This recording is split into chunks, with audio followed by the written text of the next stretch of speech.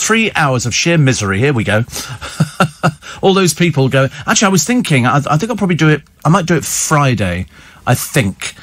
Because we did an interview with Mary Wilson, you know, the Supreme who died the other day. I thought she was lovely, and of course, being a big fan of Tamla Motown, I was a huge fan of Mary Wilson's, and I thought we might play you a little bit of that interview, which we'll do on Friday, because it was a few years ago at LBC, because what we do is we keep them, and then you can download the rest of it.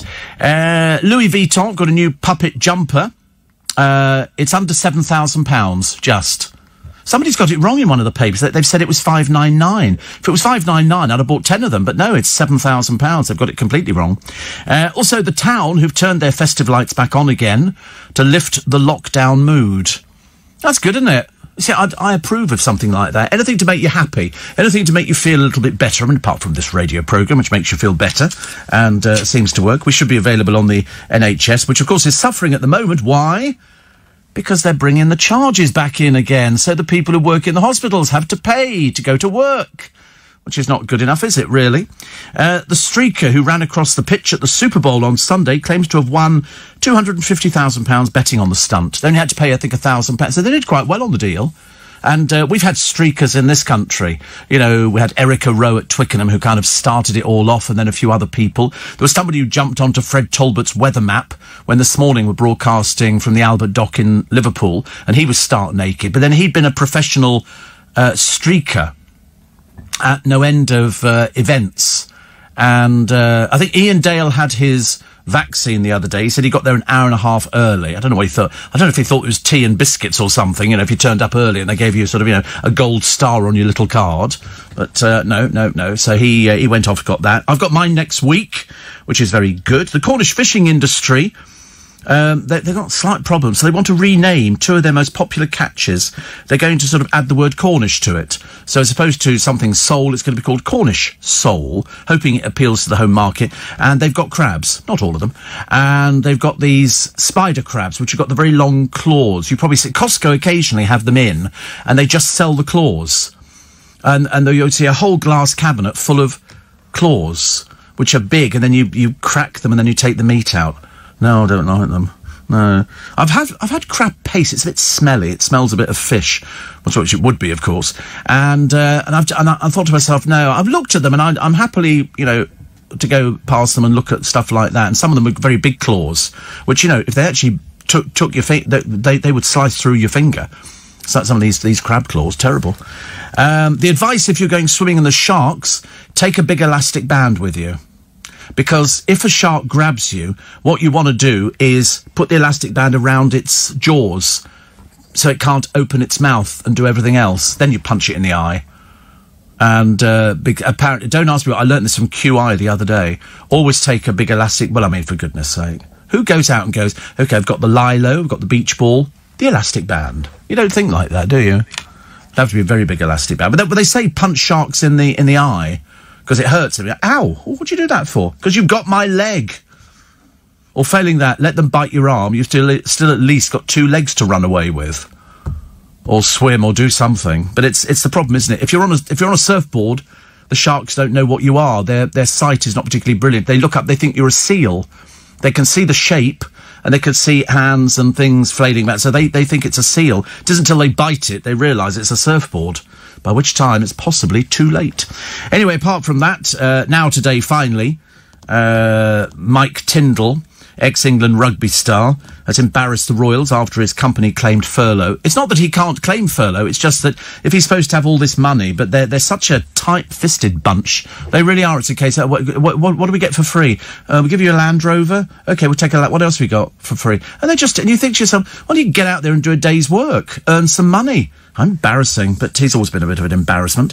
What was the other one that I quite like? Oh, the intent to share a partner's sex snaps will be made a crime. I'm going to take Teddy's camera away from him when I get in, because I know what he's like. He's just like, snap. I don't like things like that at all. And a hungry diner was stunned when a delivery driver sent her a message saying, "Sorry, love, I've eaten your food." I suppose it's a bit tempting, isn't it? If you're driving around, you go, "Oh, it's very cold today. What have I got on board? Party Barrel from KFC. That's going. I mean, I'd just take a couple out and then rearrange it on the top so they wouldn't know. Nobody ever counts, apart from me. Also, Michael Barrymore's pool victim father is dying of cancer.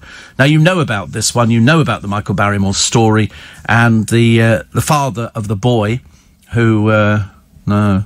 father of the boy who died as a result of actions that might or might not have taken place. We don't know because we weren't there.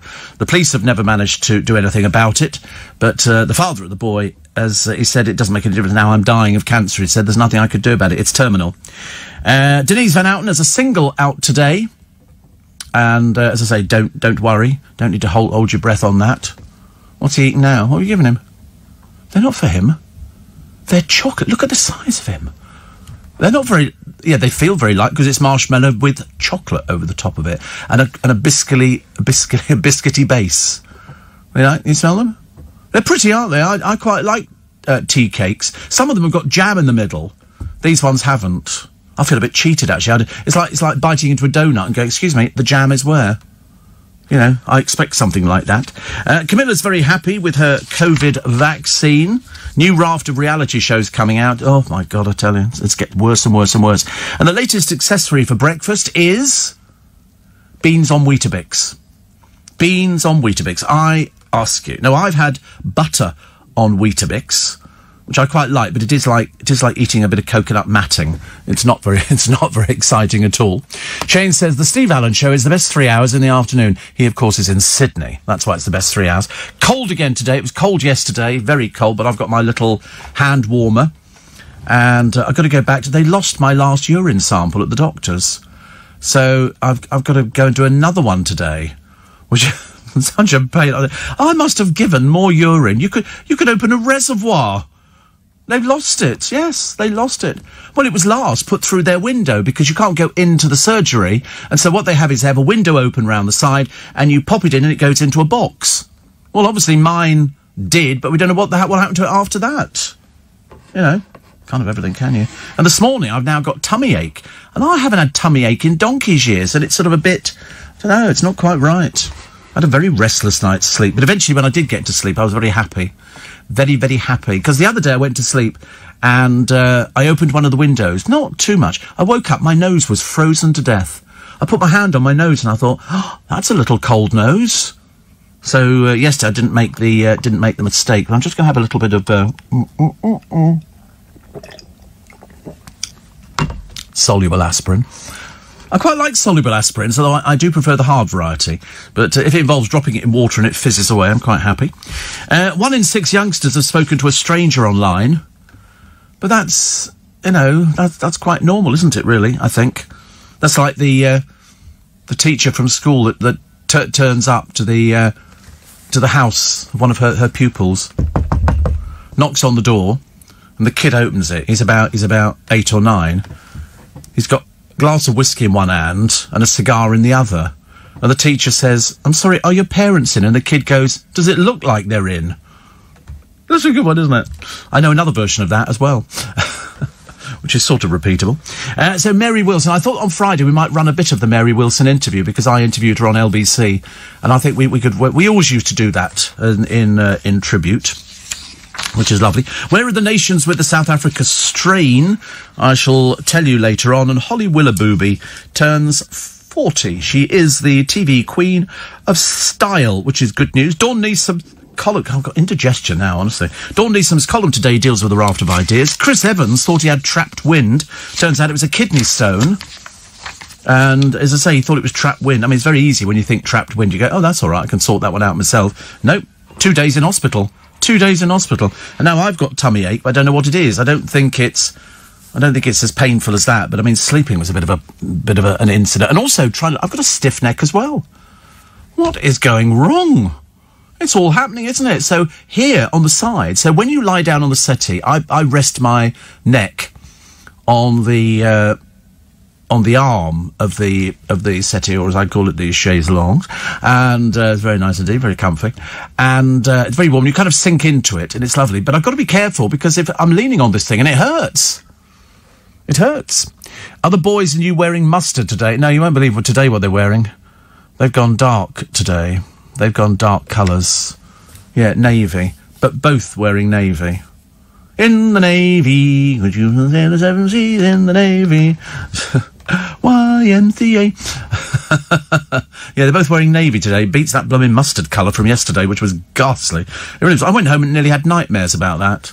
You know, it was such a horrible colour. Such a really, really horrible colour. But it doesn't matter. Listen, we've sorted out the problem. They won't wear it ever again. And, Steve, I had COVID and it started with stomachache. Be vigilant, says Peter. Well, I did think that the other day, actually. Checked my temperature immediately. No, temperature... Do you know, honestly, I seem to be really lucky with my temperature. I'm doing 36.4, 36.5. I'm doing very well indeed. What's that? What's it? Tidying up. I've got some other things in here today. We've got Pink Lady apples. Ooh, you know we like pink ladies on this programme. And we've got some of those strawberry cream biscuits. You like the strawberry cream biscuits? They're very nice. Very, very popular. And what else have we got today? Nothing. Nothing. I just said to my friend Rich, he's got to drive all the way to Kent. And I said, be ever so careful because of if the snow comes down heavy, it's a bit dangerous out there. But it's so little, the snow. It's not proper flakes. I don't think it's had a chance to develop. It was just like little, like sort of hail, but even smaller and floated on the breeze. Which was lovely. Very pretty. And, but not very nice when it hits you in the face. And you go, whoosh, and still people are walking around with shorts on. Oh, no, nice to be company at Steve Allen's Early Breakfast on LBC. So I've just choked on my aspirin. You know, thank you, Danny. Good Lord above, we've got our own shop going now. Yeah, there's a dolphinarium going on here, but it's got the little bits from the. I should have swallowed a normal aspirin, but I don't have a normal one, and so it's got the bits where you haven't. Woo, look at that, honestly. Oh, I feel like I'm running a bar. Okay, who wants gin and tonic? Who wants gin and tonic? Come on, have a gin and tonic. Yeah, why not, Steve? We just put a little bit of water in here and mix it all down again. Because it's the bits which sort of get stuck in your throat and you start coughing. I don't want to start coughing all over the place. That wouldn't be very good, would it? Steve, David in somewhere. Can't remember where, actually. He says, I spoke to a man on the phone yesterday. He was in South Africa. He said the temperature was in the 80s. Well, quite normal. Mind you, on the other hand, over in Canada, it's down to -30 and -40. They're very cold. Roger says there's a side road in Clapham where most of the houses still have their Christmas lights on. See, I don't really have a problem with this. I quite like the idea that people leave Christmas lights on. It cheers up the place a little bit. There's a few round my way. And I always thought that's quite a nice thing to have. You know, it cheers people up, doesn't it? People then go, oh, that's nice, isn't it? Bringing a little bit of sort of coloured lighting. I mean, there's no rule, apart from the rule of you might have some bad luck if you want to leave it's having the tree up. You can leave your lights on, I think, and just call them lights. You don't have to call them Christmas lights. You know, they can just be lights outside. I've got solar lights outside, and they're just white. But after a while, solar lights give up. I'll tell you what I do like, those ones that look like it's a living flame. And it's a torch, and you put it in, it's got the little panel on the top. And in the summer, when it gets really, you know, bright during the daytime, it will charge them up. And then that I quite like. I'm very big into things like that. I've still got the butterflies, yeah. But of course, I mean, they're flying around nothing at the moment because the day is very overcast. There's not enough effort and sunshine to sort of make the things flutter around. So I have to go there and go... like it looks ridiculous. It's the only time they ever move is when I blow on them. Steve. I love your show. Thank you. Please don't mention Fred Talbot. Well, it was his map, Peter. It was his map that the streaker was on. I have to be up for school in 4 hours and I've not slept. I don't know what to do, says Daniel. You're at school? Who's at school at the moment? I don't think anybody was at school. Are they at school, the kids now? I didn't think they were. You're the teacher, probably. You just assume it's going to be a school person, don't you? Elaine says, not even 2 minutes into the show and you sent my memory off. Dreft. How many decades since I've heard that word? Dreft. Yeah, I don't even know if you could still get it. You probably can't. I bought some cereal yesterday. Dreft. Wait a minute. There it is. It's still there. De Kidding war aus Sieg Printing und Wut is ook de kleding. £8.12. Seems an awful lot of money, doesn't it, for a packet of Dreft? I've forgotten how much things... Because I used to buy the capsules which you put into your machine. I didn't like the mess, because sometimes the water wouldn't quite get as far as the Dreft, and it would be, looked horrible, mucky, and fills it all up. And then you've got to put your hands in underneath. You've got a little thing that you went, oh, God, ghastly. Dreadful stuff like that. Peter says in Malvern, I can't stop humming In the Navy. I think you need to go and get some help on that one. Richard says, I've got a stiff neck. I hope I don't become unemployed this week. I wouldn't better look around for a job. Well, actually, I came out of a garage the other morning, on Sunday morning, and I'd have to look to the... And honestly, it was so difficult. The road, they need to put a mirror across the other side of the road so you can see if anything's coming. It was the only way. Try Vicks Vapor on your feet before you go to bed. And it works a treat. I really couldn't go to bed with Vicks Vapor Rub covering my feet. I'm sorry, with all the best will in the world, ain't going to be happening for me. Ain't going to be happening for me. Here's Leon Britton's widow, front page of the Daily Mail today, breaking silence over the child sex abuse probe. She savages the police for moral failure. And this was after some man, quite clearly somebody who was not in the real world, who started telling lies and started making them up. And certain police chiefs believed him. He just made it up. He was just a complete fantasist, a pathetically peculiar person who basically ruined a few people's lives by saying that all these things had going on. He'd seen this going on. I've seen this happening. He just lied through his teeth. People like that, as far as I'm concerned, you lock them up, you throw away the key, and they stay there for the rest of their life. So delighted, a baby son for Princess Eugenie. Well, that's generally what happens after you become pregnant. £8 something. I think that seems quite big, doesn't it, £8? Seems quite large to me. We had a turkey smaller. Also, in Trafalgar Square, the water froze on the fountains. Looks ever so pretty. Ever so pretty. And Rita Ora. Remember Rita Ora? She's been snubbed for the Masked Dancer with bosses targeting Oti Mabuse. She will replace Britain's Got Talent and have all the other regulars, including Jonathan Ross, Davina McCall and Mo Gilligan, plus presenter Joel Dommett. Rita had to apologise. I'm not buying an apology on this one. I'm really not. She knew exactly what she was doing. And did it twice. So we're not buying it, love. You might better kid other people, but not 90% of this country. So she lost an ad deal. Is currently in Australia as a coach on The Voice for the first time. They're welcome to her. She can stay there as far as I'm concerned. Also, who's had their jabs? Elton John and Sir Michael Caine. Elton has joined forces with Sir Michael to do an advert to boost jab uptake. We're doing really well with the jabs. I mean, seriously, we're doing really, really well. I'm very pleased. Very, very pleased. And here we go. This is... 3 witnesses from the firm that made Grenfell Tower's flammable cladding still refuse to speak to the inquiry into the tragedy. Well, I mean, they actually could be prosecuted in France if they give evidence to the London hearing. Isn't it amazing? You can do something in this country now and then just skip out the country and not have to answer to anybody. Like the woman who apparently claimed diplomatic immunity as she skipped off back to America. And, she's definitely not coming back here to face murder charges for that boy Dunn. Definitely not. Anne Widdecombe, talking about today.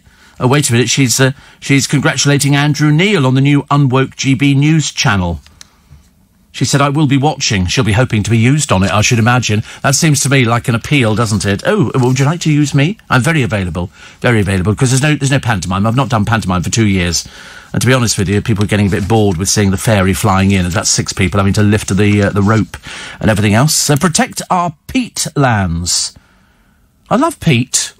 I don't know what it is about peat, but in Yorkshire, the peat lands are being restored. We used to call it bogs. And you'd sort of cut down into it, and then they would take it out, and then they would let it dry, and people used it for their fires. Sounds quite good, doesn't it, really?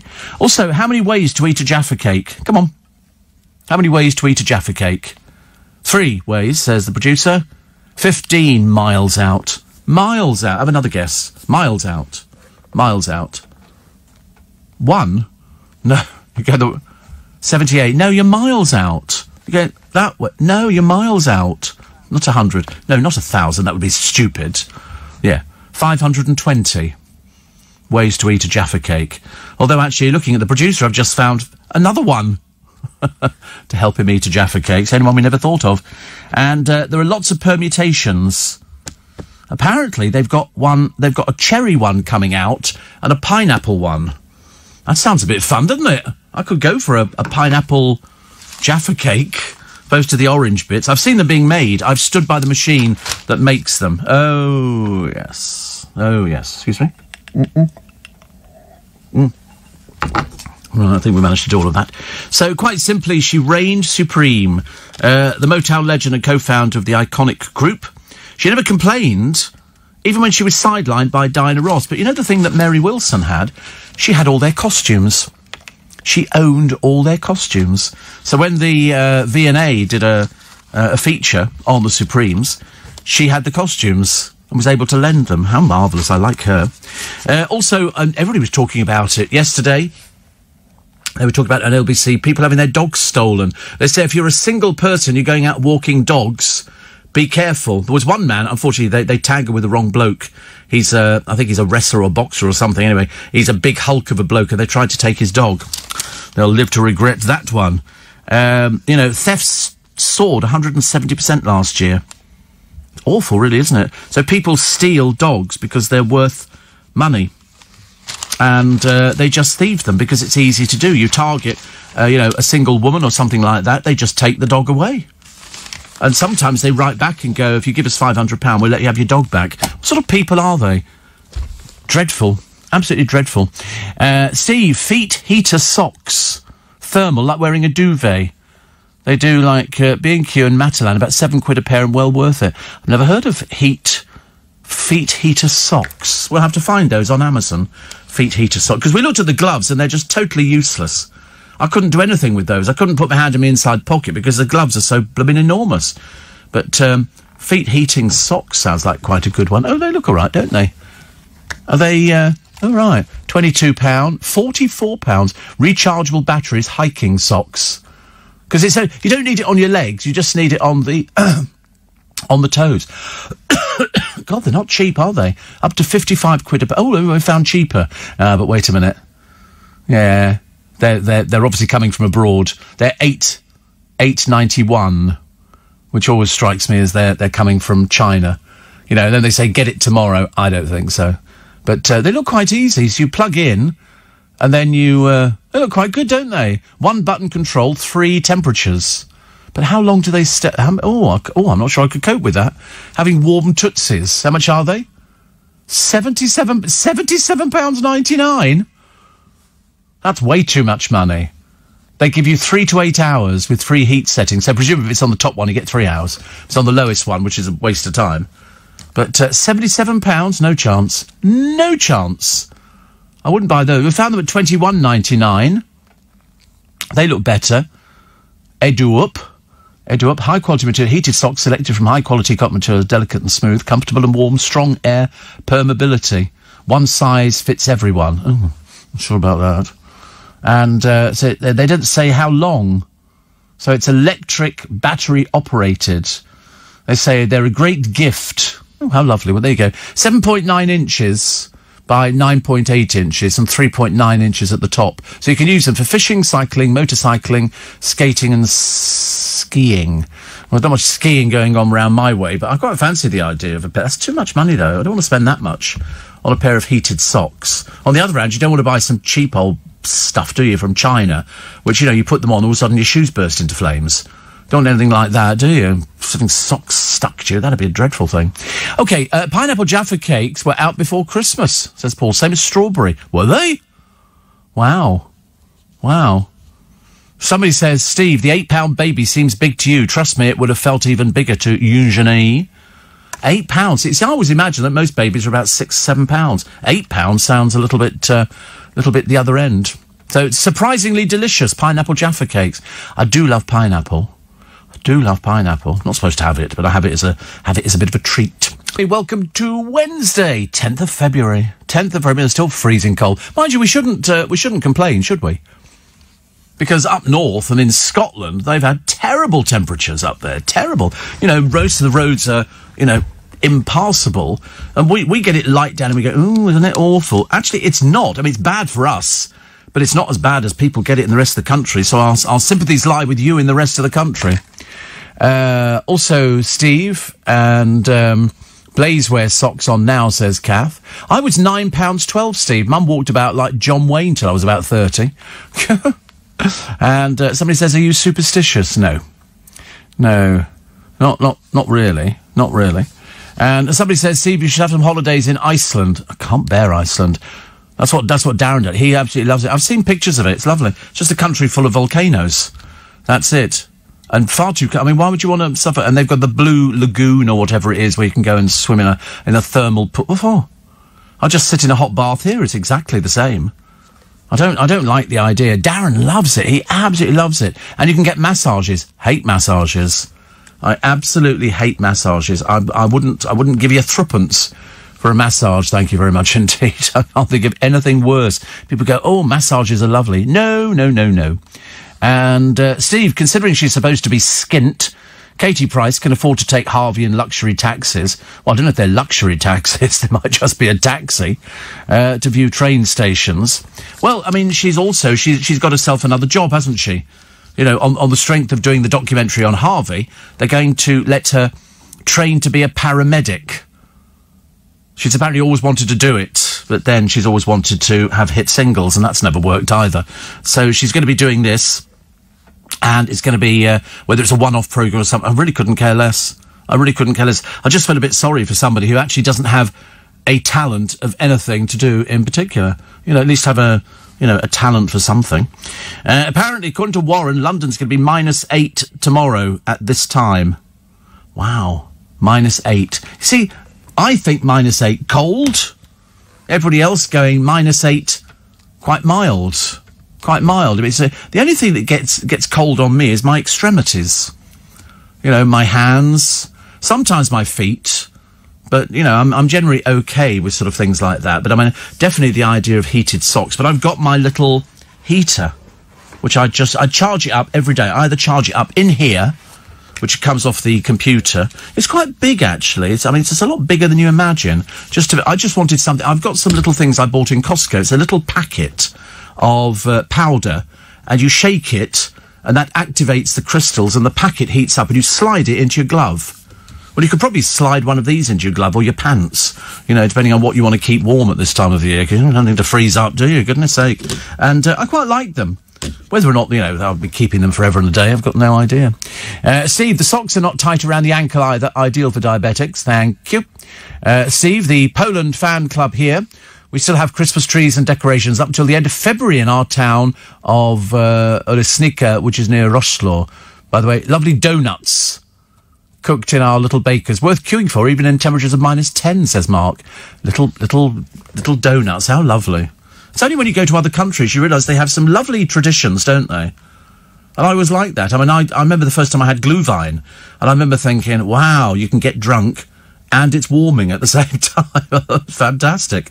All in favour of that. And hot sausage. Oh, hot sausages.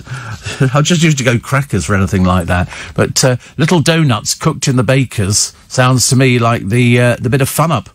And somebody else has still got their tree up, hoping I won't get too much bad luck as the decorations are icicles and snowflakes, stars, disco balls and pandas. So technically it's just a winter tree. Exactly. I mean, I've got a little fir tree, which is in a pot, which is outside my place. And I thought about putting some lights on it, and then I thought, no, that'd just be ridiculous. Honestly. Also, I work in a hotel, Steve, that's just reopened, and only essential workers, or those under government guidelines, are allowed to stay. And we ask for proof. E.g. all NHS staff or workmen have letters to say they're essential workers, but yet we still get couples coming in thinking they can come and stay and get abusive when we refuse them. Some people really are, says Lois, very thick and stupid. Yes, I know people tell lies. I find it very depressing that people would tell lies in this day and age. You know, and it's always over something stupid. It's like doing one-upmanship. You know, I earn more money than you. I've got a better car than you. Who cares? Listen, you know, somebody go, oh, I've got 3 or 4 cars. You go, yeah, but you can only drive one at the time. You know, you can only live in one house or one flat or one bijou basement, you know, place or a bedsit or something like that. There's only so many mustard jumpers you can have hanging in your wardrobe and wear. You know, then the rest of the time you sort of go for... I wouldn't mind... My friend Lynn, she's Welsh. She's colour coordinated. So, in her dressing room, off the main bedroom, yes, I've seen it. It's, all her clothes are in sort of colours. So all the blues, all the oranges, all the reds, all the yellows, all the greens, all together. And then the shoes are all placed out. So she's got she can do she's Welsh. She can do a matching outfit. I mean, gold comes into a lot of it. And she's got everything. Whereas me, I just shove it in the wardrobe. I open the doors and then go, oh, God, I'd pick that one there. That one looks about the most exciting. Steve, hope you're well. Even though, says Rich the Trucker, it's a bit Baltic outside. It is very Baltic outside. And today's going to be no different, I'm afraid. Somebody says, we need you. Make sure you stay well. I think so. I retired, says Rob, from the civil service at the end of last year, renewed the passport, and I can't go anywhere. Happy days. I know. I told you. I spoke to my friend Helena the other day, and I said, you'll be looking forward to doing a holiday. She said, I don't think this year. It'll be next year. I said, that's what, listen, better than nothing, isn't it? Better than nothing. The betrayal of the doctors and the nurses on the front of the Mirror, which you would expect it to be. A hospital trust where staff have died from COVID-19 is charging workers over £500 a year to park. Epsom and St Helier NHS trusts blamed rising demand. Have you noticed that we go through a pandemic, loads of people lose their jobs and fall on hard times, and what do they start doing? Putting up the cost of everything. Putting up the cost of your fuel, putting up the cost of the council tax will be going up. Everything's going up in price, and you think, surely should they not be a little bit more generous to us and say, listen, we're going to sort of leave everything on hold at the moment? That'd be nice, wouldn't it? Good heavens above, yeah. Shane says, I've seen on the news the UK with snow, reminded me of a Christmas card. It reminds us of a Christmas card as well. One that you can't sort of send off to anybody because it's so cold. Another one that says you should have some holidays. I don't do holidays. People always, they don't argue with me over it. They just say, why don't you do holidays? These are people who love their holidays, whereas me, I couldn't care less. Every day's a holiday. I come in, I look at their smiling, happy little faces, and I go, large vodka Coke and something to eat, and I'm quite happy. I don't need to go on a holiday. Well, I've been everywhere that I want to go. There's only a couple of places I want to go, and I'd rather wait till it's really, really safe before I decide to go on different holidays. But there's nothing, I've done the sightseeing. The only thing I've never done is a coach holiday. I've done the cruising, I've done a 2-centre holiday, I've done sort of living in places. So I've done most places that people would go, oh, I'd love to go there. It's just that we did them when we were younger. Somebody else asking if I'm superstitious. I don't think I'm superstitious. I mean, I would have to think about it properly because I'm not too sure if I would be. I mean, do I keep my fingers crossed over it? Not really. Do I walk under ladders? Definitely not. But not because it's superstition. It's just because I don't want anything to fall on my head. That's all it comes down to. I don't want to do anything like that. I think I need another haircut, actually. I'm going through phases of haircuts at the moment, of just sort of trimming myself up, which is okay. I like that. There's something nice, isn't there? I just want it to go back to normal. I know that you think exactly the same. Every single day we go on air and every single day we go, oh, when will it go back to normal? And then you go, what's normal? And you go, well, just to go out, go to restaurants, just to go out and see people. I mean, the Steve Allen Groovy Gang lunch is well overdue. I might just bring in sandwiches or something, cheese and pickle or something, or a ham salad. And we can sit down with a big sort of car rug. And we can sort of regale ourselves with sort of stories of the one that got away and who's the best presenter to work with and stuff like that, which would be me. Because I'll be supplying the sandwiches, and if they don't vote me, I'm taking the sandwiches back again. That's all I want to do. I just want to do that. I want to be able to sort of just get in the car and drive down to go and see somebody, like my godchildren. That'd be nice. But you just can't do it at the moment. But soon they will, Steve, do your two producers text each other daily to see what each other is wearing, matching right down to their boxers? No, I don't think so. No. Well, one of them doesn't wear boxers.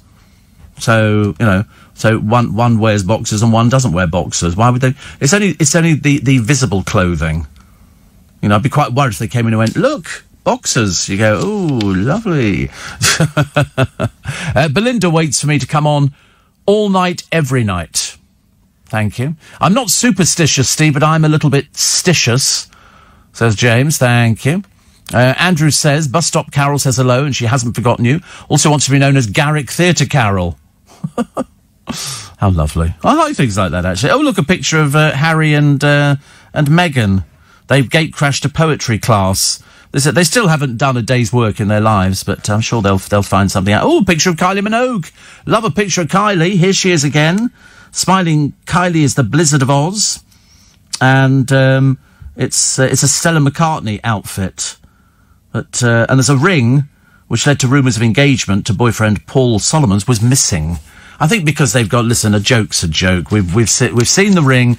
She's just wearing a ring, okay? They're not going to get married. She's not interested. So let's just leave it at that, shall we? Many happy returns to Holly Willoughby.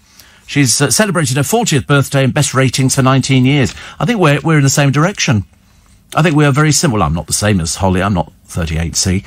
I probably could be, actually. But we're heading in the same direction of best ratings in goodness knows how long. More people tune in to LBC at this time of the morning than the rest of the English-speaking world put together. It's quite amazing. In the history of the English-speaking world, we are brand leaders. We really are, you know. So, Grüß Gott, Guten Tag. Wie geht's? Yes, so we can say hello in a multitude of languages. We do about 15 on the show. We don't have to actually do them for you now. You just have to take my word for it. We did twice. Oh, sorry, we're having a private conversation. We're just going through all of the in-conversations because we found the Mary Wilson one, and Corey remembered that he actually recorded it. He recorded it. And so we'll play you a little bit of that on Friday on the programme as a tribute to somebody I was a big fan of. I was a big fan of everybody, actually. When you get some of the people in, you know, we had all sorts of people from John Krasinski to Ricky Gervais to Stephen Fry to Kelsey Grammer. I mean, the list went on and on and on. We had so many people. The Hairy Bikers were in on a regular basis. It was just, they were all nice people to talk to. So I'm looking forward to that coming back again. Steve, the woman on the Royal Navy submarine. Oh, yes. They found two, have they not?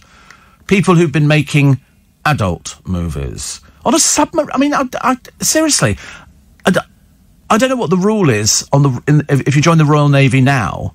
You can sail the seven seas in the Navy, and you can set your mind at ease in the Navy. But it doesn't mention anything about making a porno film. And I just wondered, I mean, would that be sackable in the Navy? You know, if you're in the Navy, excuse me, and you're using a £1 billion nuclear submarine. I mean, it does seem a bit odd, doesn't it, really? Mind you, everything seems odd to me. It's my birthday today, Steve. You can wish me many happy returns. No, I don't want to do that. Sorry, can't be bothered. No, wish yourself happy birthday. Also, Steve, prices are going up because for the last 11 months, buses in London have been operating with 3 or 4 passengers on board. Oh, tell me. I get them round my way in the early hours of the morning. I'm waiting for the car, and a bus will go past, and I can tell you straight away, nobody on it. Nobody. I must see at least 10 buses going past, double-deckers, single-deckers, nobody on them. Really? No. Steve, I really hope your show is the top downloaded one on LBC. What are the top 3? This is James O'Brien writing in. He's going through one of his insecure periods again. Well, put it this way. I don't think you'd be disappointed with the figures. Put it that way. That's all I can say to you. Yeah, everybody... Well, they don't all do very well. I'm not saying that. Oh, blimey, where does that put me? I'm way down the list. I'm the only one on at 4 in the morning. But we've managed to change the nation's sleeping habits. We've managed to make sure people who go, oh, I couldn't get up at 4 in the morning. Yes, you can. Yes, you can, and yes, you do. Also, Jilly from the land of roundabouts and kebab vans is celebrating a birthday today. It's not Basingstoke, is it, again? We had a bit of trouble with Basingstoke some years ago. I think they were going to give me the freedom of the city, but to be honest with you, I turned it down. I can't think of anything worse. Also, wait a minute. Oh dear, retiring civil. Isn't it awful if you just retired, properly retired, and then you just suddenly discovered there is nowhere to go. Nowhere to go. Jackie says Katie Price hates injections. Is she going to be able to give them? No, she won't be allowed to give them. No. It's a sort of a fake type of programme. She can only go out with them, but she can't go out to see quite a number of... There's a lot of exclusions on the list, and she certainly won't be allowed to give injections. Absolutely not. This isn't... I mean, the NHS is not set up to further people's career. Sorry to break it to people. The father of the man found dead in Michael Barrymore's swimming pool has terminal cancer. This is Terry Lubbock. Now, you remember Terry Lubbock. He's campaigned for ages to find out what happened to his son almost 20 years ago. 20 years ago. He says, I'm only going to be around for a few more months. They can't do anything about it. It's spread too far. He's hoping a new inquest will allow the full details of his son's death to be made public. I don't think it will. Essex Police launched a fresh probe last year, coinciding with a Channel 4 documentary. And, I think there was one, DCI Stevens says, it was called Barrymore, the Body in the Pool. He said they think that Stuart was murdered, and Terry Lubbock wants police to tell an inquest why they believe that and called the probe rubbish. Barrymore said in a statement, I've always done everything anybody asks me. I've cooperated with everybody. He has. He was arrested but released without charge. Stuart died, and a post-mortem found injuries indicating sexual assault. And that's as far as we go.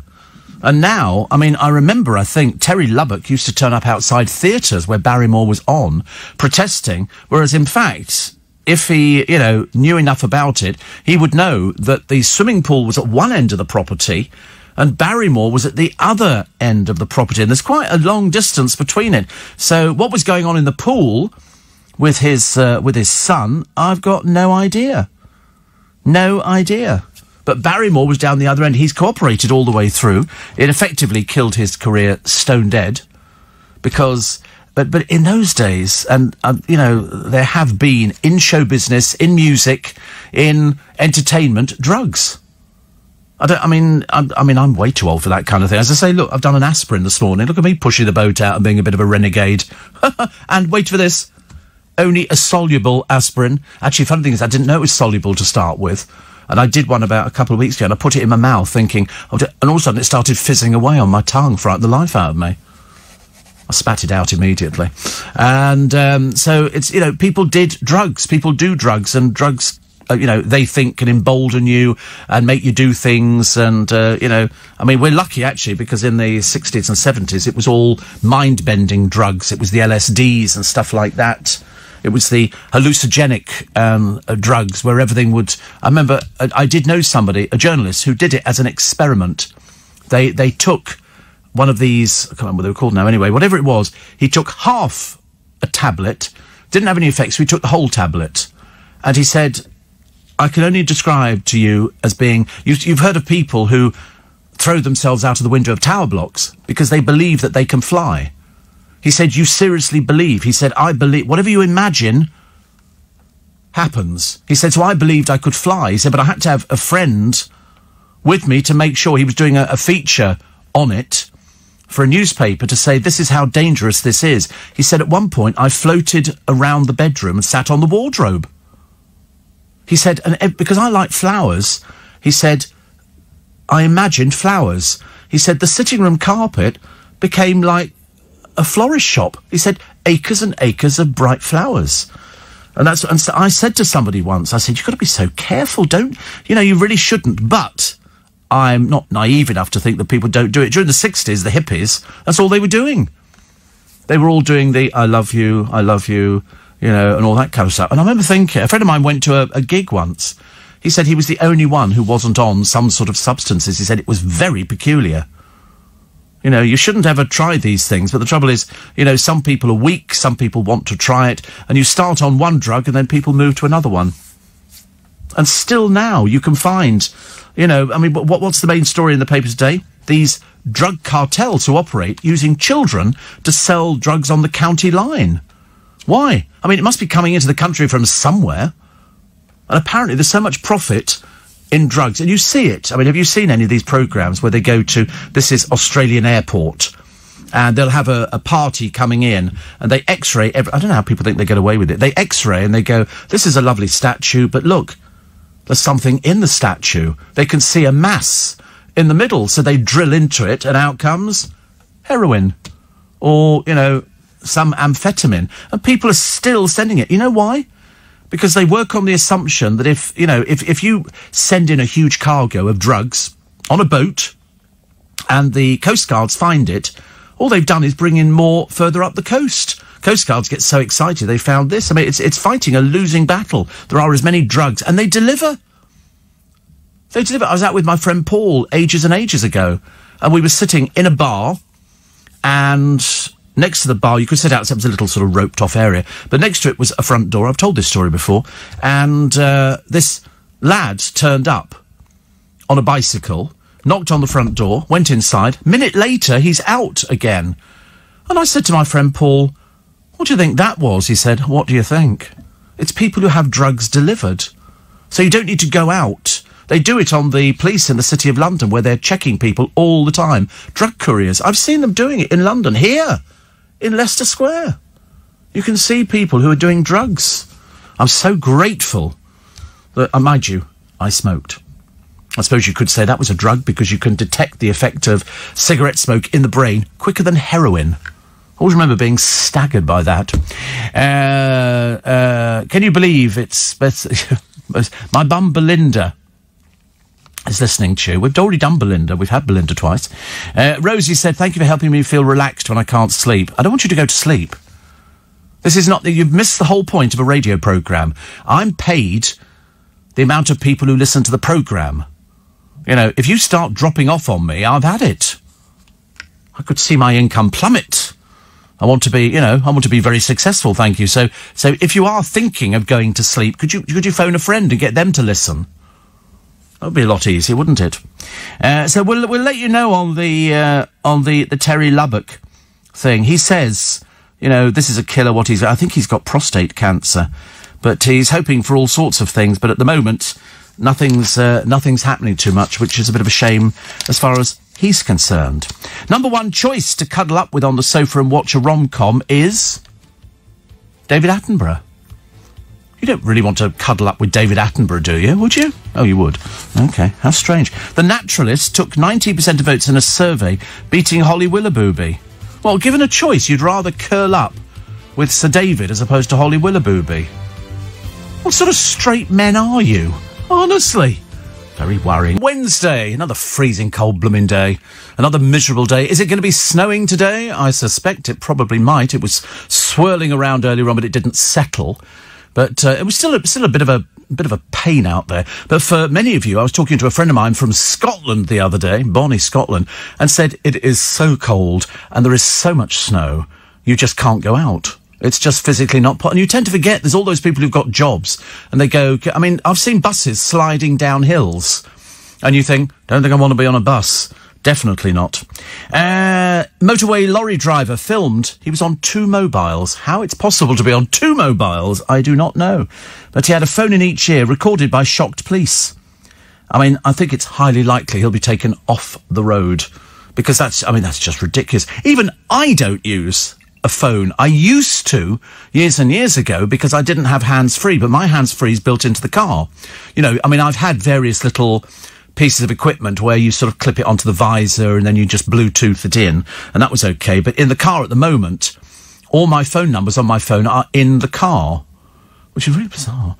And when the phone rings, up comes the name on the dashboard, it dims the radio, and I then push a button on the steering wheel, and then you can have a conversation with the person. But I didn't used to like doing that, because I could never hear properly.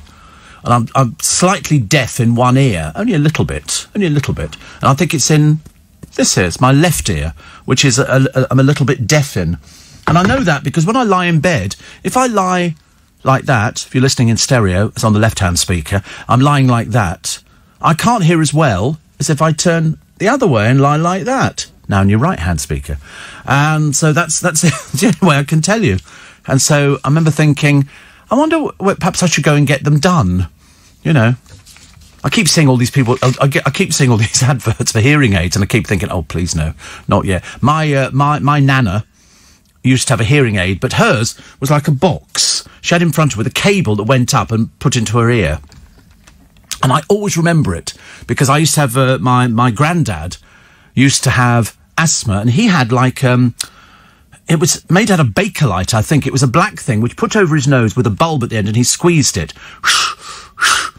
to get. Nowadays, of course, you've got the Ventolin inhalers and things like that. But in those early days, they didn't have stuff like that. And I always remember him sitting there with this thing. They used to come over for sort of tea at our place, and he would sit there with this thing on if he sort of got one of his asthma things going, and he'd just squeeze the bulb at the bottom. And I always say, because we didn't have very much to do with our grandparents when we were younger. They just turned up, and they were very nice indeed. They all smelt of mothballs.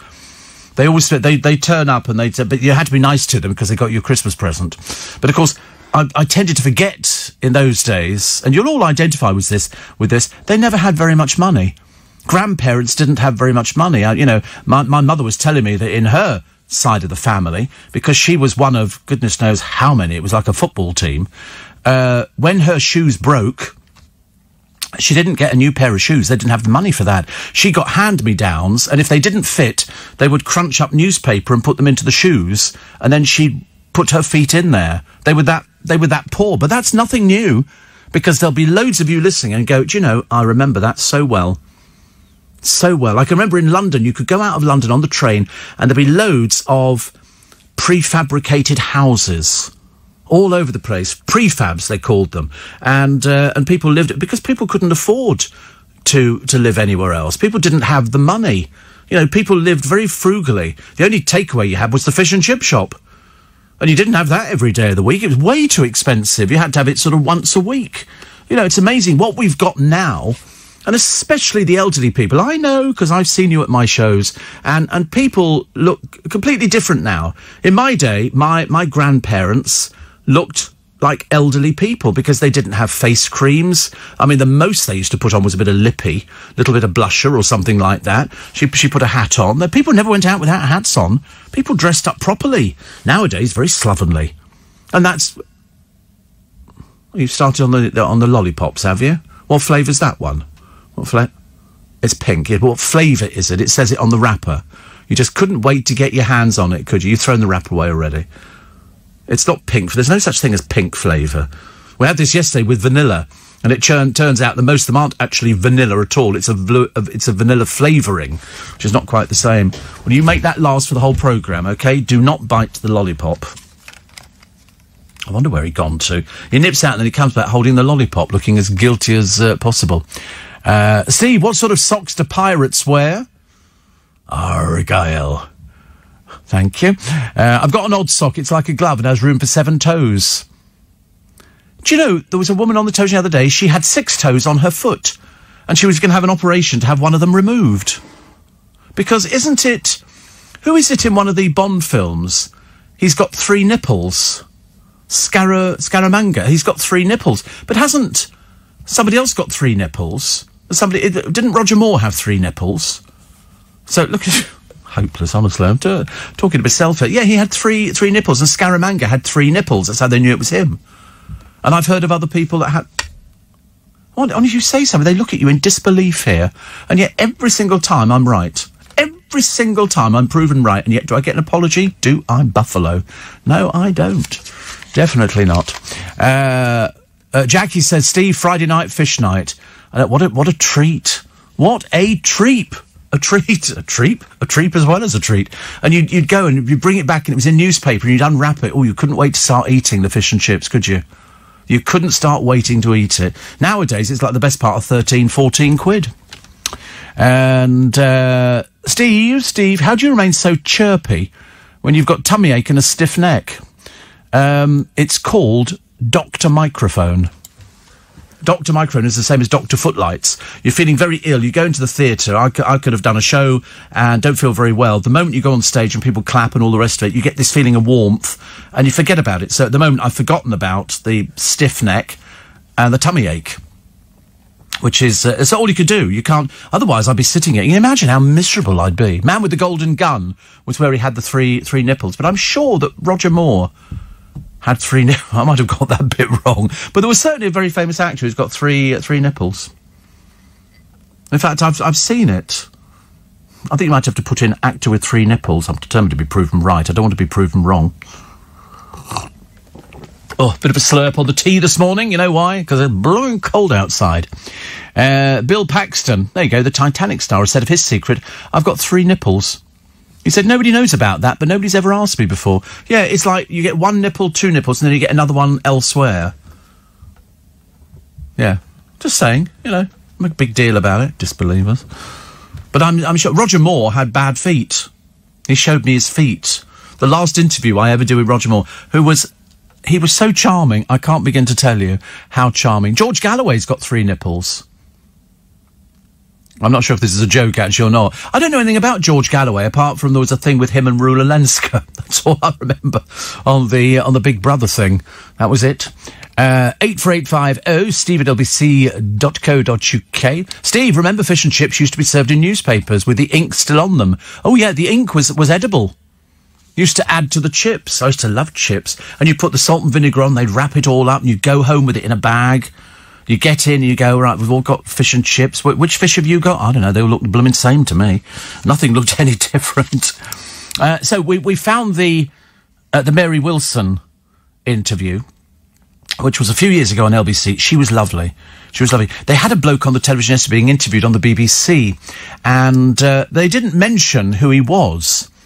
And he's a Las Vegas performer. He does drag in Vegas. His name is Frank somebody. And he did that programme with Cannon and Ball on, Sue Pollard, Bobby Crush and everything else. And he was putting the show together and explaining to them what people want from a show in Las Vegas. But he has his own, I can't remember his name at the moment, but he has his own show where it's all men dressing up as famous female icons. And he dresses up, and he's been doing it for donkey's years.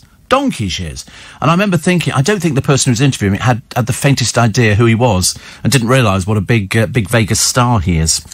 So I think when originally the Primettes, that's what the Supremes were, but in 61 they then changed from the Primettes to the Supremes. Ross went solo. The group split up in 1977 with Wilson. That's Mary Wilson, releasing 2 studio albums. She wrote books and was a US cultural ambassador. I remember talking to her. She had an affair with Tom Jones. Because Tom Jones's wife at the time says, if I hear any more of these stories, you'll be minus a bit of your anatomy. But I thought she was lovely. And we were talking.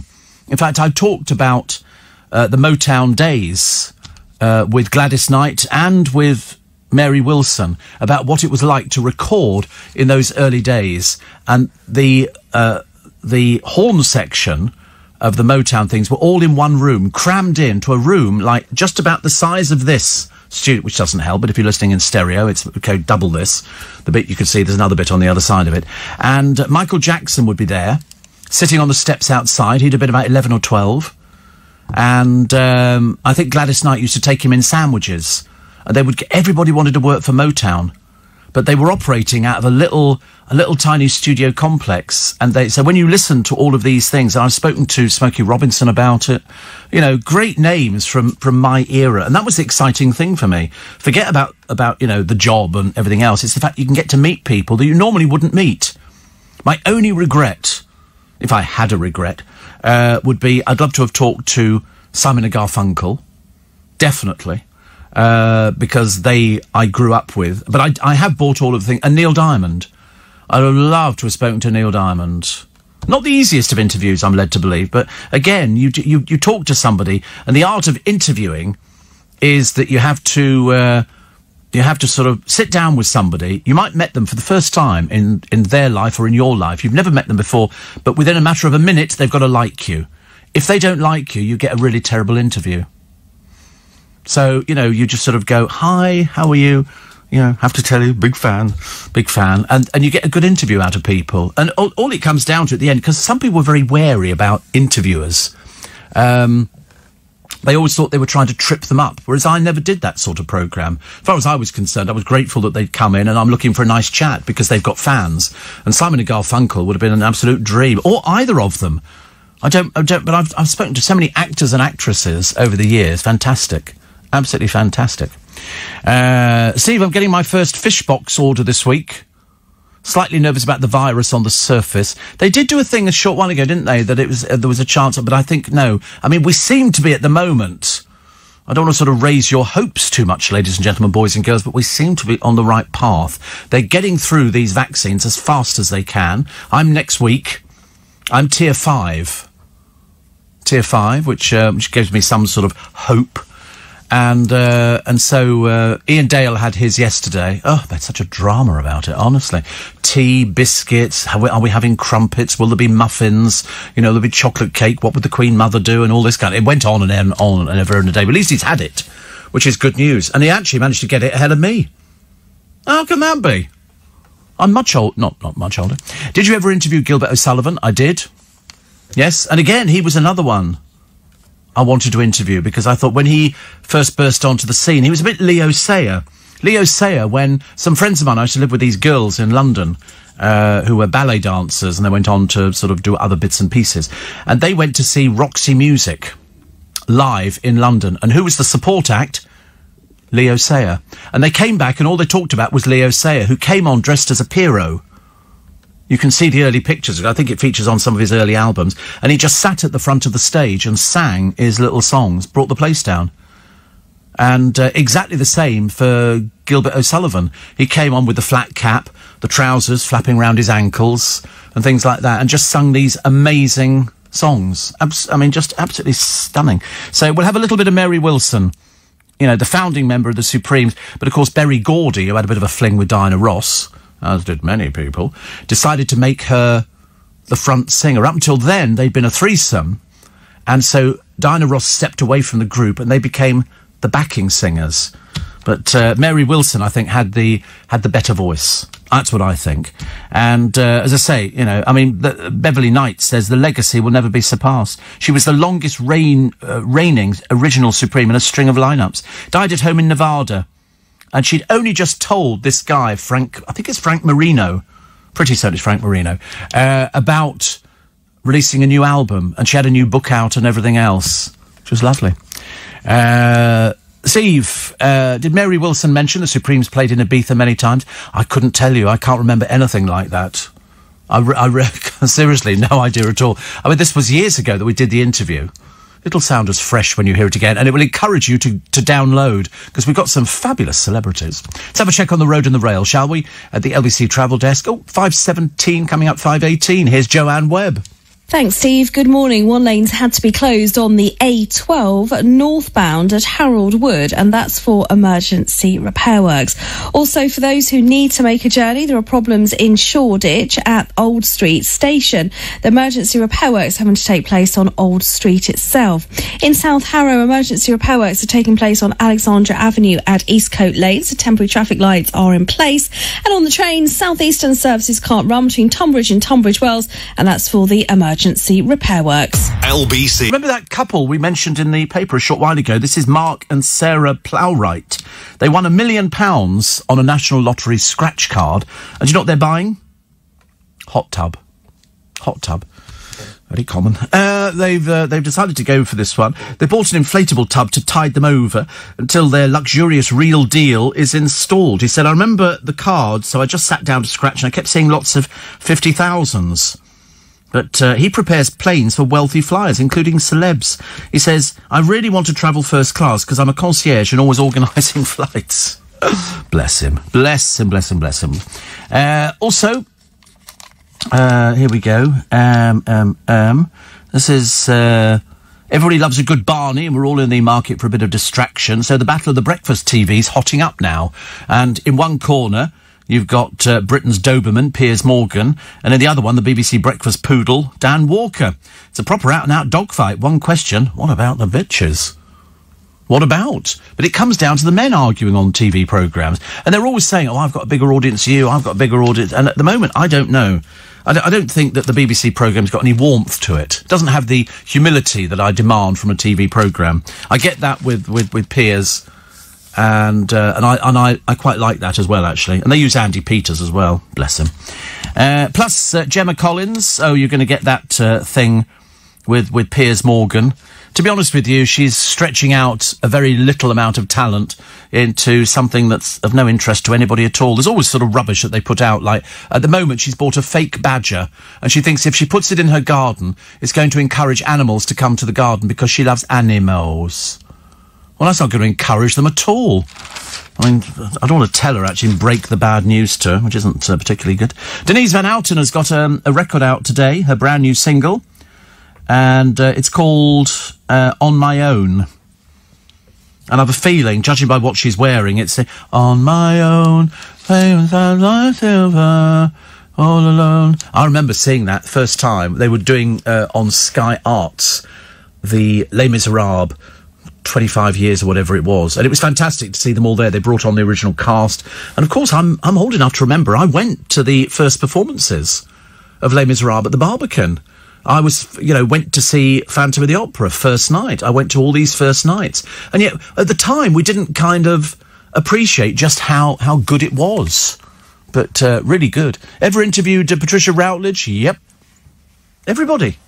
Seriously, if somebody was in the offing for an interview, I was up there for it. We used to put in for everything. Charlie will tell you. There was only a couple, and then if ever I turned something down, she'd come back to me and go, "Why you turned this down?"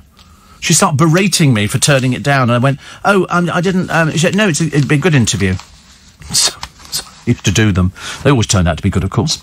What else we got? Loads of things coming up on new breed of reality shows. Some of them are ghastly. You've got one here, The Great Pottery Throwdown. The host is Melanie Sykes, who's been replaced with Siobhan McSweeney, who starred in shows like Derry Girls and The Fall. So that's very exciting, isn't it? I quite like pottery. I can't do anything with it, but I quite like watching it. Also, The Great British Sewing Bee. Joe Lycett took over from Claudia Winkleman last year, and there have been 6 series already, which is good. Pooch Perfect is Sheridan Smith, which they seem to like. They seem to like. And The Fantastical Factory of Curious Craft. The judges have included Eamon, whatever his name is, Melby and Martin Kemp, comic Keith Lemon and Anna Richardson. Oh dear, not Keith Lemon. I'm sorry. I don't know anybody else but Keith Lemon. Best Home Cook, hosted by Claudia Winkleman. They just sort of jump from place to place, don't they? And this has got Angela Hartnett, Mary Berry and Chris Bavin. And they've got things. Interior Design Masters, hosted by Alan Carr. They've got a thing at the moment about camp presenters on programmes. I don't know why. It's like, if you say to somebody you're a window dresser, they go, "Oh, you must be gay." You know, because it's like hairdressing, isn't it? They go, "Oh, you must be gay." And so now you've got Interior Design Masters. And I've seen little bits of it. It's okay. I'm not crackers about Alan Carr. You know, they've sort of tried him on most other things. Lego Masters. Based on a US version, hosted by Melvin O'Doom and Will Arnett in America. It only gets a 2 out of 5 rating, so not much cop, is it, really? Be Our Chef, made by Disney. And you'll meet a range of characters. You'll have 60 minutes. It's Chefs with Imagination. And we've done Best Home Cook, haven't we? And The Great British Bake Off. Matt Lucas and Noel Fielding enjoying a slice of the action. Except Noel Fielding commits nothing to the programme. Prue Leith and Paul Hollywood. And it seems to go well. Pitfall is their soggy bottoms, cut fingers and collapsing soufflés. I'm a bit bored with sort of these. It's like, you know, the only programmes I don't mind on the television are the ones where they go and buy a house and they show you round this dump of a place, and the next time you go back in 3 months' time, it's like, oh my goodness, absolutely fantastic. I love stuff like that. Really love stuff like that. 26-minute, I don't care. Okay, I'm going to tell you the time. What do you want to know the time for? You know what time? It's not 7:20, is it? It's going to be 26 minutes past 5 in the morning, and it's still cold. We haven't checked on snow drifts, have we? Hey Siri, is it going to snow today? I think we'll get some snow today. That's it. Man of few words. So chance of rain 50%, but it could fall as snow, couldn't it? So I'm assuming that's what we're going to end up with. And they've said 50% chance of snow, which is okay. I think it'll just be that sort of -1. Cloudy as well. Miserable days, isn't it? It's not much fun. Better off staying in bed listening to the radio. It's much nicer. Carol says, I watched a programme about the French guy who walked on a tightrope at the top of the Twin Towers. I felt sick. I don't understand how they do things like that. I seriously, I feel ill even thinking about it. I've seen people doing it. I remember seeing Dreamgirls says Anthony. Basically, the story of Diana Ross and the Supremes. The story seemed familiar to how Diana and the Supremes went their separate ways. Yes, they had to. She was being groomed by Motown, and it was Diana Ross with she spent all her time playing with her hair. When I interviewed her, she played with her hair all the time, so I started doing the same. It was like an involuntary thing to do. But she was greatly affected. Greatly affected. Steve, have you ever interviewed anyone you didn't particularly like? No, not really, because I was the one who agreed to doing them. You know, sometimes you have a good interview, sometimes you have an okay interview, but always well worth transmitting. I mean, I've done some fabulous people, really have. Really fabulous people, some great actors and actresses that I've always wanted to meet, and some great British actors and actresses. Loads of people. I love it. Absolutely love it. Oh, midwives. Have you heard this one?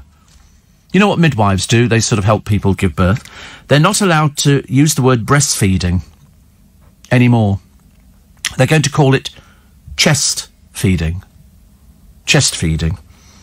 Guidance for staff at the NHS Trust also suggests using the term birthing parents instead of mother and father. Getting the wrong gender may inadvertently cause harm. Oh, this is Brighton and Sussex University Hospitals. They're altering its website. Leaflets, letters and emails to cater for transgender and non-binary patients. How many are there down there? Is it a huge catchment area? So you can't call it breast milk. It's going to be human milk or chest milk.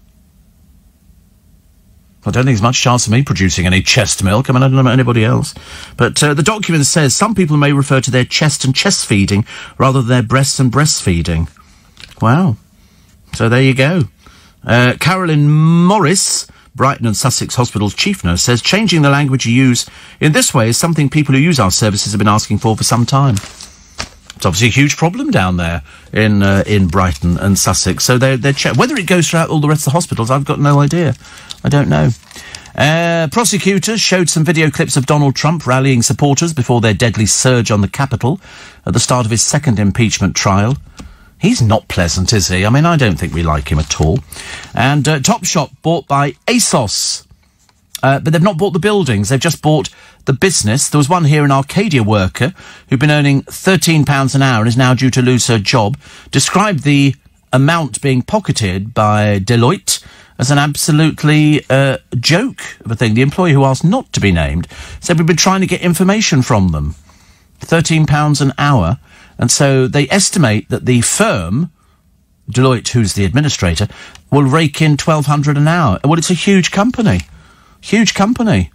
Huge company. More than 150 former staff had to launch a legal battle over their redundancies, claiming Arcadia failed to follow the correct consultation procedure. So it could be 13,000 people, which is what they lost in December. 2,000 have already been made redundant.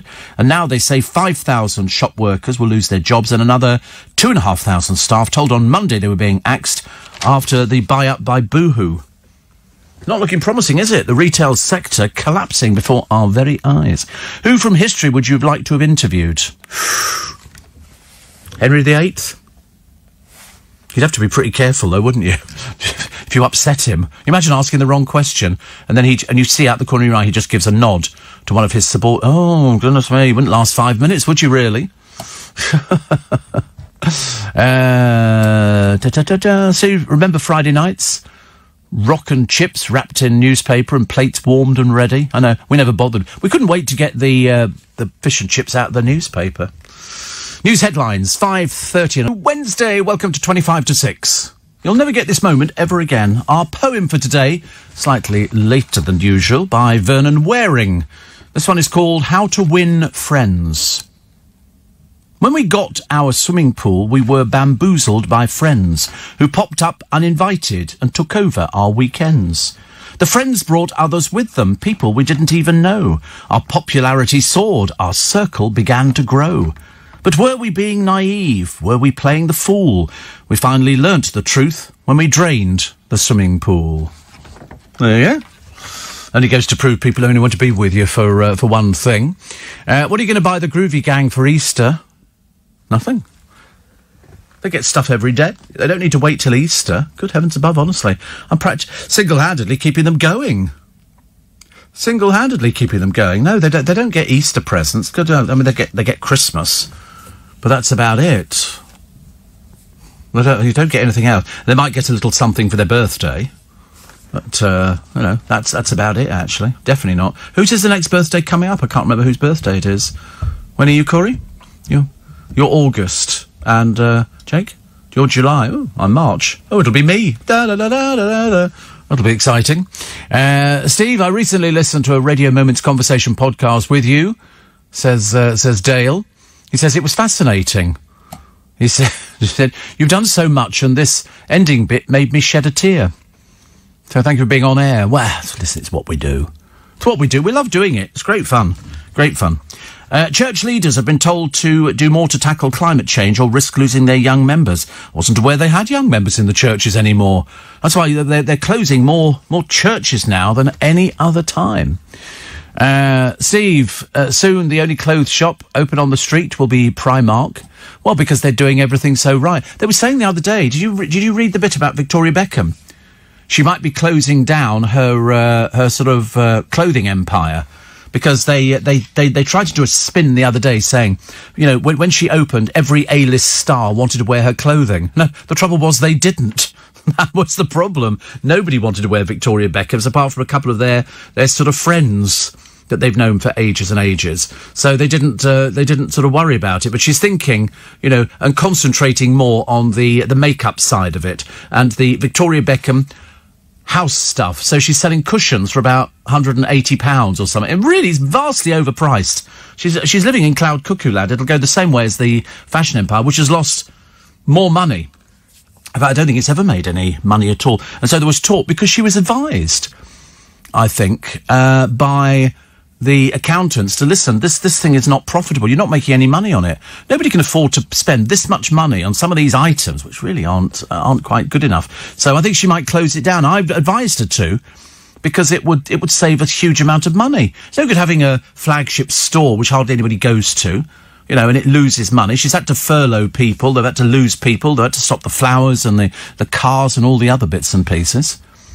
I mean, it is absolutely ridiculous. Ridiculous. Did you interview Charlie Drake? No. He was I told you he was my first pantomime I went to see at the Palladium. Charlie Drake Goes to the Moon. Hello, my darlings. Everybody hated him. He was quite difficult. He was very, very difficult. That's all I can tell you. Do you remember I told you I was trying to get hold of the film The Mudlark? And I found a copy of it at £30 on Amazon. Well, I'm not spending £30 on a film from the 1950s.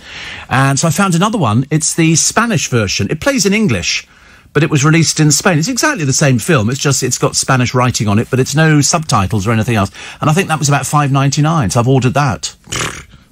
I tell you, it's not dubbed. No. It's an English film. Why would it be dubbed? No, only if you want to watch it in Spanish, but I mean, you don't speak Spanish. So what would be the point of that? You just sit back with your lollipop and enjoy yourself. You've eaten it. You bit it. You've definitely bitten it. You must have bitten it. You can't... It was an accident. He's bitten it. 1/3 of England would rather rent than own a property. And I was always told, my parents always used to say to me, don't rent. It's like throwing money away. Always buy it, because then you own it and everything goes up in price. And I've never had a place that didn't go up in price. You know, they automatically, especially in London, I know in certain parts of the country they don't, but in London, definitely. Jackie in Watford, will her household stuff all be black as well as the clothes? No, she's done some coloured clothes, you know, different bright colours, but the trouble is, it just doesn't appeal to people. Look at it, she's a stick insect. You know, she's not normal-sized women out there. And so if you go into the shop, all the people are sort of stick insects. All the people modelling it online are stick insects. Doesn't bear any resemblance to anybody, unless you won over your audience and worked out who your audience is, because there's not enough of them at the moment. It's not happening. And also concentrating on the makeup, but the prices she's charging, it's way out. You know, she ain't no Estee Lauder, put it that way. Definitely not. After seeing the rowdy Handforth council meeting, I was wondering, have you ever considered being a local councillor? Can't think of anything worse. Can't think of anything worse. No, I'll moan about it, but I don't really fancy being a councillor at all. I've ordered online clothes from Next, says Sunil. The amount of plastic packaging is ridiculous. I got that the other day from Amazon. The box had one item in it, but it was all plastic packaging. It was like blow-up bits. I don't know whether they come blown up or whether they have to sort of blow them up at the same time. But I was quite pleased. I do like a parcel to arrive. Great show. I'm a new listener, says Kevin, in a place called Halstead. Do we know Halstead? Is that a super duper place to come from? That's where he lives. If he's a new listener, we might want to cultivate the rest of the town. Could be a village. I don't know, actually. How's Halstead? Oh, blimey. Oh, it's quite sort of pretty. They say it's the place that time forgot. Oh, it's in the Braintree district of Essex. Population just under 12,000. The town lies near Colchester and Sudbury in the Colne Valley. How lovely. That sounds quite nice. Hotels, 3-star, averaging £52. 5-star, averaging £112. That's for the night. That's very cheap for 5-star. Very cheap. And they've got all sorts of things taking place. So it's a traditional market town with the River Colne running through the heart of it. A beautiful river walk runs alongside the river. Oh, that's nice, isn't it? OK, we've seen enough of it. Don't want to see any more of it. It's beginning to annoy me now. It looks quite old, though, doesn't it? It seems to have... You know, it's got a couple of big pubs, so there's obviously people drinking down there and enjoying that, although not recently. Properties for sale. Find out how much a property for sale is. There you go. Let's have a look. That's quite nice, isn't it? They never put prices on things. It's annoying. There you go. A 3-bedroom detached house for sale. You just need 5% deposit and you could move into this one, Corey. £338,000. The next one I like better. It's 2,400,000. But it's a 9-bedroom detached house. Georgian, which is very nice indeed, and a 6-bedroom house for £1,950,000. They're quite expensive, aren't they, down there? We like those. That one, that's not bad, is it? The 4-bedroom, semi-detached. It's got a fitted kitchen with a breakfast room. Whoopee! Breakfast room. It's got a table in a room in the corner. It's good, though, isn't it? A bit expensive for us, so don't mind. We'll keep looking, but it's nice to have your company with us this morning. Also...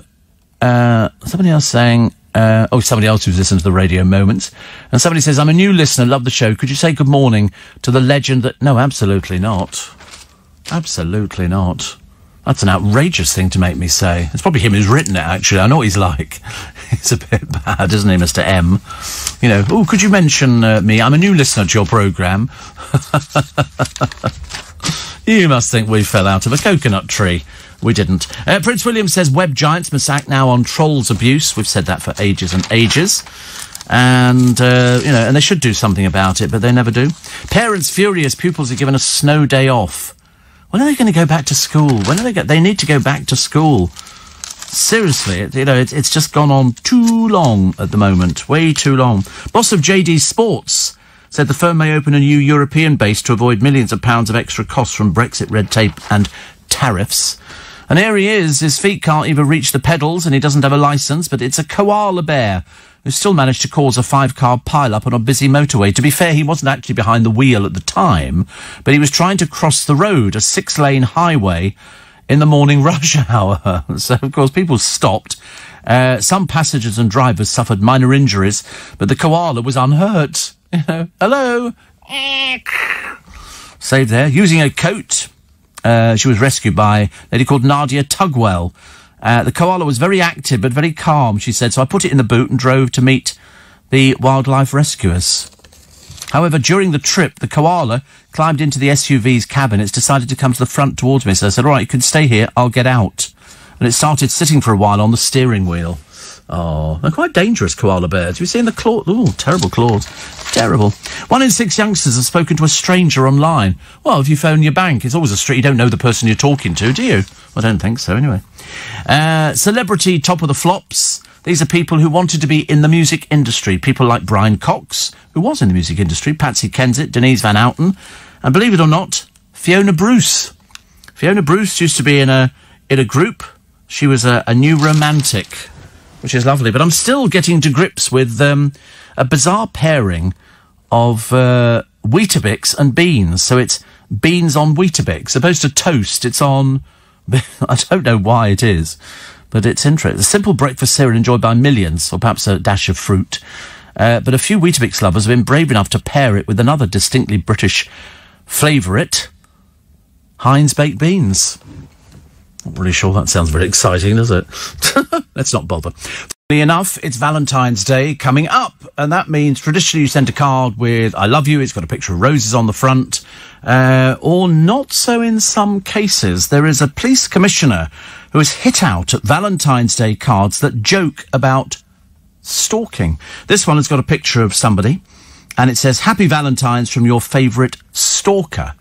And he wants these cards banned. Actually, no, I do beg your pardon, it's Katie Bourne. She's called on online marketplaces to remove the designs. You say stalker, I say devoted. And they've been campaigning to get rid of them for ages and ages, to change attitudes to the crime after she was harassed by a man who followed and filmed her before she was elected to the role. And she is the main spokesperson on stalking for the Association of Police and Crime Commissioners. So yesterday, the company declined to comment, but another online marketplace said it would be delisting a card which reads, Stalker, I prefer to say, future husband. And you can't have things like that. You can't have them. So I think they finally got somewhere.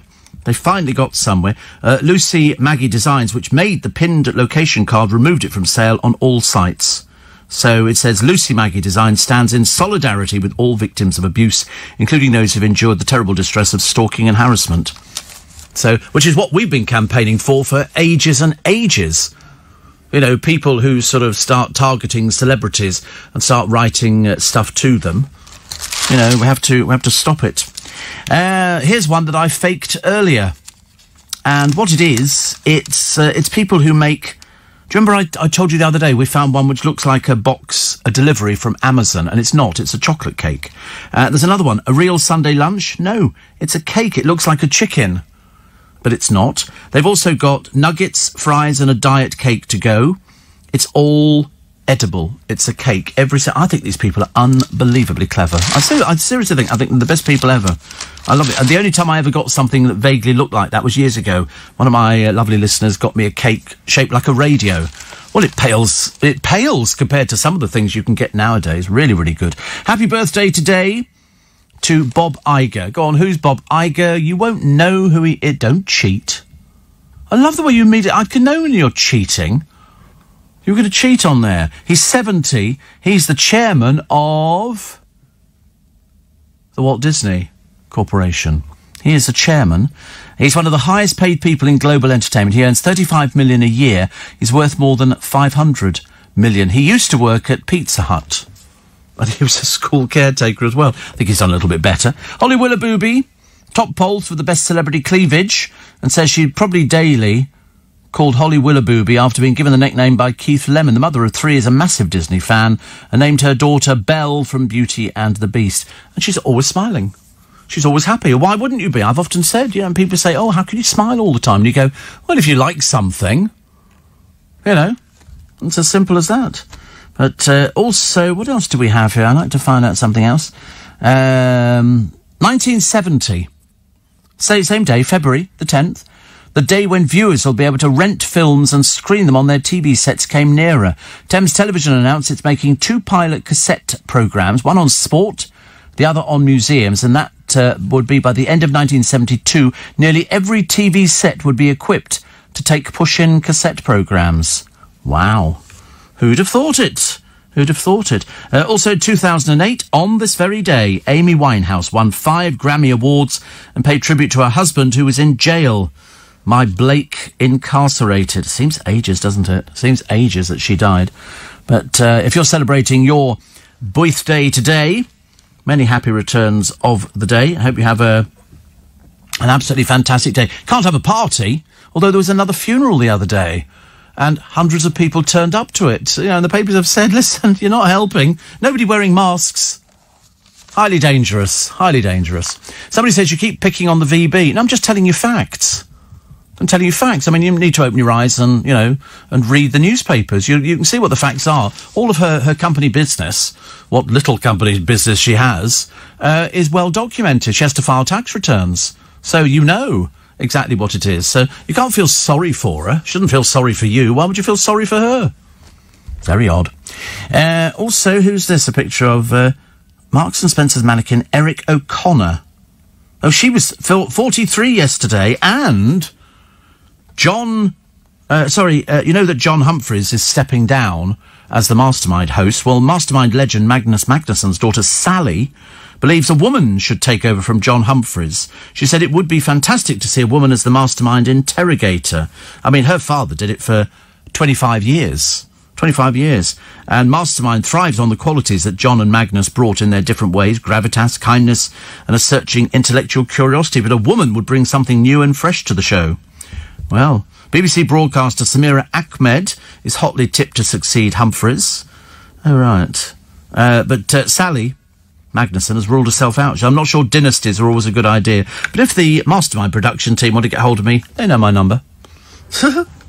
I don't mind who actually does it. I don't mind. I don't think you do it for a while with a man and then you go, oh, I think we have to change it to a woman. Why haven't you given it to a child? You know, why do they give it to Fiona Bruce? I'm sure she's not got anything else to do at the BBC at the moment. Love your show, says Adam. Great way to start the day. Thank you, which is very good. And another one here, which says, you might have mentioned this already, Joe Allen died. Oh, we've already done that. Good Lord above, honestly. For goodness sake. Honestly, this is LBC. We even knew before he died. We just decided not to put it out. It was safer that way. Much safer. A little bit more to the message, is there? It says, I used to see him in New York when I was working there, says Stephen. Oh, it's gone. Wait a minute. Lovely man, adored the theatre community, though he hasn't actually owned the restaurant for many years, keen to know about it. His Bar Central was a meeting place for so many of us working in musical theatre. Yes, I mean, he sold it ages ago. Richard used to look after the place, and now it's been bought by a consortium ages ago, long time ago. But I'm still a big fan of Joe Allen's, and I told the story the other day that I had lunch with him in New York when I went over there, you know, as you do. And they went, Steve Allen's coming over. Good God, Steve Allen. So I think he was mortally disappointed when he discovered it was me. But no, we had dinner in the New York Joe Allen's. And that was the day I bumped into Biggins on the streets of New York. This was also the day, unfortunately, I was in a terrible state because I bought a new pair of shoes to go to New York in. Big mistake, because the leather on the back of the shoe had rubbed against the heel of my foot and had broke blood. And the leather dye had got into my foot, and my foot swelled up. I went from a size 10 to a size 14 shoe. So by the time I met Biggins, I was practically clown feet. But anyway, I met Biggins, and I said, where are you going to? And he said, I'm just going for lunch with Liza Minnelli. Because he knows everybody. He knows absolutely everybody. And so I thought, I couldn't really top Liza Minnelli. I couldn't really top that. So I said, I'm just going for lunch with Joe Allen's.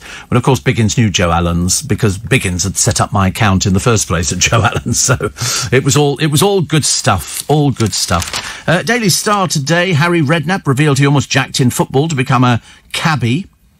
73. Gemma Collins plans to welcome a baby into the world. And she's not pregnant and she doesn't have a boyfriend, so it's a bit unlikely. And the reason is a tarot card reader predicted motherhood in the next year. Yeah, whatever. The 40-year-old recently bought a sprawling house perfect for a family. Yes. Having launched a clothing store, a podcast and her own show, she's ready to settle down. Not going to be happening, love. Not going to be happening, really. And also, there's not that much work around, is there, really, for you? Not really an awful lot. Good Lord above. Our page 3 girl is Lily. Lily's fairly well endowed in the upstairs department, and she has this ability to be able to look sideways and look sultry. I do it all the time. Yeah, people say to me, have you ever managed to look sultry? Absolutely. Musical Supremo Andrew Lloyd Webber's written a song about the internet sensation Jackie Weaver. So this is after the council meeting. I've still not seen it, but it doesn't really interest me. I'm seriously not interested.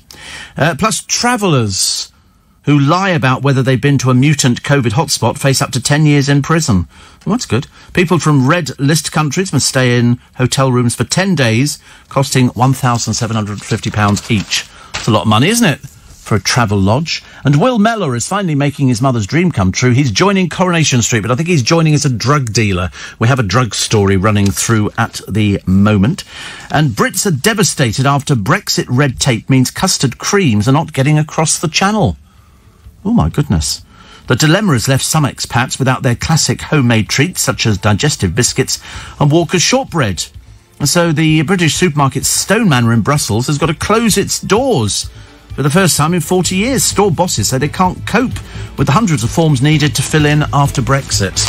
Not looking good, is it? To be company another freezing cold blooming day here in London town, but probably where you are it's freezing cold because there ain't nowhere in this country of ours at the moment that has a heat wave going on, which is a bit of a shame, except probably over in Australia. But here, no, we're all freezing. Steve, Victoria Beckham paying no tax. We haven't said she didn't pay any tax. What we've said, you can see, because she's with Company's House. It's a company. It's her own VB Productions or whatever it is now. So, I'm sure she'd be paying tax. It's a sign of a good accountant, as you well know. A peculiar thing to say. A good accountant. Always have a good accountant, yes. Well, in fact, actually, I'm sure you'll be loving the bloke who owned Topshop and all the rest of it. He's got a very good accountant. Steve, you're overlooking the one man to take the host of Mastermind. Nick Ferrari would be great at it, says Andrew. Oh, I don't think he'd want the gig, to be honest with you. I don't think he would want... I don't know, actually. Would he want the gig? He might do. And Nick says kidnapping of dogs. Katie Price needs... I'm not sure if she's got a dog at the moment. Do you remember she had the one that got caught under the chair? She'd been told to watch it all the time. She didn't. One went out and got run over by a pizza delivery driver. She doesn't have any luck with animals or anything at all, actually. Steve, hearing the name Humphreys just made me think, which is a novelty, did you interview John Inman or any of the cast from Are You Being Served? I don't think I did, actually. But I did see John. He went to a water rats do in a hotel, but he was quite ill and it was sort of quite late in his life. Danny Rue was at the same one. But I didn't, I'm trying to think if I interviewed anybody from Are You Being Served? No. I'd love to have talked to Mrs. Slocum, Molly Sugden. I thought she was just great. Wendy Richard, I had in my car. We had to bring her back from a party, which was quite nice. I think she must have been frightened out of her life. And, Steve, you set me up for the day, says Scott, in a dreadful place called Littlehampton, which is a bit of a shame. Steve, on a cruise a couple of years ago, we had a brilliant showbiz writer giving lectures, and including a great tale about the time met Charlie Drake at his home. Yes, Charlie Drake moved into Brinsworth. I don't think he was their favourite person. I think he gave the staff a bit of a runaround. But, there you go. It's the way it goes. You can't help that, actually. Also, somebody else talked about Weetabix and baked beans. A little bit different. I don't know. I mean, I don't know whether you butter the Weetabix or you heat the I don't know. It sounds terribly messy. Here it is, socially distancing, non-existent, as hundreds of mourners gather for a funeral. For a tree surgeon. People stood shoulder to shoulder at Cheshunt, and you think to yourself, well, nobody's wearing a mask. Not the brightest people. And here it is, the picture of the trucker caught by cops with two phones. One in each hand. What do people have two phones for? I've never thought about having two phones. Or perhaps I think I did have for one brief moment. I had two telephones, and I thought, this is just ridiculous. You don't need that, do you? Definitely not.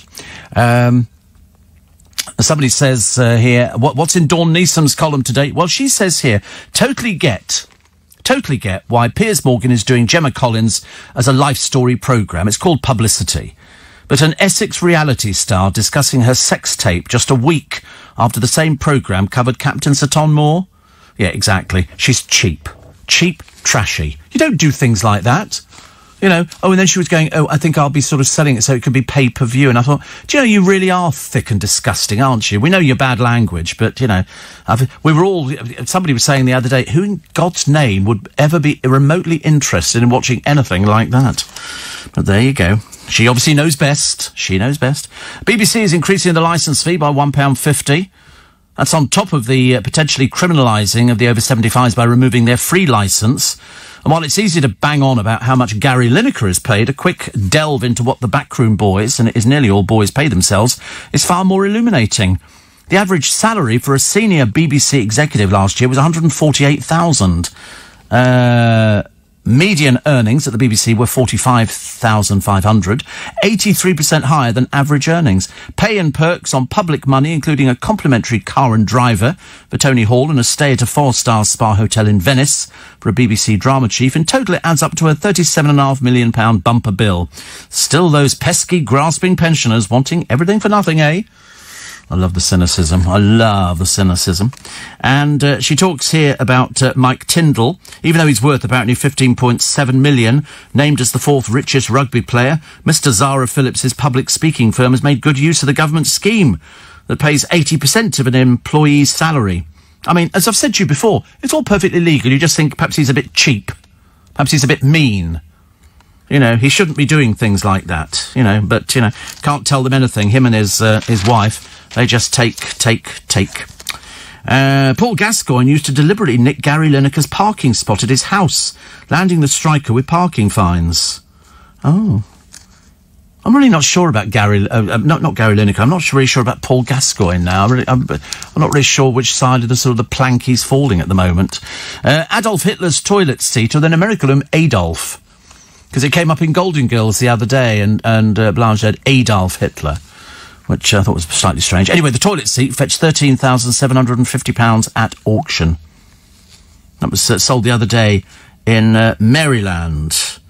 And here's Gary Lineker. Oh, blimey, Gary Lineker twice. Slammed by a struggling NHS nurse for joking about taking a pay cut as the BBC licence fee was increased. Match of the Day host Lineker retweeted the BBC News article about it and then said, "But I've just taken a pay cut."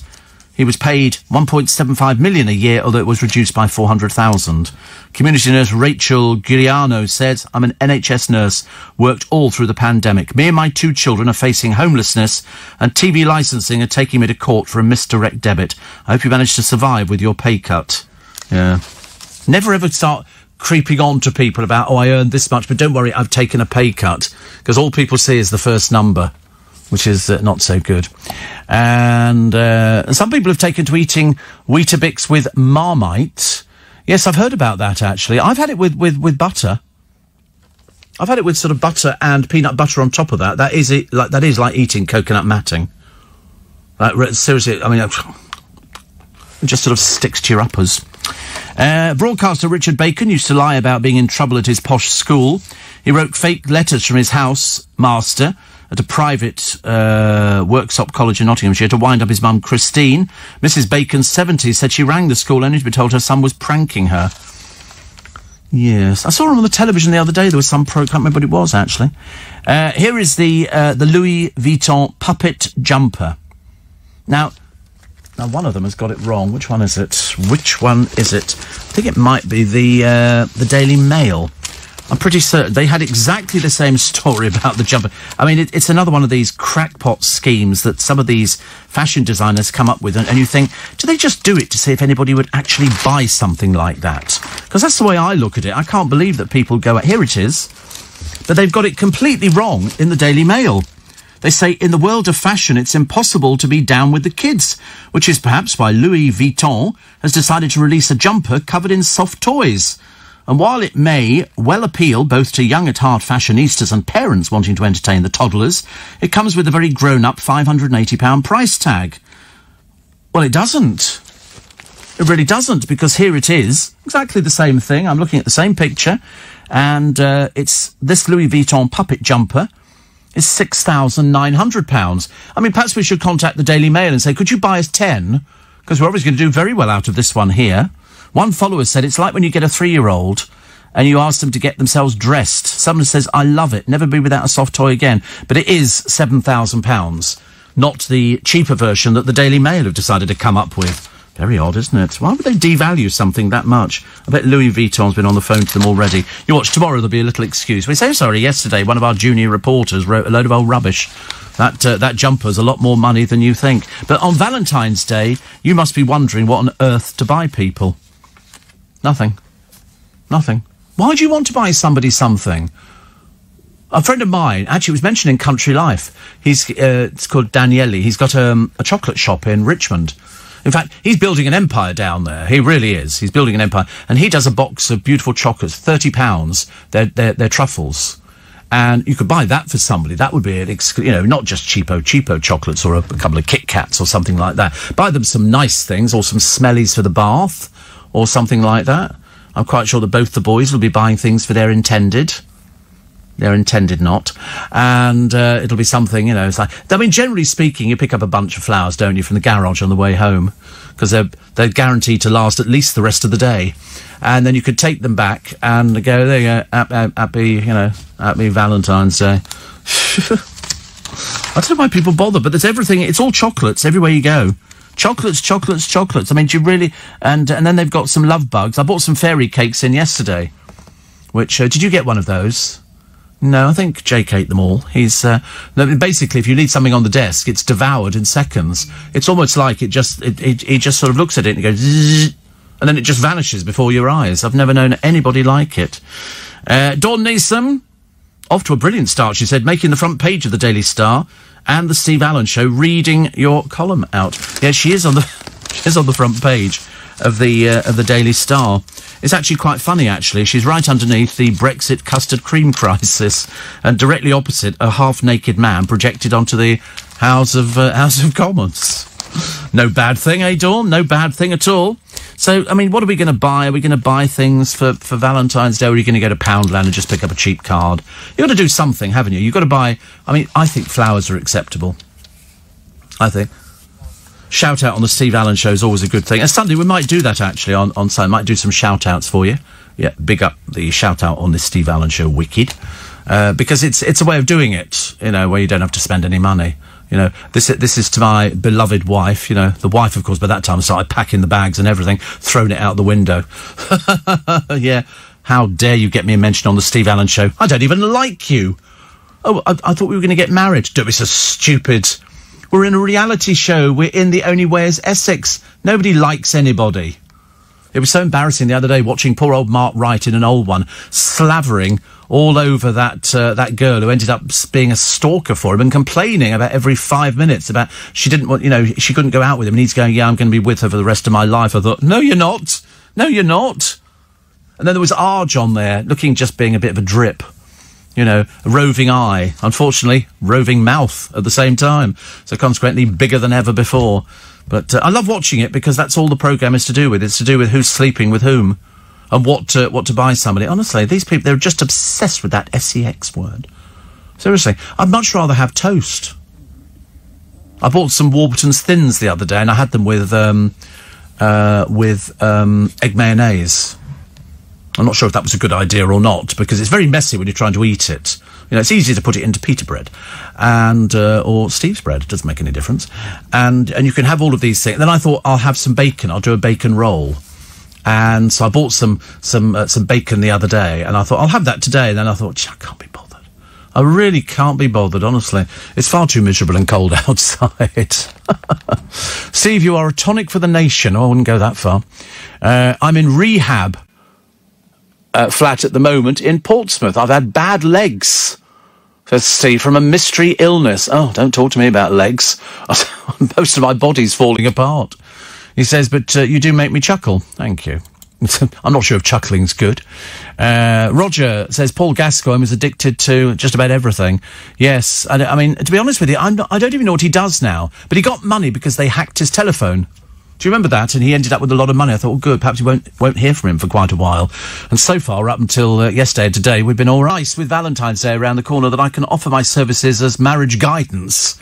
You know, and sort of people going, what should I buy the girlfriend? What do I, you know, it's difficult to know, isn't it? And especially when they say, of course, she's going to be buying me something. And I always say, wait till you've seen the present. Wait to see what she buys you before you decide to splash out on anything and then go, that's really lovely, thank you. It's cheap. And you go, I'm picking yours up tomorrow. So you can always make the mistake. You can give the card and say, the present is on its way.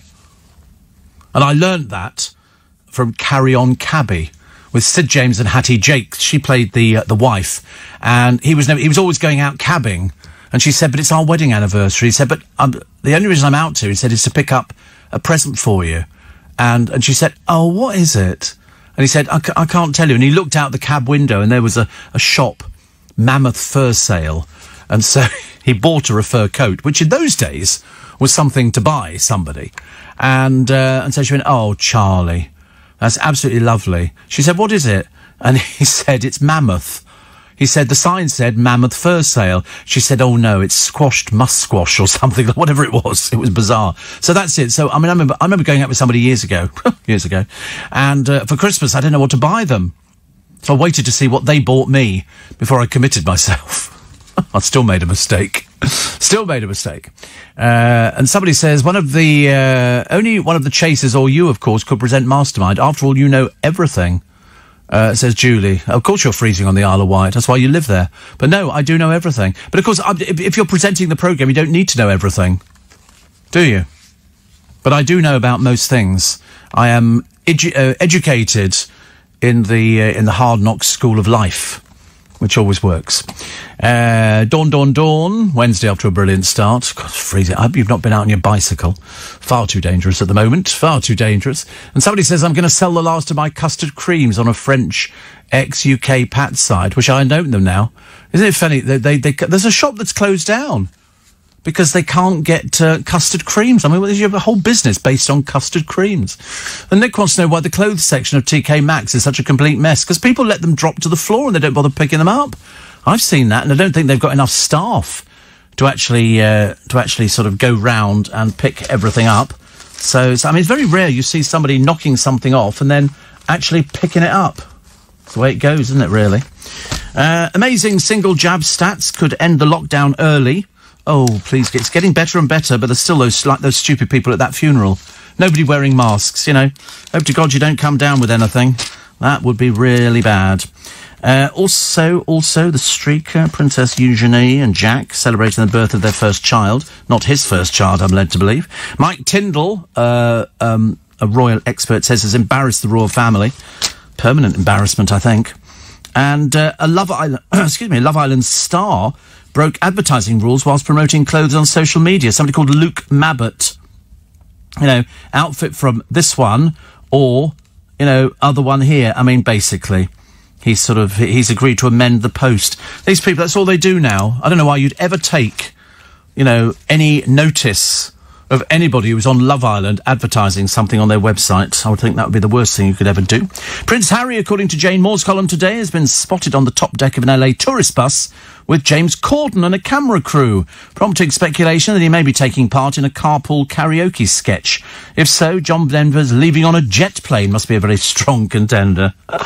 Love it. And 6 women in the UK have each given birth to 21 children.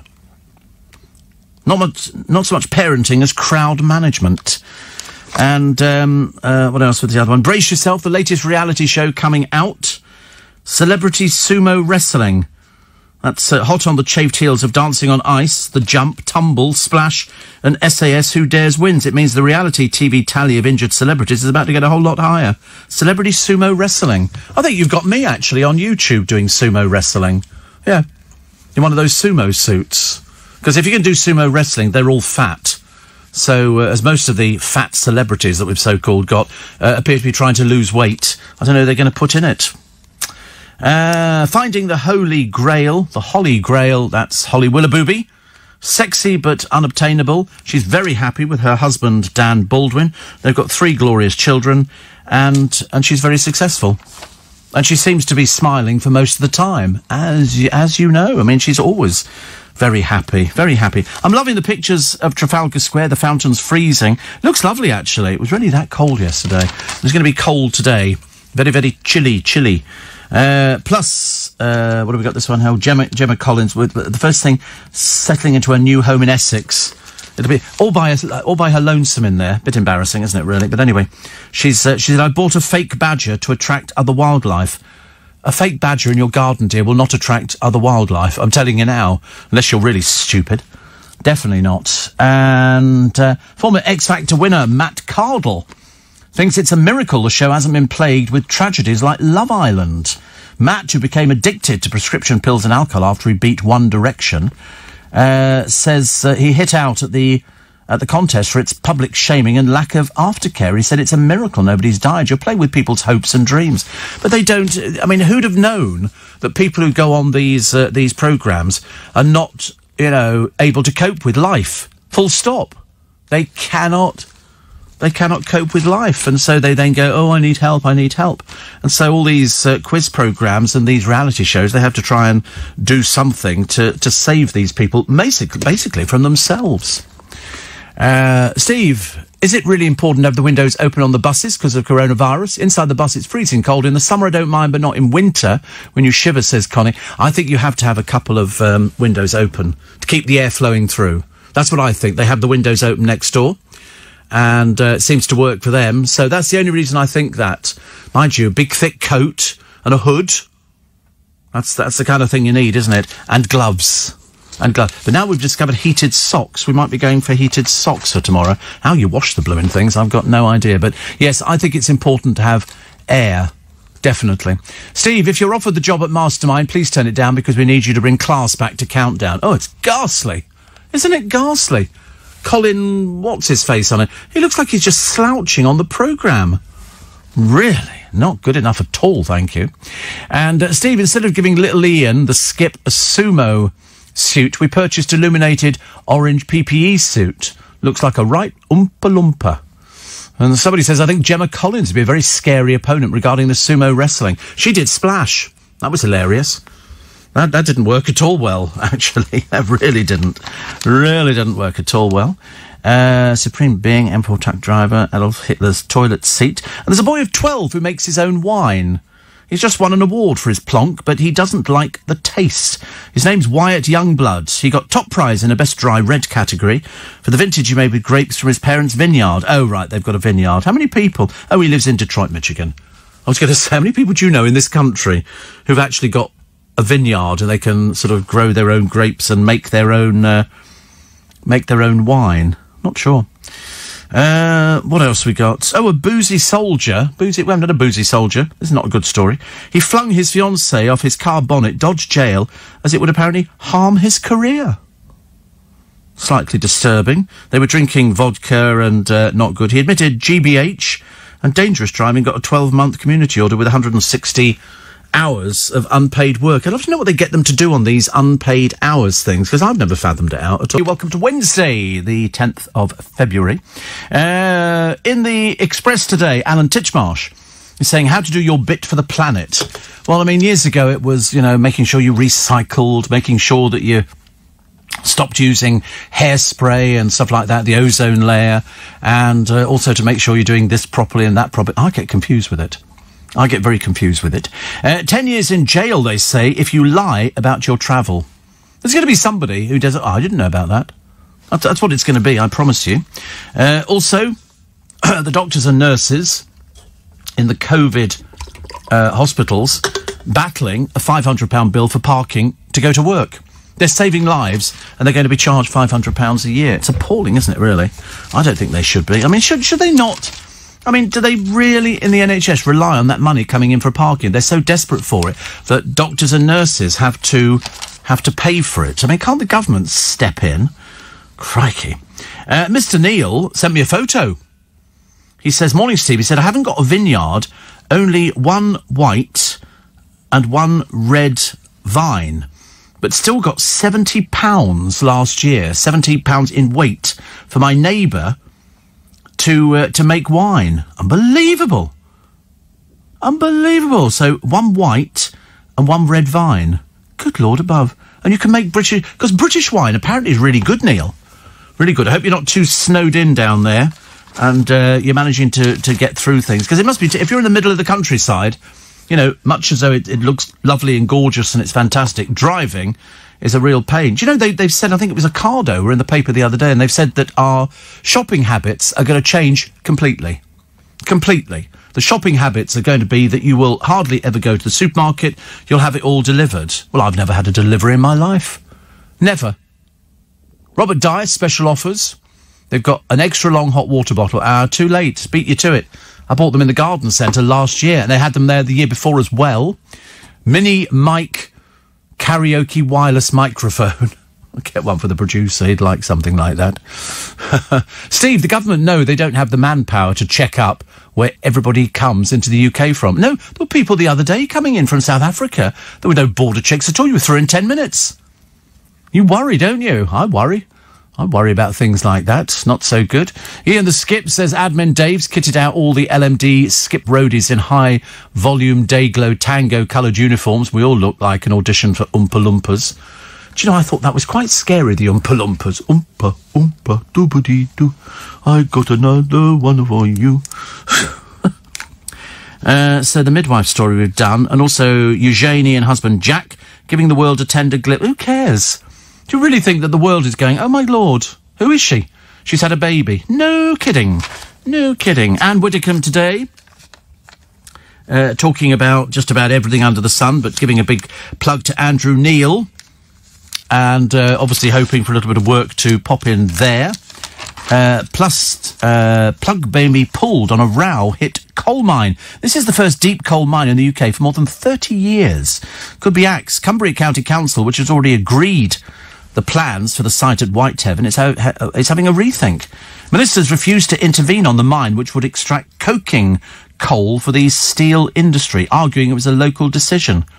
But after 70 organisations urged Boris Johnson to step in, the council said it was looking again, which sounds like they're going to give up on it as well. And how many ways to eat a Jaffa cake? Apparently, it's about 520. 520. And you need to know that, because apparently they're going to be selling Jaffa cakes for something to do with Valentine's Day. I can't imagine what on earth they got to do with Valentine's Day, but everybody jumps on the bandwagon, don't they? If it's Valentine's Day, it'll be red roses, a card, big card, soft. I mean, I walked past WH Smith's and they've got a teddy on offer. So you can have a teddy for, I think, $2.99 or $4.99, whatever it is, if you buy this, and then you get the teddy for a little bit cheaper, which is quite good, isn't it, really? Because people like teddy bears, but then, of course, you've got the teddy that everybody else has got. Surely you want something completely different. So I think the producer's going to be doing chocolates, you know, because then he can share. That's what it comes down to. It's really a case of being a little bit selfish, and sort of say, I bought you some chocolates. Oh, that's one. Oh, don't have that one. That's my favourite. You know, show me the card on again. Oh, lemon truffle. Which one's that? Oh, there's only one. I'll have that then. You can have the next choice. I prefer electric hot water bottles, Steve. If they get chilly, just plug them in without getting out of bed. Well, then you might as well just have an electric blanket. You know, I used to like an electric blanket, but they never covered the whole bed. It was just the bit in the middle, so your bum was quite warm, but then the rest of you was freezing cold. Jackie says you could have a grapevine in a pot. You could. My favourite grapevine, do you know where that is? Hampton Court Palace. It's the oldest grapevine in the country, and it's got a big area outside which they keep fertilised and all the rest of it, but the grape is inside. It's lovely. Been going since, I'm sure, Henry VIII's days. Steve, going to the supermarket is about the only place we can go legally nowadays. I don't want home delivery. I don't want it either. But I went past Holland and Barrett the other day. Are they an essential shop, Holland and Barrett? I thought they sold vitamins. Do people need... I suppose they need vitamins, don't they? Because there's just about everything open on our high street. Even the shops that do the vaping and all the rest of it, they're open. It's just that they've found a way round it. You just put a table in the doorway and serve people over that, so they don't go into the actual shop. Very clever. Very, very clever. So they're all open. Steve, I live in Sussex. There are amazing vineyards there. British wine is awful. A blend of wines from anywhere, but blended in the UK, says Neil. So English wine is good. Well, there you go. Jamie the Skip says, Ian the Skip is right, so that makes Admin Dave Willy Wonka. Willy Wonka. Can't be making another one of those, can you? And it's also grandson Teddy's 8th birthday today. Mr. Neil has shared a photo with me, and he says, you know how... Oh, look, bless him. How much he enjoyed meeting Uncle Steve at the Magic Circle. Do you know, I have good news for you on that front. Well, I say good news. I spoke to somebody down at the Magic Circle the other day, and we might get a show in at the Magic Circle this year. We might also, if this pandemic thing goes the way we're hoping it's going to go, out the window, we might actually get a live show in as well. There is a distinct possibility. It'll be very exciting. So we've started training the elephants again, and looking forward to that one. Because it's been such a long time. It seems such a long time, doesn't it? More on... There's now pullouts in all the papers for Valentine's gifts. Very difficult to know what to buy somebody, isn't it? You could go to Shop Disney and get a Mickey or a mini soft toy for 20 quid, or you can get pyjamas, or you can get glittery prizes, fluffy Valentine's slippers. Also, Red Roses bath oil from Joe Malone, £20. Sounds quite nice, doesn't it? I quite like the idea of smelling of red roses. And a body care set for smoothing yourself. Oh, it's sort of body wash and other things. $8.95. And there's a beer bundle. Oh, you can have everything, can't you, really? I didn't realise. Harry and Tom Dixon's razor, 30 quid. Stag decanter, 165. I don't think anything's worth 165 quid. It's a lovely present, but to be honest with you, not for Valentine's Day. And a Nutella stuffed cookie, £13.50. Plus popcorn gift tin. And here we go, a dozen roses, 10 quid at the Co-op. You watch. By the time we get to tomorrow, there'll be so many adverts. It depends whether they're long-stemmed roses. These are fair trade roses, so I don't really know what they are. But I bet you anything, by tomorrow, or at least the day afterwards, there will be 100 red roses. 100 red roses. Steve, are we going to have any more shocks? 1, women have babies. 2, rugby players drink beer. And 3, Susanna Reid has a pair of boobies. She's very she likes it when people comment on her boobies. I wouldn't be so rude. That would be terribly rude, but she likes it when people sort of notice. Can't really miss them, can you? Steve, I bought a Merlot vine whilst on holiday in France, planted it, but 15 years later, still waiting for some fruit, says a linker. Yes, I think it should have fruited by now, shouldn't it? I think. Only guessing, of course. I wonder what's gone wrong. The weather. The weather has gone wrong.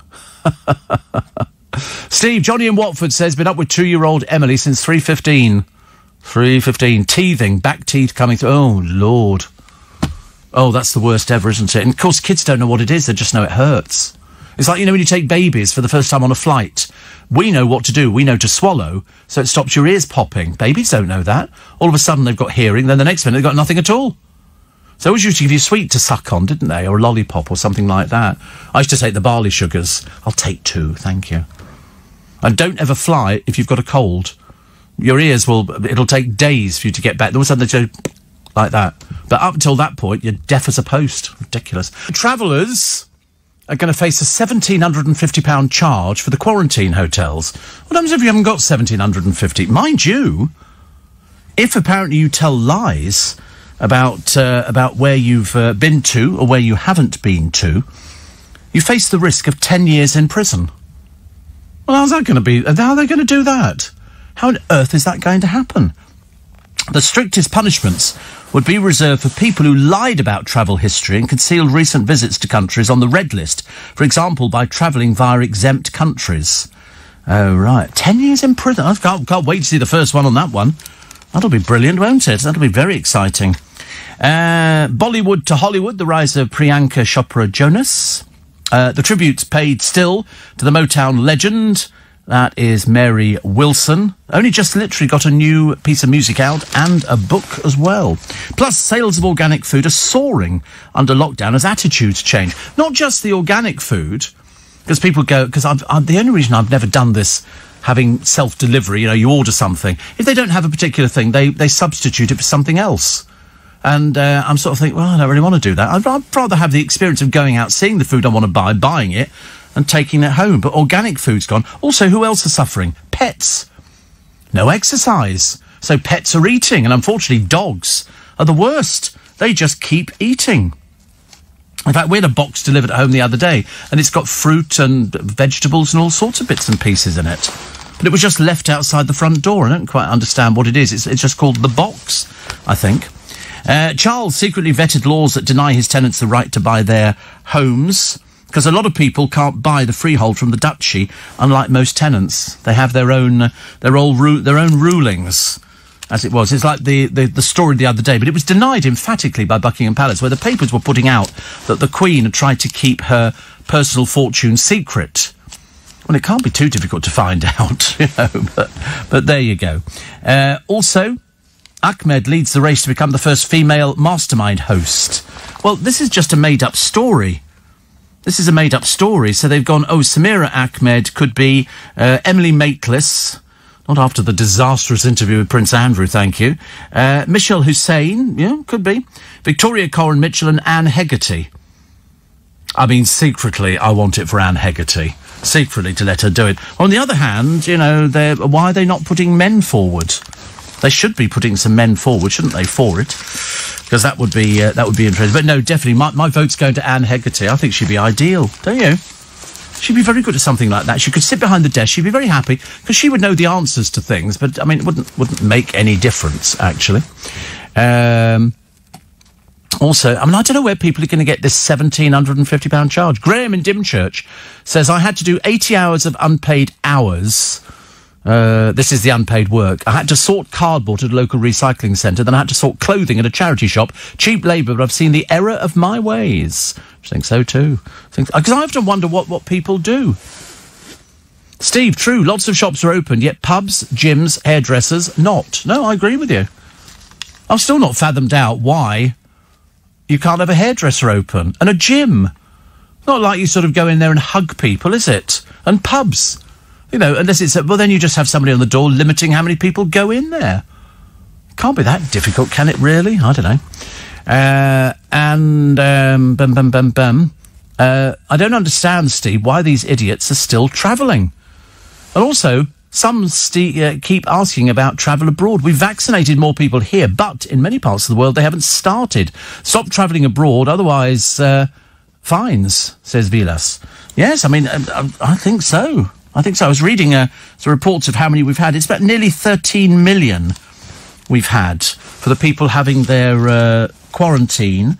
And I seem to remember, actually, there's not as many, in fact, nowhere near as many, who've had the second vaccine, because that's what we want, isn't it, really? You want the first vaccine, then you want the second vaccine. But this idea of the stringent border controls, where are all the staff coming from? You know, including hotel quarantine and jail terms of up to 10 years for people who try to conceal their arrival. So it will be applied from Monday. Well, I can't wait to see the first one who comes in who goes off to prison for 10 years. That's very likely. Don't know. For a healthier garden, let hungry caterpillars feast. They don't feast in the winter, though, do they? I don't think so. I think they're all sort of hanging upside down, waiting to sort of come out. And vaccines work if all we get is the sniffles. Do you know what we haven't had this year, which I mentioned a couple of weeks ago? Nobody's had flu or colds or anything like that. We all seem to be doing quite well. But there is the heartbreaking photograph in a lot of the papers today of Margaret and Derek Firth. Margaret and Derek Firth were reunited side by side in their hospital beds for what was likely to be the last time, have died. They had COVID. They were married for 70 years. They were in Trafford General Hospital in Manchester. She was first admitted to Wythenshawe Hospital but transferred to Trafford. Her husband became ill and was taken to Wythenshawe but moved to Trafford to be with his wife when doctors feared she didn't have long to live. Their daughter said that when her father arrived, his wife had said, "Where have you been?" And from then she seemed to get better. It seemed to give her a boost. It was, really lovely. They were absolutely lovely. They married in 1950, lived in Greater Manchester, 5 children, 11 grandchildren and 4 great-grandchildren. And there's a lovely picture of them holding hands. He's in tears, and they died within days of each other, which is just so terribly, terribly sad. He died on January the 31st, and she died 3 days later. Isn't that the saddest thing ever? That picture appears in quite a number of papers, and now we understand, for all those people saying, I couldn't be with my parents at the end, and I just think it's really, really tragic. The inspectors who now say that COVID did not come from the Wuhan lab. They think it could have been something that was taken into the Wuhan lab, but they don't think it came from the Wuhan lab, so we'll be dealing with that one for years to come, no doubt. And a firm with links to Chinese state funds, Cambridge Studies. Oh, the tree activists who've gone underground with another copycat HS2 tunnel. I love the way they all complain about it. Swampy and his kids were down there, and they're trying to dig a parallel tunnel. They've kind of taken it off the news, I suppose, at the moment.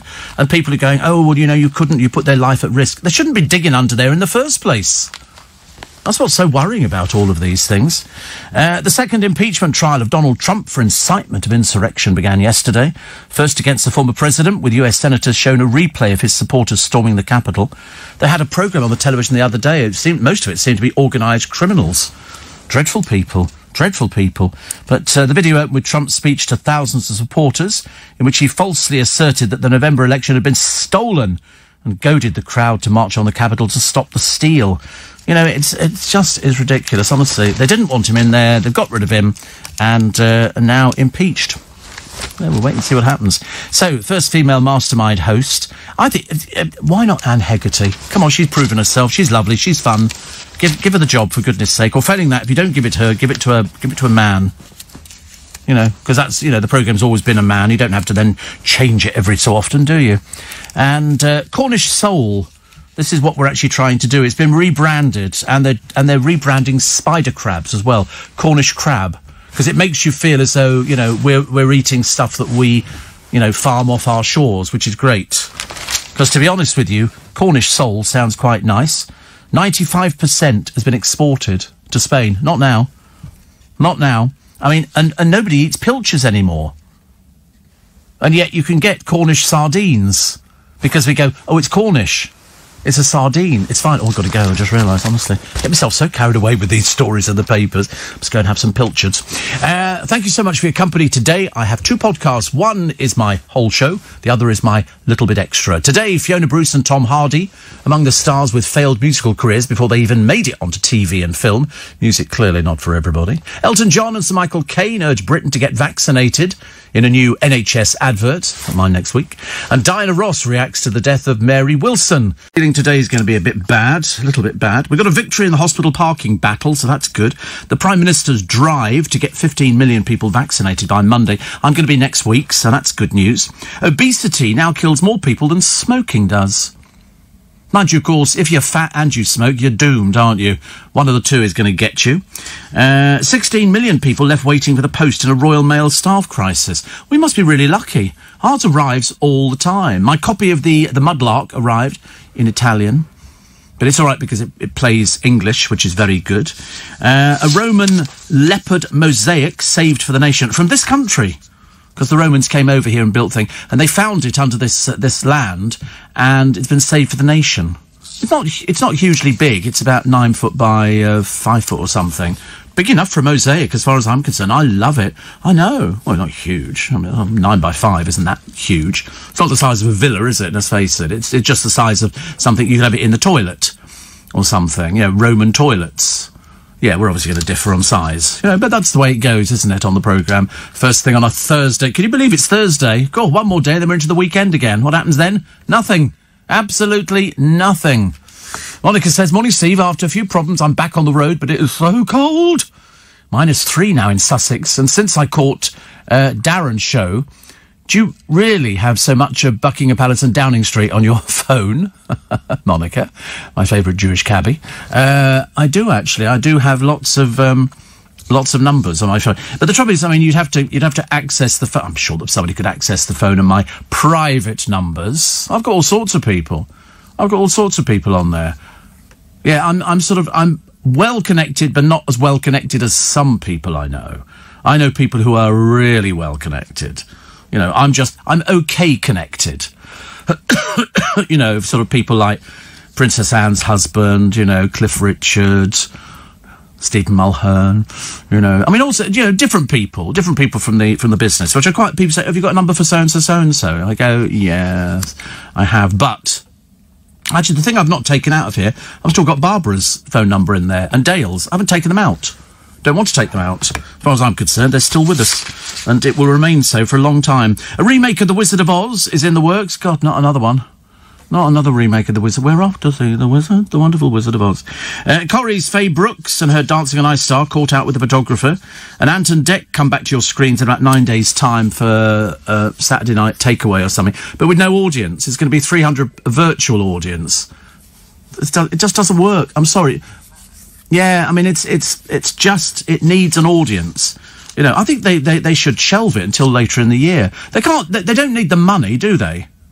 They don't need the money, so what's the point of doing it? Let it sort of rest for a little bit, and then it'll be much better. So I've seen the list of the so-called guest stars on it. It's the same olds. It's like there's an agency for, oh God, not them again.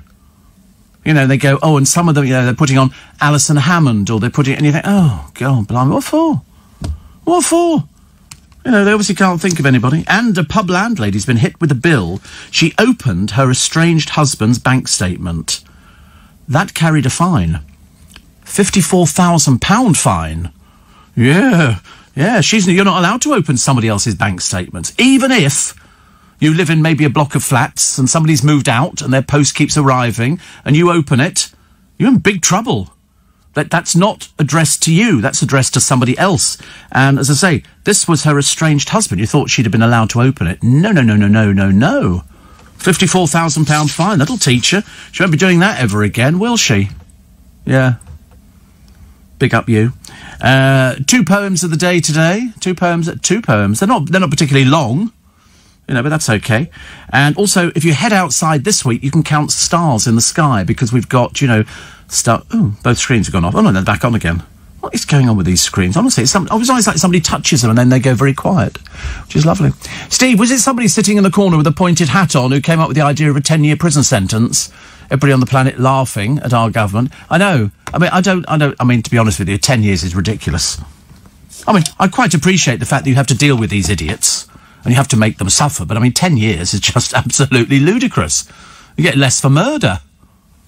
Honestly. Paul says, blimey, horrendous trip from East Kent to work in Bromley this morning. Settled snow, terrible drive. You can feel it crunching, can't you, under the wheels of the car? And depending on how heavy your car is, it seems to work both ways. I've seen people with little light cars, like little minis, and they sort of tend to sort of career about all over the place. My one, exactly the same, because it's 2.5 tons of car, and it does. I was trying to work out the other day. They're putting in a Pure Gym in Twickenham. It's one of these cheapos, 10 quid a month or 20, whatever it happens to be, I don't know. And they've had loads of people working on it. Then all of a sudden, as fast as they arrived, they all vanished. And I only found out yesterday. One of the people, and I seem to have mentioned it before, but a lot of people working on building sites don't bother wearing masks. Somebody came down with coronavirus. The entire team was taken off the Pure Gym site. I'd love to know which one it is, and also whether or not they're going to be wearing masks today. Because they aren't wearing them, and that's why they get caught out. Harry brings the Invictus Games to the NHS. I've got no idea why. And papers are full of adverts. Chocolates, roses, all that stuff for Valentine's Day, which is lovely. Steve, I think I'd go mad without your show. I think I'd feel. Can you imagine? They go, all of a sudden, we've decided to put on a talking budgerigar, Steve.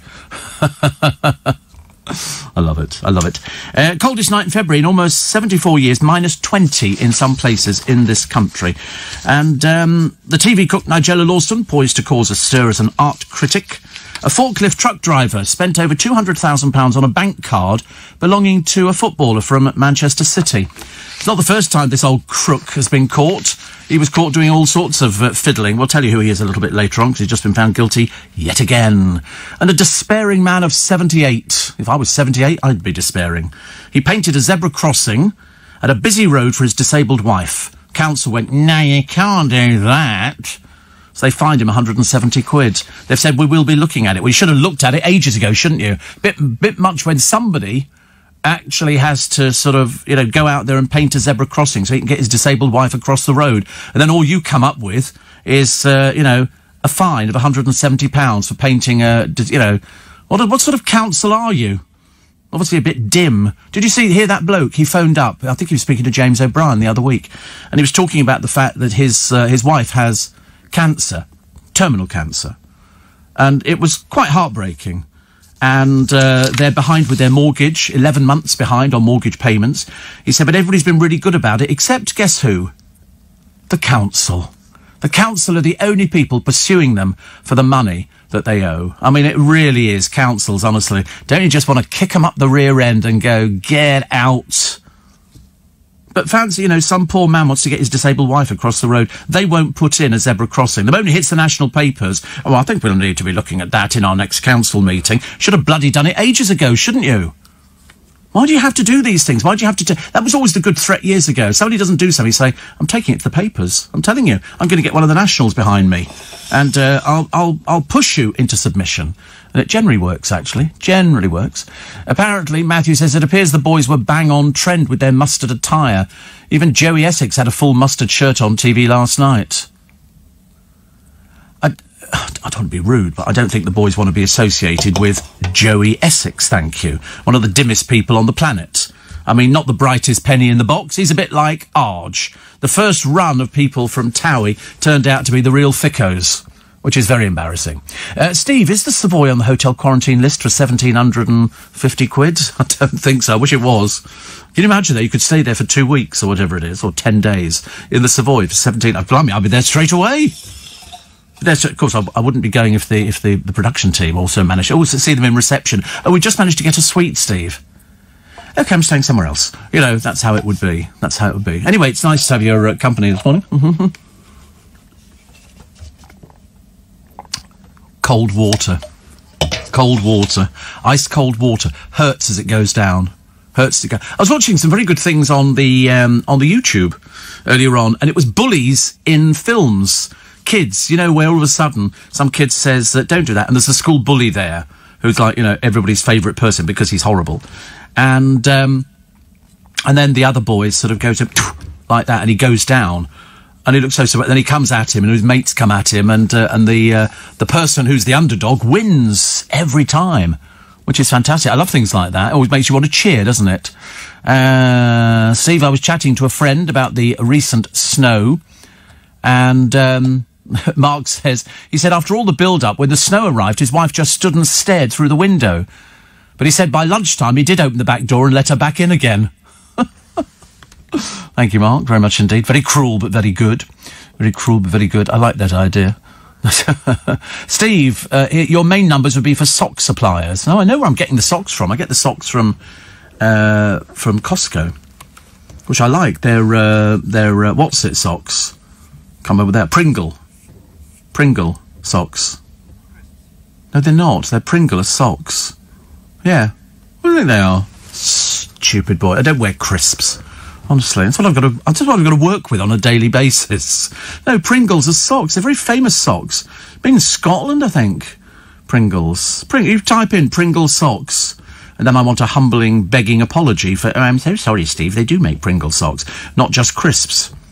They don't make the crisps. That's made by another company called Pringles, which is probably made by some American conglomerate, I should imagine. Have you found Pringle socks yet? Yeah, you found them. I thought you might have done. Funny, actually, isn't it? We used to have a producer years ago, Alex, and he'd say, oh, Steve, I don't think you're right on that. That's how we used to talk. And I used to say, I think I am. And then he'd finally go, yeah. And then he'd forget it. He wouldn't want to come back and say, I've just found it, because I was always right. As James O'Brien says, don't ever, you know, sort of argue with Steve Allen, because he's always right. Never question Steve Allen. He's always right. See? Not only he says that, but everybody says that, don't they? I think Ian Dale says it, and I think Eddie Mayer says it. My boss says it. They all say it, except the producer of this programme. It's the only one who has to check it. I'll just check on that, Steve. I'm not sure if you've got that one right. And, of course, they do make Pringle socks.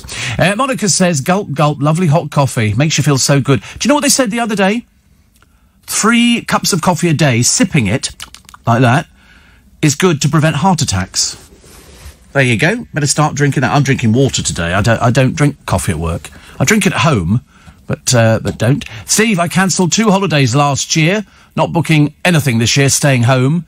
Well, a friend of mine, she says we're booking, but I don't think she realises that the papers are full of it's too early to book holidays. Morning, nice to have your company, Nice for a Thursday morning in London town. Doesn't matter where you are, but I know in parts of Scotland, freezing cold.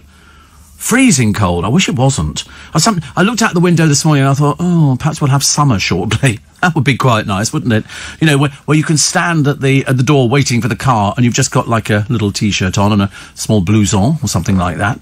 But at the moment, it's like I'm done up like Nanook of the North or Paddington Bear. Can't quite work out which one it is. I need to get a better hat. I've only got a baseball cap. I don't have sort of a proper hat. Perhaps I should find one with earmuffs or something. Because you do get cold. It is a little bit frothy poos, I think. What was the other one that I quite liked? Oh, yes, more and more of you are eating snails at home. You're buying snails and eating them at home. Horrible. Only the French eat snails. We don't do it. You cook them, we just do them in hot water, I think. Yeah. What you do, I told you, you get the shells separately from the snails. What they do is somebody takes them out of the shell, they cook them, then they put them back in the shell, then they put garlic butter over the top of them, then put them back in the oven, I think. No, the snail that you eat in the restaurant, that's not its home that it's in, because when it goes back to the kitchen, they will wash that shell out, then it will be the home for another dead snail. Yeah. I've only ever had one once, and I can't begin to tell you what it tasted like, because I obliterated it from my mind. I didn't want to tell people. It was sort of like chewing a condom, because it's all sort of rubbery and sort of, not that I've ever chewed a condom, I just want that on record. I don't want people to think I'm peculiar or something. Heavens above, you know, if a condom looked like a snail, imagine how big the shell would be. Enormous. Enormous. Enough already, he says, enough already. Steve, I heard James O'Brien, Tom Swarbrick, and finding the news ever so crippling. Cladding, vaccines, and the worst one, dog napping. It's very common at the moment. Very, very common. Yes, they're all doing the dog napping. We did it the other week, and I warned people to be careful. If you're going out by yourself and it's an isolated area, be careful. There are people who would take your dog off you. I suggest we all learn judo. Then when somebody comes up and goes, give us your dog. They're always like that, aren't they? Give us your dog. And you go, I tell you what, try and take it from me. You know. Oh my God, I think she's broken my nose. Yeah. There's your legs gone as well. Oh, you'll have to crawl back to where your car is. Oh, by the way, I'm going to pick your car up and throw it in the river. You imagine, what sort of super film would that be? Super Steve. Super Steve. He's a superhero. I quite like the idea. And another one that says, another night of insomnia, and the pain is suddenly made more tolerable. You're here. Yes, I am. It is true, I am here. I'm just checking, actually. Just checking. Did you know there's a National Tea Day, which falls on Wednesday, the 21st of April this year? I will be celebrating. How lovely. And also, wait a minute, have we got Pancake Day coming up? Don't we have? We've got next Tuesday. And then they're trying to sell you on the television a chocolate spread to go with it. Well, I'm sorry, ladies and gentlemen. Chocolate spread and pancakes do not go together. It's lemons, okay? That's what it's supposed to be. Lemons. Limon. Limon to go with the pancake. And no, not golden. No, limon. Limon. That's what it's supposed to be. It's like saying fish and mashed potato. No, chips. Chips. You know, they go, oh, you must try this sort of Nutella spread. And no, not for pancakes. Not for pancakes. And also, you don't need to make them. Buy them ready-made in all the supermarkets. You can buy a pack of 12 for about £2, and you put them in the frying pan. Turn the frying pan up, really hot heat. Stick it. You don't need to put anything in there, because it'll be non-stick, I'm assuming. And then you put the thing in there, then flip it over, then you put some stuff in there, like lemon juice, and then a bit of sugar, if you must. Fold it over and eat it. And that's what it's supposed to be. None of this try to change the habits of a nation. You know, it's like saying at Christmas time, you go to church, you're not going to be singing Hark the Herald Angels Sing. You're going to be singing She'll Be Coming Round the Mountain When She Comes. I don't think so. We're going to be doing... And I've decided that's the thing that cheers me up every day, a Christmas carol. So every day I'm watching a Christmas carol on YouTube. And I made myself cry this morning. It's very easy. I looked at my pay packet. And, no, I'm only joking. I watched a bit of Mr. Holland's Opus. You ever seen Mr. Holland's Opus? You just don't get out, you two, do you, really? Honestly, one of the classic films of all time. Have you ever seen Mr. Holland's Opus, Twinkle? Have you seen Mr. Holland's Opus? No. It's like talking to the recently departed, isn't it? I mean, honestly, you sort of sit there and you mouth words at him and you go, no, like that. Is it? No, it's not a Christmas film.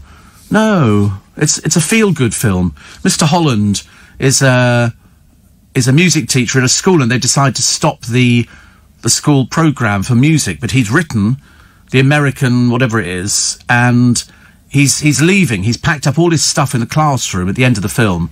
So, ages old, and Richard Dreyfuss, and he packs up all his stuff, and as he's going, he has a son who's deaf, and his wife does sign language for him as well. He's going out and he can hear this noise from the village hall. Not from the village hall, from the school hall. He goes, what is that? So the wife goes, oh, and he says, can you hear it? They open the doors at the back of the hall, and there is the entire school, and they all go, yeah! And it's so, well, at that moment, I can't see anything because I've all misted over.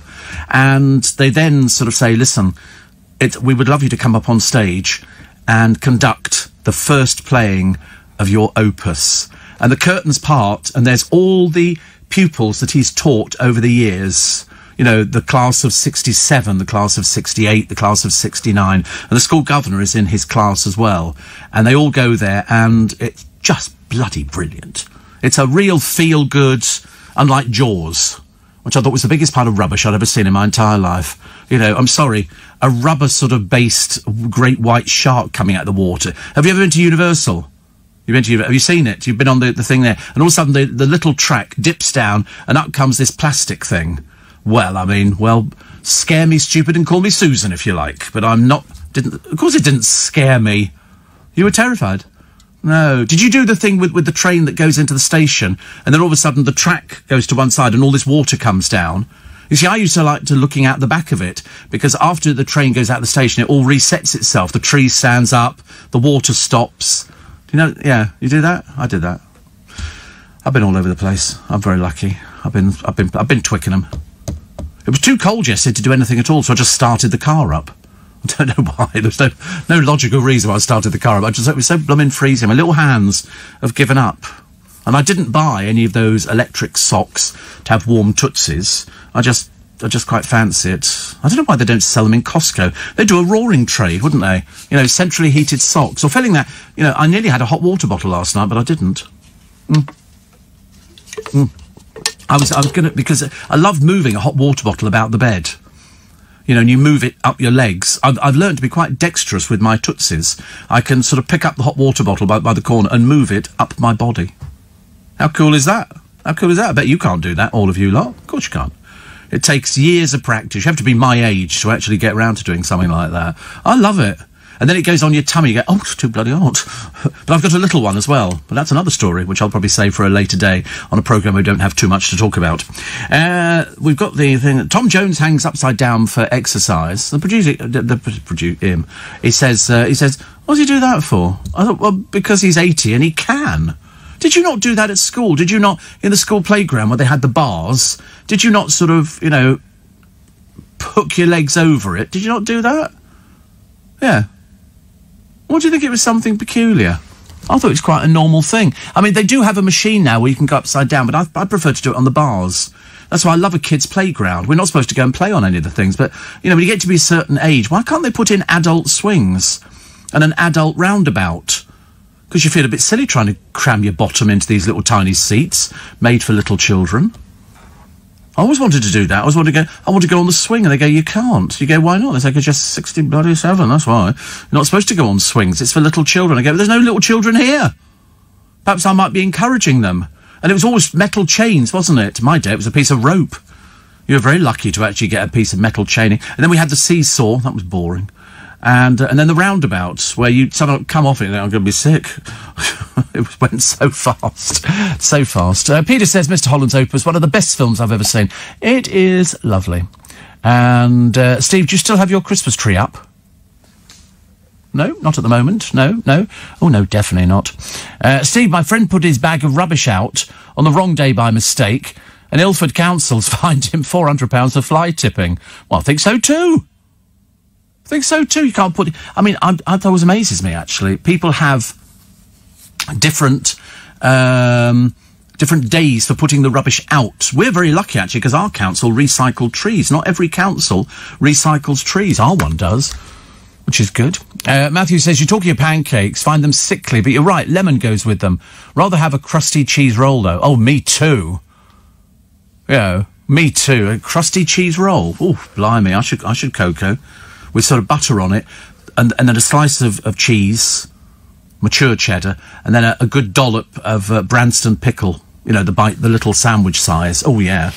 Or failing that, just put some squirty mayonnaise in there. That's quite nice as well. Anything like that. I was going to have bacon yesterday, but I didn't have bacon. So instead, I went to M&S and I bought... it's like a beef stew. Comes in a plastic bag and just empty it into a saucepan. It was delicious. I had it with sprouts. No, I didn't have sprouts. I tell a lie. I didn't have sprouts yesterday. I had I had mashed potato. No, I had asparagus and I had mushrooms. Delicious. Absolutely delicious. Very happy. Paul says, lemon curd and vanilla ice cream inside are delicious. It sounds quite good. I'm not sure about the vanilla ice cream, but you can do it, actually. Steve, you weren't impressed by the heated steering wheels, but seemed to be excited about heated gloves. Yes. Yes, I like heated socks. Heated socks as well as heated gloves. I've just got a hand warmer, which is currently charging up on the computer outside. You just plug it into the side, and it seems to do the trick. So you sit there and you just move it from hand to hand. It's lovely. Absolutely it's wonderfully delicious, because I refuse to freeze for anybody. Vernon Kay and Tess Daly think they're worth £6 million. I don't know how he can be. I mean, £6 million. How's he worth £6 million? I suspect probably her, because she seems to be working more. And 2 toddlers, one of them 3 years old, escaped from a nursery and were found on their own by a busy road in this weather. I mean, to be honest with you, I don't want to be rude, but that nursery should be closed down immediately. If you're a parent and you've got children at this nursery, I don't know where it is, you know, and somebody takes their eyes off them, because you know what kids are like, out they go. At Port Lympne, they had a baby tiger. No, it wasn't. It was a lion, baby lion, only just been born. It was sort of, and it wandered out, froze to death. The mother took her eyes off it for a moment, and it wandered out. You know what they're like? They just go for a walk, and it died. I think it's only about the second one they've ever had die, which is a bit of a shame. But I mean, you don't expect kiddies to go out, do you? In this weather, going for a walk along busy roads. Blimey. Johnson says all over 70s must have their jabs. I agree. I can't wait to get mine. Cannot wait. We lead the way for the rest of the world, which is very good. Very good. Very pleased. Boris Johnson has warned the public against pinning their hopes on a summer holiday, even in the UK, until the government announced their plans for lifting lockdown. Oh, look, still Harry, who hates the press so much in this country. He's launched a collaboration with the NHS and the Invictus Games to support the physical, mental and social well-being of medical workers during and after the pandemic. No kidding. Apparently, the Games, founded by Harry, is a sporting event for injured, sick and wounded veterans and serving personnel. We know what it is, but of course in America they're not really interested, are they, in things like that?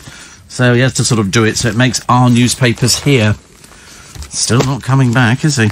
Lockdown-weary Brits have had summer holidays dashed, according to the Mirror today, and they've got the best chocolate recipes for cakes and stuff like that. They've got some really nice recipes in here. I mean, I couldn't make it myself, but they do look absolutely delicious. Absolutely delicious. And there's also... Oh, dear. I had spare ribs before I started. Unfortunately, James O'Brien's going to go mad, because I've dripped spare ribs sauce into the pages of some of the papers. He's going to be so cross with me tomorrow.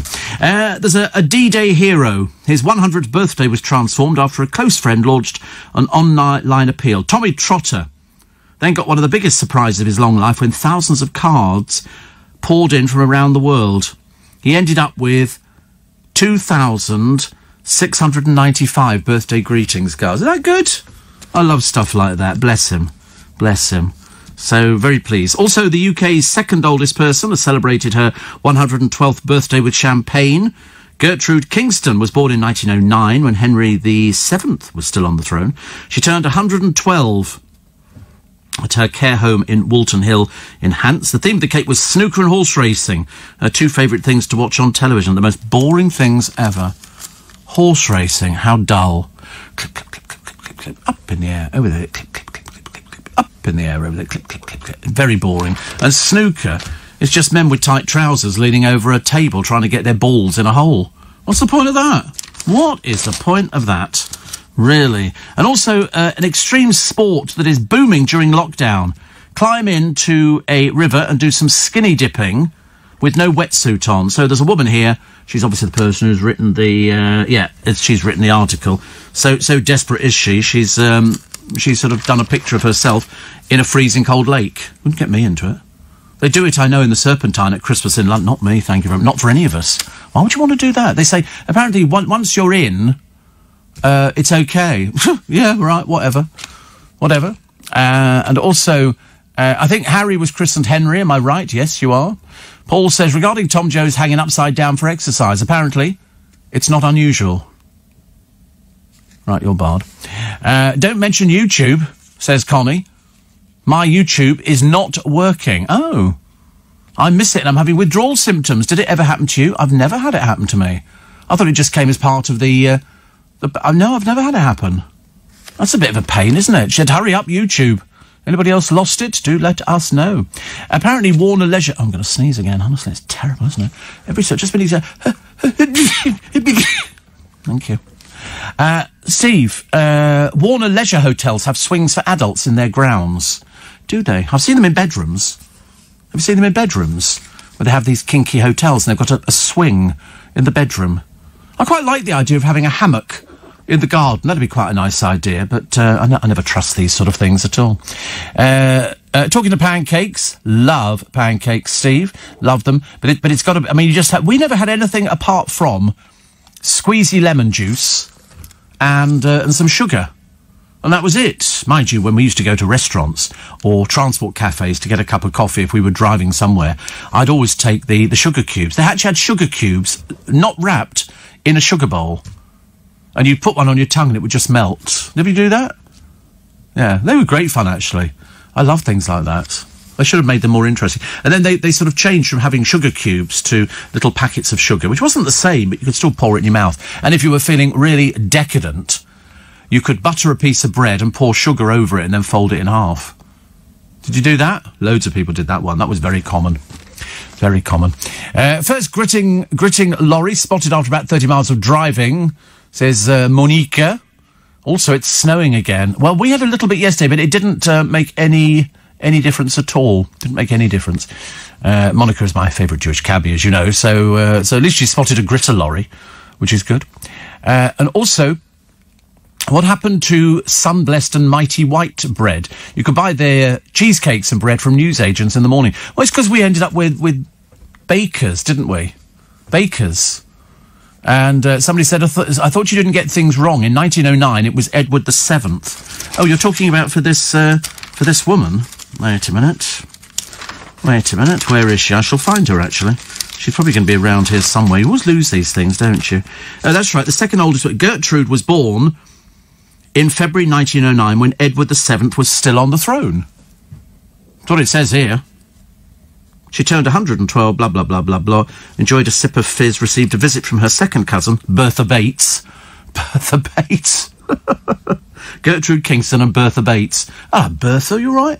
So who was on the throne in 1909? Have a quick look. 1909. Who is it? It was Edward VII. There you go. Who's that buffoon here? It was Edward... so you get things wrong. 1909, it was Edward VII, not Henry. We didn't say it was Henry. We didn't say it was Henry at all. No, we said it was Edward VII. So there you go. So I think the person who's actually got it wrong was you. There you go. That's embarrassing, isn't it? Apparently, swim in rivers, you're likely to pick up all sorts if you swallow the water. Well, don't swallow the water then. I mean, that seems a bit daft, doesn't it, to go into a river and swallow the water. Mind you, I don't know swimming in the sea either. All that salt. No, thank you very much indeed. And also, it's got all rocks and everything. Oh, it's horrible. I hated swimming in the sea. I'd rather sort of wait for the Lido to open. I could go and swim there. No. Run! I used to love sort of jumping over the waves as they came in because you could have a wee at the same time. That always sort of covered everything, didn't it? There was everybody, all the kids weed in the sea. You don't seriously think that you're going to come out of the sea and you're going to go to your mum, where's the toilet? You're going to go down there about a mile. Pff, yeah, right, back in the water, jump up and down every time a wave comes in. Makes it look casual, doesn't it? La la la la la la. Yeah, the fish do it all the time. Fish and whales... You know, you don't think fishermen go, sorry, Joe, is the plumbing working on the boat? No, we over the side. Michael Palin did one once. He had to sit on a plank, which was suspended over the front of the ship. I wouldn't be doing that one anytime soon. North American pancakes or British? I should imagine they're all the same. But I just buy them from M&S. They're already done. I can't be bothered to make anything. You can go to Iceland and get a bottle of powder. You put your water in or whatever it is and shake it upside down, then you pour it into the front. What's the point? Who cares about who's made the pancakes? Go and get them ready-made. Then you can put in there what you want. Put in your ice cream or put in your jam or something like that, or a bit of rhubarb compote. I love a compote. I like a compote a lot. So you can do all of those sort of things. Definitely. What was the other one that we've got here? The BBC has cut its news board as part of an £80 million savings plan. They can't balance their books, can they? They really can't balance their books, but never mind. Sure they get it right one of these days. Not the mighty BBC it once was, I suspect. Plus, now where is this woman here? Oh, millions of you hit by these postal delays. I don't know why. You want to come and live around our way. We haven't had any problem at all with postal deliveries. My postman Darren's out there, come rain, come shine. He's very good. If you've got a long ring finger, it means your mother was well off. I bet everybody's now checking their ring finger. Which is a ring finger? Is that third finger left hand? Third one, two, one, two, three, fourth finger. Got it all on the wrong way round, actually. But if it's long, it means your mother was well off. Poor families reproduced more via girls and the rich via sons. For high-income mothers, the advantage of high testosterone for their sons is likely to outweigh its disadvantages for daughters. So a long ring finger means your mother was well off. Well, I'm telling you now, she blooming well hid it. She blooming well hid it. Show me your fingers. Oh, you've got quite thin fingers, haven't you? Yes, Corey's just little stubby objects stuck at the end of his hands. Yeah. You've got like a pianist hand, haven't you? You know. No, you have. I mean, that's why I thought, because I can't play the piano. You look as though you can. And piano. Is it snowing again? Yeah, of course it is. Yeah. You just make it up, don't you, to make yourself interesting. If he doesn't get any attention for about 2 or 3 minutes, he goes, oh, it's snowing again, Steve. Knowing I can't go anywhere. I'm stuck in here. I can't go rushing out there to go, oh, is it snowing again? Because it's not snowing again, is it? It's just... disbeliever, honestly. Did you bring a hat in? No. No. I don't know why you've not bought a hat. I don't quite understand this. I mean, do you want to get pneumonia? No. Do you want to live to fight another day? Not really. You know, do you want to keep going into work for the rest of your born days? Getting more tricky, the questions, aren't they? I've noticed that. Very tricky. Steve... from Torquay, 70s childhood favourite, cold Yorkshire pudding with butter and sugar on the top. Oh, no. Definitely not. Definitely not. And, what's this one here? I had a story, actually. I quite like these miniature fruit trees. Have you noticed the amount of fruit they actually put on them, as if you get that much? But I quite like them. They used to be called ballerina trees, and they've now got them. They used to be about 40 quid each. Now, they're £7.48. £7.48, which is amazing. Amazing. That Tweetabix story we did the other day, that sparked a Twitter storm. I love a Twitter storm. That'll be outraged of Chertsey, won't it? It's absolutely outrageous. We've started a storm. Oh, I love some of these chocolate cakes. I don't eat chocolate cakes, but I like looking at the recipes. There's a lovely one here, which is squidgy chocolate and pomegranate tort. Looks really nice. Looks really nice. And it's healthy as well, because it's got pomegranates on it. The fact there's not that many of them. No baked chocolate hazelnut cheesecake. Ooh. Flourless chocolate and pear cake. Pear. Love pear. I quite fancy eating a pineapple today, but I can't have pineapple. It's too acidic or something. Whatever it is, it doesn't go. Jack says it is snowing and it's beautiful. Shut up. Shut up, shut up, shut up. It's not snowing at all. Why do people make these? I shall have a look myself in a moment. In fact, I shall go almost immediately. Thursday, welcome to... Oh, my goodness me, it's snowing outside again, but it's not much. It's not much. It's more like somebody with really bad dandruff shaking their head on the roof of the building. That's what it looks like. There's not much of it. When he said, oh, it's snowing in Leicester Square. Gross exaggeration, really. I mean, it's just ridiculous. But keeps him going. He likes to sort of, build up a little bit of the excitement on the programme. Everybody else going out to get in the car going, we don't want snow. But, of course, the worst thing is, if it snowed overnight in your area, the chances are it's frozen. Because I got in the car yesterday, and I had a little bit on the windscreen, like a bit of frosting. It looked quite nice. And on the back windscreen, so I put on all the heating that was available. And I sat there, and it took about 5 minutes to clear the front windscreen. And then about sort of 2 minutes, it started melting off the back windscreen. It's quite powerful, the heater in my car. Which is once the lazy old hamsters get back on the wheels again, we should be okay. And I thought, should I go out for a drive? And I thought, no, because everywhere you go, there's ice underfoot. And knowing my luck, I'll go out there and I'll slip on the first bit of ice in the car. And there'll be, as you turn round, I've had this before, turn round the car in the road, and it's just a blooming disaster. So I thought, no, I wouldn't do it. I'd just sort of start the car up, just sort of make sure it starts. Because it's just so cold out there. It really is. It's just absolutely ridiculous. I feel so sorry for people who have to go out and work in this. I mean, the bus drivers... Do you think the bus drivers have heating in their cabs? Because we don't seem to have any heating... It's funny, isn't it? In the winter, there's no heating on the buses. In the summer, you can't move for the heating. You sit there with all the windows open, sweating buckets. Which is not very good, is it? But, do you remember I told you about that woman? The woman who gets on the bus... couple of days ago, Richmond Station. She looked slightly, you know, as if she's sort of on a mission. And this was the one who said to the driver, who was a woman, I'm going to have my coronavirus vaccine. Do I have to pay? The driver went, no. She tried it again yesterday. They let her on the bus again for free. I don't know where she's going, but she gets on at Richmond and she don't get off at Twickenham, which means the next place she's heading to is Hampton. So I don't know where she's going to, but quite clearly she's not entitled to them. So I think the buses round there need to be aware of this woman. Always gets on at Richmond Station. I'll have a look again today, because she's travelling for free under false pretences. There's no discount if you're going for the corona vaccine. It doesn't work like that. Ridiculous. Steve, I bought my wife a miniature apple tree. She talks to it more than she talks to me. Best 20 quid I've ever spent. I always wanted one of those.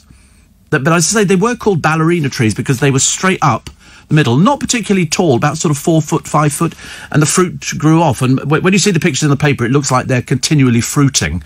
Don't be fooled by that. Everything's got to be right, the conditions. But you can have your own little orchard on a patio, which would be quite nice. Just remember, you're going to get bees, because they're going to be pollinating the flowers, which then turn into the apples. But I don't have any problem with bees.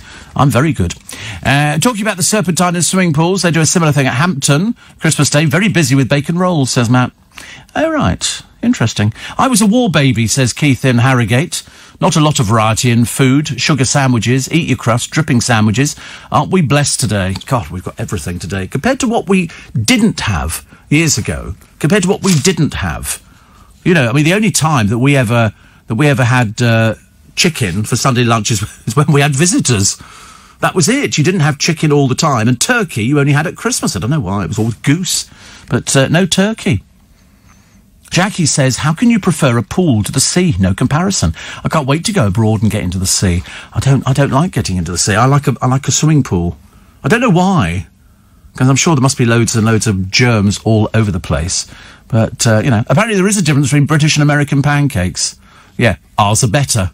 I think, actually, what they do, I think the American ones, they do smoked bacon and honey and stuff like... Who's ever heard of putting bacon with honey? Have you heard of such a thing?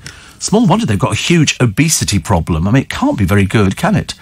A lot of people telling me about, about the sugar sandwiches, which apparently were quite normal. In my day, that was quite normal.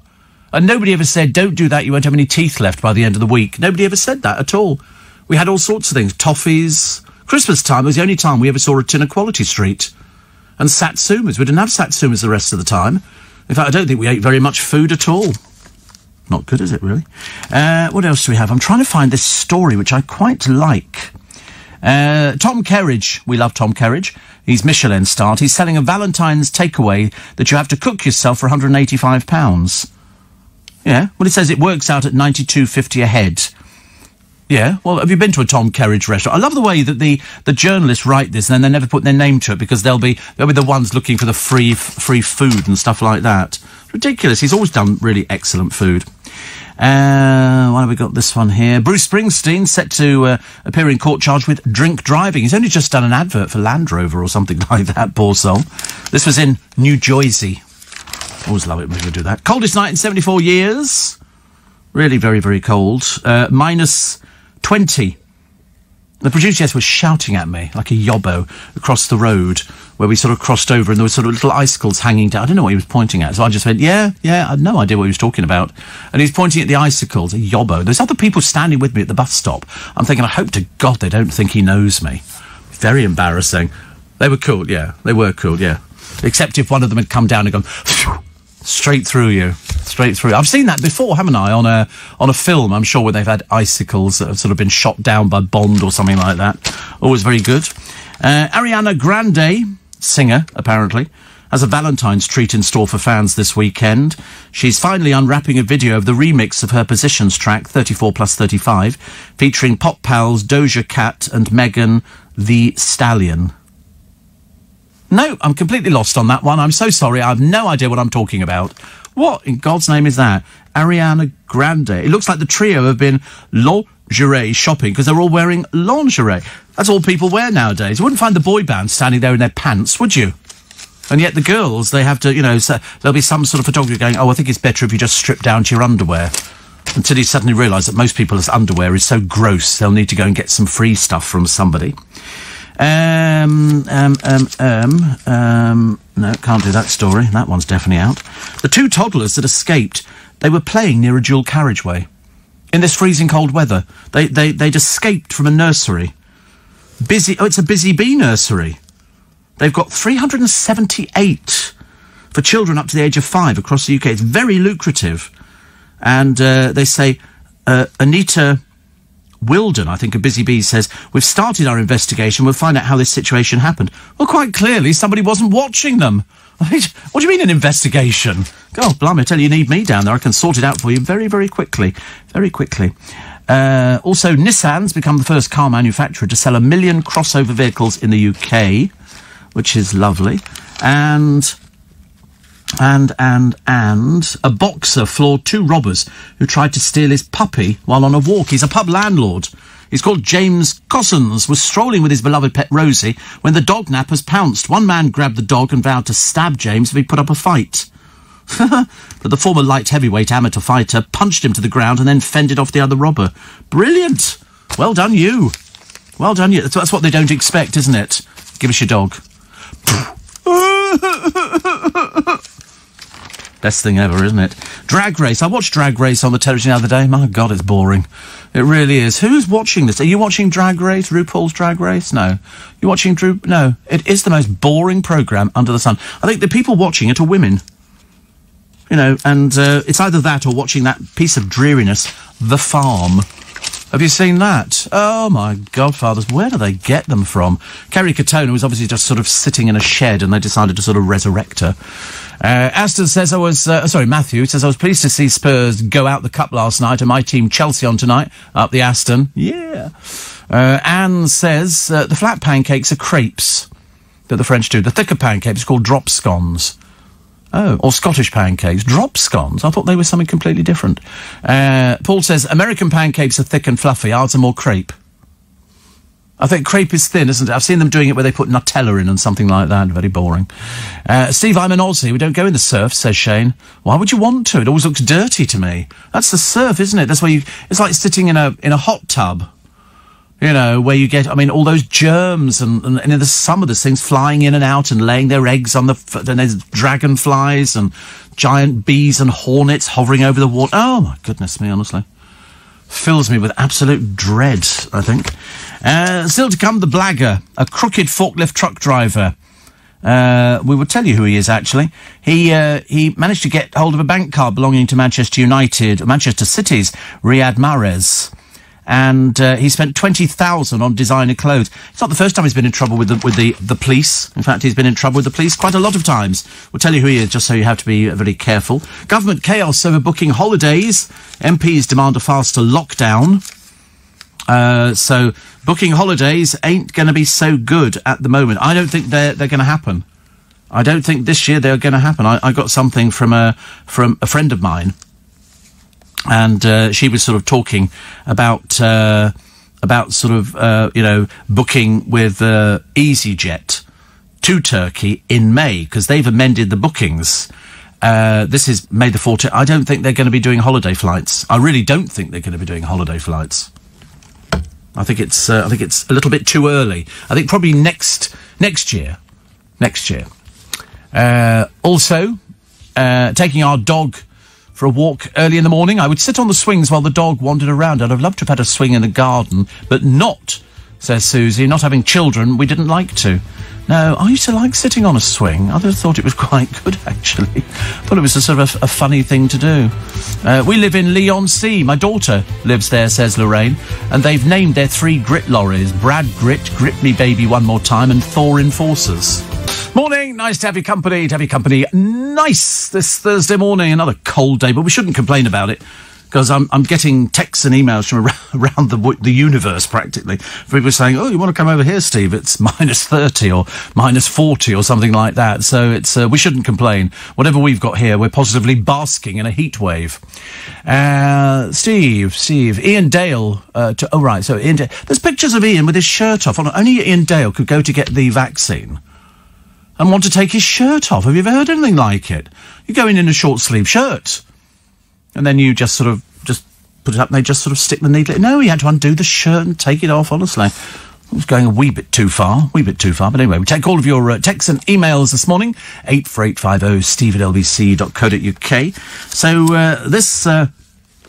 this fraudster who was using a footballer's card, he blew £175,000. He's a £200,000 a week star. Took nearly 5 weeks to block the card because it was being held by a forklift truck driver called Sharif Mohammed, who'd got hold of it to enjoy a taste of the high life. He got through 20,000 partying in Ibiza. He's a crook. There's no two ways about it. He's a crook. He guzzled champagne in trendy beach bars. He blew thousands buying designer clothes. Although, to be honest with you, look at him. He's the worst dressed person you've ever seen. And he went on. And then he had modest outings to KFC, Greggs and Nando's. So obviously not the clever person he thought he was. He also bought Armani jeans. He spent the trip including flights, accommodation in a very expensive hotel and a very expensive restaurant. And it was nearly 5 weeks before the card was stopped because you don't know. You don't know. They have to write to you. When my card was cloned in a garage years and years ago, it took 4 weeks. They clone it, but they don't start using it till the beginning of the month. So they've got a whole 4 weeks to use the card without anything coming to light. And there's got to be people involved in it. Mohammed admitted one charge of fraud. So he previously got a suspended sentence for a hotel booking scam and was jailed for robbery in the year 2009. Now he claims to be married and living a modest life. I think not. A forklift truck driver, I ask you honestly. No place like home. An igloo was put up by an estate agent. 250,000 for an igloo if you want an igloo. I quite like the idea. If you can do snowmen and snow women, snow persons, then I think, somebody said footballers, Steve, get paid too much anyway. They do, don't they? £250,000 a week for a footballer. Nothing compared to what some of them earn. Some of them are earning an absolute fortune. What do they do with it? I suppose they spend it on their cars and put it, different things like that. I wouldn't want that much money. I wouldn't want the responsibility of it. Can you imagine? There's no way you can go and spend it at the moment. You can only go and buy a car or jewellery. Richard Bacon. You're getting loads of quotes from Richard Bacon all of a sudden. He's denied he snorted cocaine off the back of the Blue Peter tortoise. I mean, seriously. So he was fired from the show for his drug taking, and it's become an urban legend that he involved the reptiles in his funny business. Fine, that's okay, says Rod Liddle. But what about the other urban legends regarding kids' TV shows? Yes, Hector, Captain Pugwash and all the rest of it. And what kind of drugs were the people on who made the clangers, he said. Do you remember the clangers? That was the Soup Dragon. Oh, was that the Soup Dragon? Oh, right, I don't remember that bit. I just remember the clangers. And apparently that meant something. But mind you, Sooty and Sweep had a conversation for years. Nobody knew what they were talking about. Although when you actually hear it, you can probably decipher various words. But Richard Bacon now has gummy bears, which have got some marijuana kind of thing in it. So you spend, obviously, most of your time a little bit sort of off with the pixies and the clouds. To be honest with you, I never trust people who don't shave. I'm a bit of a suspect on that one. People who sort of go, you think, I'm sorry, why have you not shaved this morning? Oh, I didn't actually, I got up late. Okay, fine. And you think, no, I think not. Steve, I've just been in the garden with the dog, says Sue. Snowing in Hanwell. Whoopee! Yeah, but it's tiddly snow, isn't it? I've got 2 poems for you for today. You'll be delighted to know. Someone's ripped it. Not very good, is it? One of them is called Winning Streak, and the other one is called A Lovely Hand. Brace yourselves, OK? If your elderly mother's in the room, maybe now's the time to send her to the toilet. OK, so the first one, A Lovely Hand by Anonymous. Last night I held a lovely hand. It was so small and neat. I thought my heart with joy would burst, so wild was every beat. No other hand unto my heart could greater pleasure bring than the one so dear I held last night, 4 aces and a king. Got you on that one. And the other one's called Winning Streak by Vernon Waring, which goes as follows. I dreamed I won 3 Oscars, 4 Emmys and a Tony too. My fireplace mantle was sagging from the honours I accrued. I picked up 2 Golden Globes, 5 Grammys, plus a Pulitzer Prize. The awards poured in that night. I couldn't believe my eyes. They gave me the Nobel Peace Prize and my very own Stanley Cup. Then I earned a People's Choice Award, seconds before I woke up. Oh, yeah, got you on that one as well. When I first saw them, and he said to me, he was quite excited, he said, we've got 2 poems today. I thought, well, whoopee-doo. Let's sort of just put up the bunting and bring in a brass band. You know, it's so exciting on the programme. They're very easily pleased, actually. Very chilly in Trafalgar Square. My friend Rich has tweeted me a photo of Trafalgar Square. Where is it? Where's it gone to? He said, well, you've tweeted a photo, but it hasn't arrived here. So, I don't know what you've done. Hopeless, honestly. He says it's laying in Leicester Square. Was it ever thus? No, so I haven't got a photo of Trafalgar Square. Probably never likely to get it now. It looks pretty, though, when London swirls around Nelson, who's standing up there, frozen to blooming death. They were going to put somebody else different on the column, weren't they? But they ended up with sort of Nelson. But I think he's facing it wrong. The fountain froze, I know. We thought, well, it minus God knows what. Of course it froze. You'd expect it to freeze, wouldn't you? It's very pretty, though, but then people try and break off the things. And sort of, I used to break them off years ago and then eat them. Didn't you used to break off icicles when you were a kid and suck them? No? Just me again. You mean to say you never did that when you were a child? You'd go outside and there'd be the water butt and a bit of water that was dripping, and then it would form an icicle, and you'd break it off and you'd eat it. Don't you remember that? Why are you looking at me with such incredulity? This is quite a normal thing to do. Didn't you ever do that as a kid? No. What did you do with them? You just left them? We used to pin next door's cat to the shed with them. No. Everybody sucked an icicle, didn't they? I thought that was the most normal thing under the sun. But the way you're looking at me, it's obviously not normal, but in our family, we thought it was quite normal. On the guttering, there'd be icicles hanging down, and you'd pick one off and... Well, it was just water. You didn't get... Well, we obviously didn't get diseases because I'm still here, so we poo-pooed that idea. Why didn't everybody do that? Kids nowadays do things like that. Didn't you used to eat snow in the garden? Not yellow snow, but I mean the other snow you'd eat, didn't you? Yeah, you sort of just pick up snow on plants. No? I mean a little bit. No, you just put a handful of it like that. Didn't you do that? Oh, I'm so sorry you had a miserable childhood.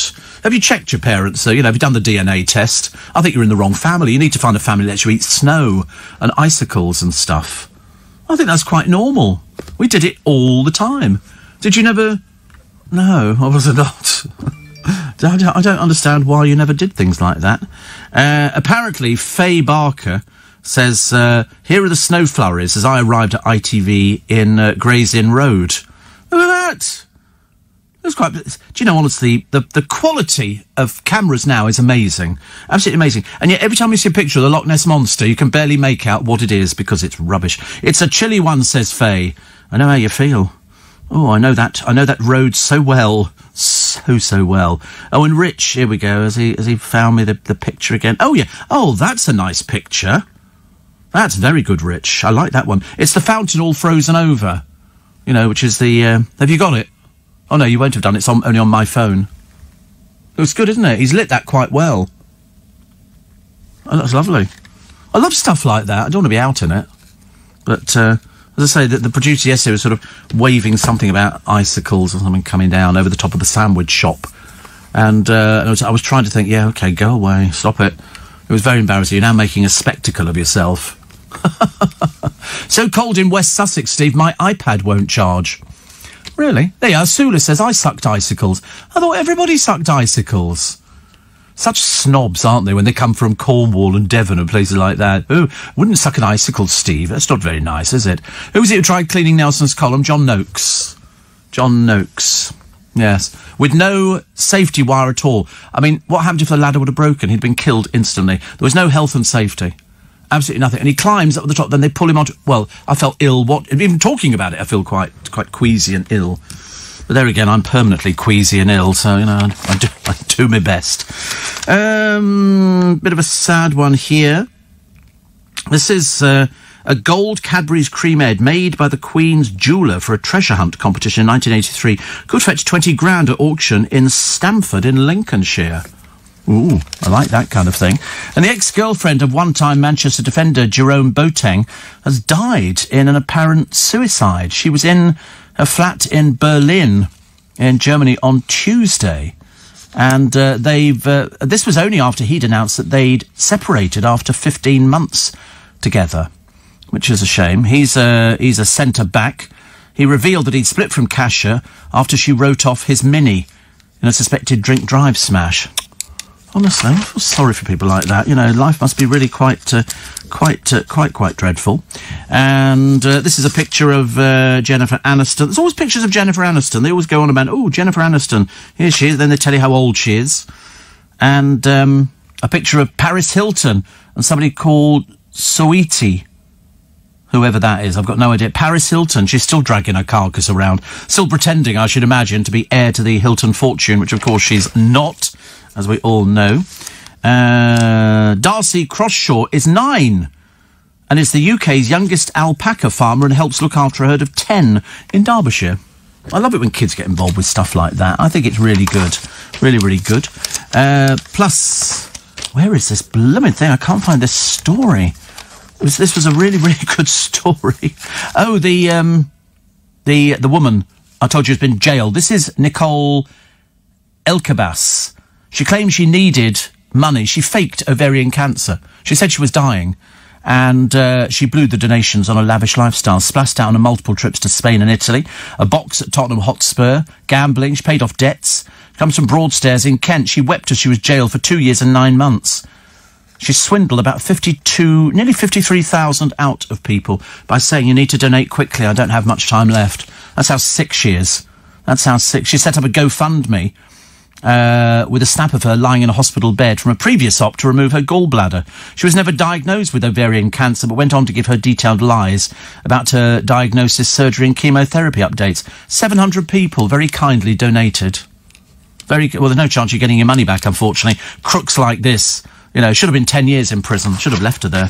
Definitely should have left her there. Loads of food. Have you noticed all these romantic meals that you can have now? Because you can't go out anywhere, so you have to go somewhere and then they go, you can have steak, chips, and they've got a dessert, chocolate dessert, where you touch the top of it and it all melts into it. I don't think chocolate's very romantic, really. No, because you go to bed feeling bloated and then you can't be bothered to do anything anyway, can you? Much. I shouldn't think. I don't know. I've got no idea, no knowledge of this I'm talking about. I'm talking rubbish. Absolute rubbish. Seriously. Have your company Thursday, the 11th of February, 2021. And you don't need me to tell you, it's freezing cold outside. Steve, years ago, says Susie, we found a bank card on the ground outside a bank. Took it in. They noted our name and address. We half expected a thank you note, but never got one. Well, funny enough, actually, somebody I know keeps finding people's bank cards. And he takes them into the bank. I think they're supposed to give you a reward. Because what you're basically doing is, so in other words, if you find a NatWest, credit card or something like that, well, you can go out there and buy your shopping. You don't need to key in anything. You can just do touch. The touch thing, I mean, that's the easiest way. And you could spend hundreds of pounds. And the bank, I used to know someone, we used to have a driver called Jim years ago, and he used to make a lot of money through finding Visa cards and Access and all these kind of things, taking them back. There was like a £25, £50 reward because it was cheaper than the person who had nicked it and who was using it. But it's not the first time I've heard that they got nothing at all. So in other words, you do your good, deed, you take it back, and they go, oh, thank you very much indeed. You think, I'm sorry, I've just saved you a lot of money. In this day and age, the bank should kind of pay for things like that, I think, But they noted your name and address, but they never even wrote to you. How rude. How rude. Steve, MPs love Valentine's Day. Yes, I think, to be honest with you, I keep seeing Prime Minister's Question Time. There doesn't seem to be very many of them, does it, really?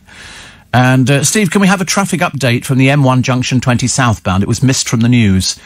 Well, I don't know if it was missed from the news. If she doesn't include it, she doesn't think that it's sort of important enough.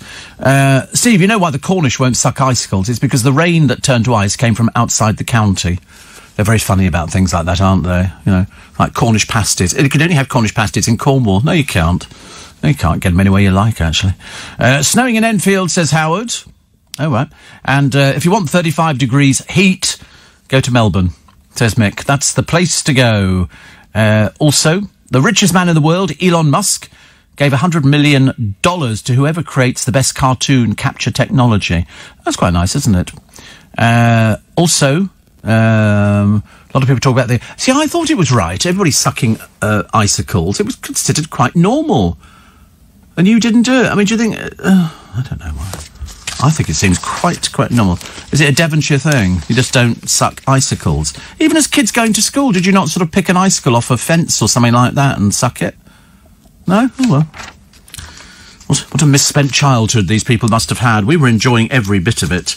We did everything. We picked up snow, got on your gloves, you sucked your glove fingers because it had snow on there. We picked up snow all the time. Did you not do that? No. Were you allowed to play outside, or was your home so sort of secure that you weren't allowed out at all? It was fenced off, was it? Yes. It's a very good school. It was approved. And so they didn't allow you outside without the armed guards. Because it doesn't seem to me you did anything as children that we were doing all the time. We would amuse ourselves for ages outside. In the summer, in the winter, everything. Even on wet, rainy days. We didn't want to stay in all the time, although you played in your playroom. We had a playroom in our bedroom. In our house in Yorkshire, there was actually a double bedroom for me and my brother, and then there was a playroom off it where we had our train set and stuff like that. And so if it was no central heating, if it was a really cold day, you'd go downstairs and sit there reading a book. We were encouraged to read as often as possible. Nowadays, I mean, people do read, but it's kind of some big deal, isn't it? They go, "Oh, I'm reading a book," and you go, "Really?" Heavens above. The full lineup of people for Stand Up and Deliver, which is sort of comics and their celebrity protégés. And so here we go. See how many you've heard of. Jason Manford, yes. David Baddiel teaches the Reverend Richard Coles. Jason Manford educates Sean Ryder. Nick Helm assists Baroness Worsey. Judy Love nurtures Curtis Pritchard. And Zoe Lyons mentors Kate McGlynn. Not Curtis Pritchard again. How many more blooming programmes is he on? It does get to be terribly, terribly tedious. Thank you. So we've seen the act now. Okay, it's like the people who go on the dating... Oh, dribbled. People who go on the dating programmes. You know, you know they're just doing it because they need the money. It's got nothing to do with the fact that they want a date. Kerry Katona says, "I finally found love." Of course you have, dear. We've heard it so many times. 3 husbands, 5 children. You finally found love. Brilliant. Nobody really cares. But she's still exhibiting herself on that website where you pay for her to take her kit off. All very embarrassing. She says, "I almost thought that because of my marriage failures, I didn't deserve to be in a relationship." That's what Katie Price should be saying. How many she had? 4, 5? I've lost track of it. All these people, they have no discernible talent. But she said, "My first marriage breaking down wasn't my fault. He cheated on me." Yeah. I mean, to be honest with you, I'm a bit bored with this kind of stuff now. It's people who just make excuses. They can't get on with their life. They can't be focused enough to do it. Whereas, in fact, that's the best way to get through it. To be focused. Don't start going, "Oh, he cheated on me, he did this, he did that." I'm just having a quick check on my star signs for today. Pisces, it's time to be honest about secret hopes. Jupiter, luck's links to a good cause you support. Do you know, I had a dream about a good cause I supported the other day. Very good. In between sucking icicles. You know, I was all there. Can't believe that nobody sucks icicles. Luckily, we found a few of you that do things like that. The Prime Minister's drive to get 15 million people vaccinated by Monday. Well, I mean, I see no reason why they shouldn't. They were doing a drive-through in their cars. I'm not sure I want to do a drive-through. I look on it as a bit more, you know, a little bit more exciting than just a drive-through. Plus Holly's 40th birthday tribute to her mum. And, you know, who can deny her having all her celebrations yesterday? She had a drink at 10 in the morning, but there again, Holly likes stuff like that. It's always good fun. But that's what the programme is. It's human. Very, very human. Anger at the cladding betrayal. That one's going to run, isn't it? Who gets help? Who's been left in the cold? One woman and a couple. In fact, a couple I saw on the television. They were due to. They'd seen another place they wanted to buy. They put theirs on the market. This happened. They can't sell it. Nobody wants it as a giveaway. They really don't. I mean, you know, there is money which is coming, but it might be a little bit too late for them to get their dream property. It's always the way, isn't it? There's always something, because you don't want another accident like Grenfell. Thank you very much indeed. Plus. What was this other one that I quite liked? Oh, it's people who live near Liz Hurley, her neighbours. She's the ultra-uber self-publicist. Fingers crossed it'll be snow, so there'll be bikini time again. Because when you get snow, she gets it out, which is good. People are always looking forward to that. Eugenie's baby boy will not be given a royal title, nor an official royal role. Apparently, the Queen's granddaughter has decided to focus on motherhood and her career. What career? What career? I'm sorry, has she been to work recently? Her and her dreary sister? I don't think so. Plus, the BBC has axed the post head by the news chief, Kamal Ahmed, potentially breaking its own rules on ethnic minority representation. Mr. Ahmed was paid $205,000 for his role, which included overseeing political discussion show Question Time. That's good, isn't it, really? It's good money, but they've decided to sort of axe various people. Never anything like it. They want to save £80 million. How much do they spend? How much do they spend? Also, there's a 2-page spread on this shameless Elkabas. This ex-Harrods manager convinced 600 people to give her money for life-saving cancer treatment, and it was just blatantly a lie. She was perfectly healthy, and didn't need... Well, I mean, she needed the 45,000 because she wanted to go out and spend it. 1970, February the 11th, Cilla Black is expecting a baby, and it will cost her £100,000. That's what she would have earned from television, concert and cabaret performances, including a world tour, which have to be cancelled. Baby was due in July. Also, the Queen Mother in 2002 determined to summon the strength to attend Princess Margaret's funeral at Windsor. Though terribly frail, she'll rely on her formidable resilience for a final act of motherly love. Prince Charles has offered to be his grandmother's side for the ordeal. Yeah, she did that, didn't she, the Queen Mother? She was, I think people like the Queen Mother, they seem to. Birthdays today, Dame Mary Quant, 87. Mary Quant, 87. And Damian Lewis, who played Henry VIII in Wolf Hall, Nicholas Brody in Homeland, and Steve McQueen in Once Upon a Time in Hollywood. He said the hype about him being the next James Bond is now gone without regret. Without regret. So happy birthday to him today. He's 50. Plus, what was the other one I quite liked? So, Elizabeth of York, wife of Henry VII, who was the eldest daughter of Edward IV, sister of the Princes in the Tower and niece of Richard III, had 7 children, including Henry VIII. Her marriage united the houses of York and Lancaster, played by Killing Eve star Jodie Comer in the drama The White Princess. See, it's all these interesting facts you learn. And still we can't find enough people who sucked her icicle. We'll see, we're doing our very best, aren't we? Also, Camilla and Charles have both had their coronavirus, so we're just waiting for the second one now. And have you noticed how all the dining in for twos now have gone up in price? They used to be a tenner. Now, this year, they're all 15. I think because what they've done, and you get quite a lot. You get a bottle of Prosecco, which is very nice, a starter, a main, 2 sides to go with it, which could be chips and veggies. Then you get a dessert, and you get a bottle of wine for 15 quid. It's very good value. Very good value. But I wonder how many people will be taking it up and sort of going, oh, let's have a night in, shall we? I don't think so. Let's go out. Well, you can't go anywhere, so you might as well stay in. So much better. Do you remember wearing socks on your hands in the snow? No, we luckily could afford gloves, so we didn't have to worry about socks on our hands. I can remember putting 2 pairs of socks on if you were wearing Wellingtons, because your feet got freezing. Only a little thin bit of rubber, and I remember my feet being so cold. And now, with my... I nipped out a minute ago to get a cup of tea. I should have nipped out to go and get my my sort of hand heater, which is charging up. The other one I forgot to put on yesterday, so that was stone cold this morning. It actually ran out. I was so cold. And I was hoping to get one that sort of covered my body. But apparently I'm told by the people in the shops they don't make them in that size anymore. A bit embarrassing, isn't it, really? Steve, I agree with you about a reward for handing in bank cards. A friend many years ago remembers handing in a large amount of cash lost by somebody. The person claimed for it, but no thank you message passed on. Yeah, I found 10 shillings, a 10-shilling note at the bus stop. And I handed in at the police station with my name and address, and they phoned me, I think it was a month later, and they said, nobody's claimed it, you can have it. So I went down and collected it. And then blow me down, the following week I found a wallet in there, a purse, which had money in it, only about £2 or £3, handed that in, and I got that as well. But very rude if somebody doesn't thank you. It's also the 50th anniversary today of Gene Vincent.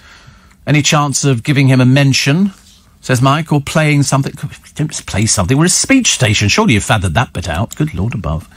But I think there should be rewards. Along to Thursdays, Steve Allen's early breakfast on LBC. So we think we've got a victory in the hospital parking battle. Do you remember yesterday we said that a lot of staff working in one particular hospital were going to be down about £500 a year, and we were kind of expressing incredulity, thinking that they shouldn't be they're in there, literally saving people's lives, and they're being charged to pay to go to work. We didn't think it was right, but anyway, we think it's changed a little bit.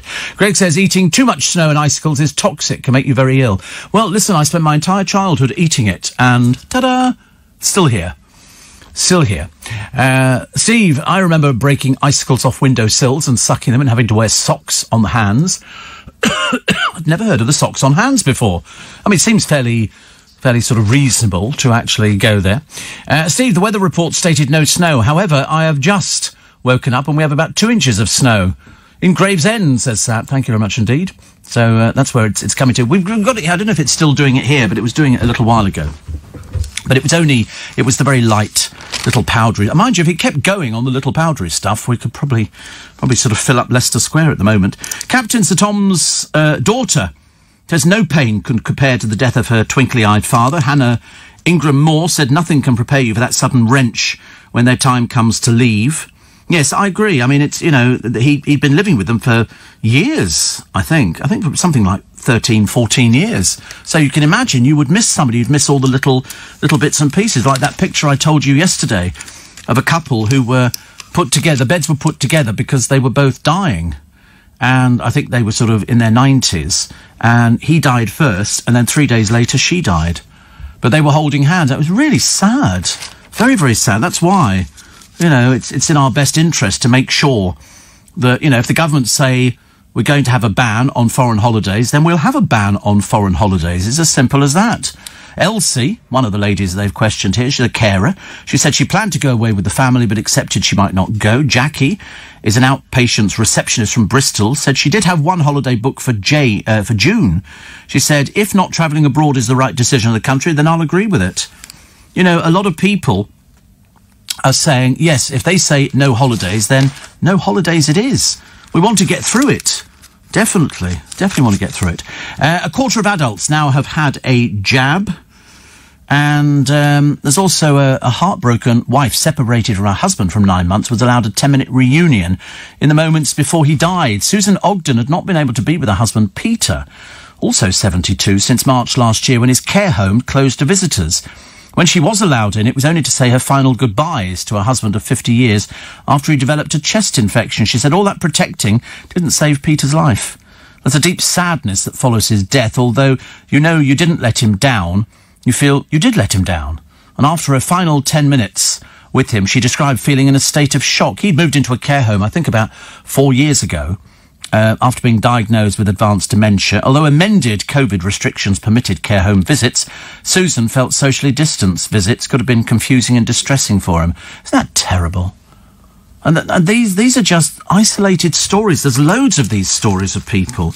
And the one thing you want to do is make sure you're with somebody, as they pass over. Terrible. Steve, it snowed again this morning since I left Brentwood at 4:15 a.m. I'm now at East 15 Acting School in Loughton, where it has a slight sprinkling. And sorry, you did say Henry VII. I knew. I didn't say Henry VII. No, we said Edward VII. I said, definitely, because I listened back to it earlier on.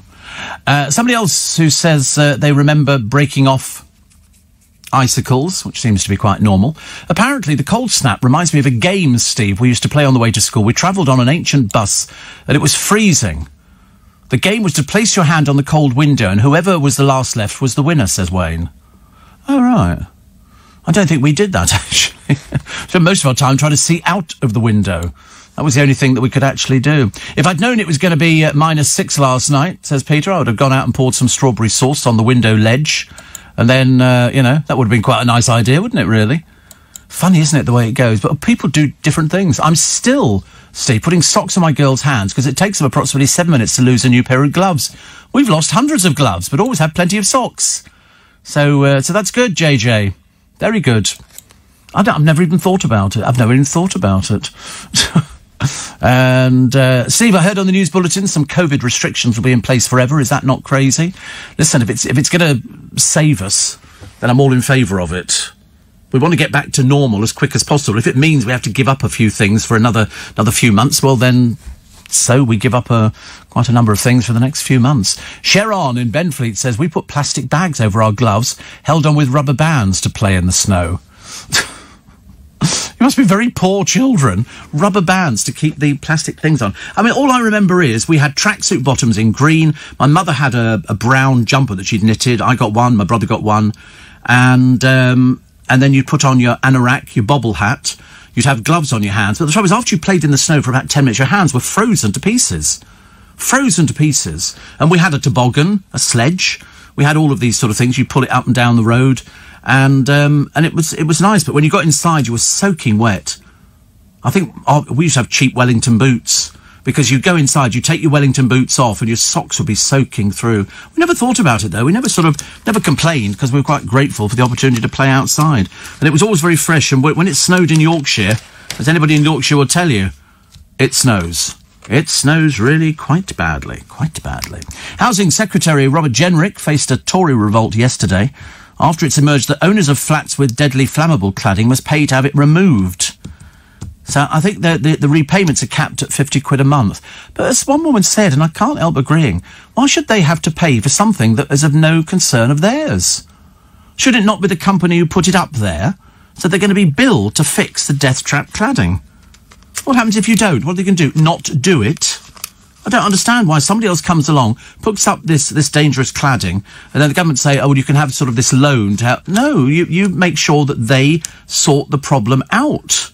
It wasn't our problem. Ridiculous, isn't it, really? Life in lockdown, here we go. This is Holyrood Park in Edinburgh. People were skiing. People were skiing there in Edinburgh, while somebody's dressed a snowman up, sitting on a bench. But the temperature in Scotland the other day hit -17. -7. That's what you call bloomin' freezing. Bloomin' freezing.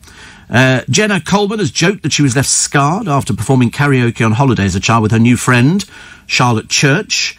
The two 12-year-olds, now 34, became pals during their holidays in Ibiza. Whatever happened to Charlotte Church?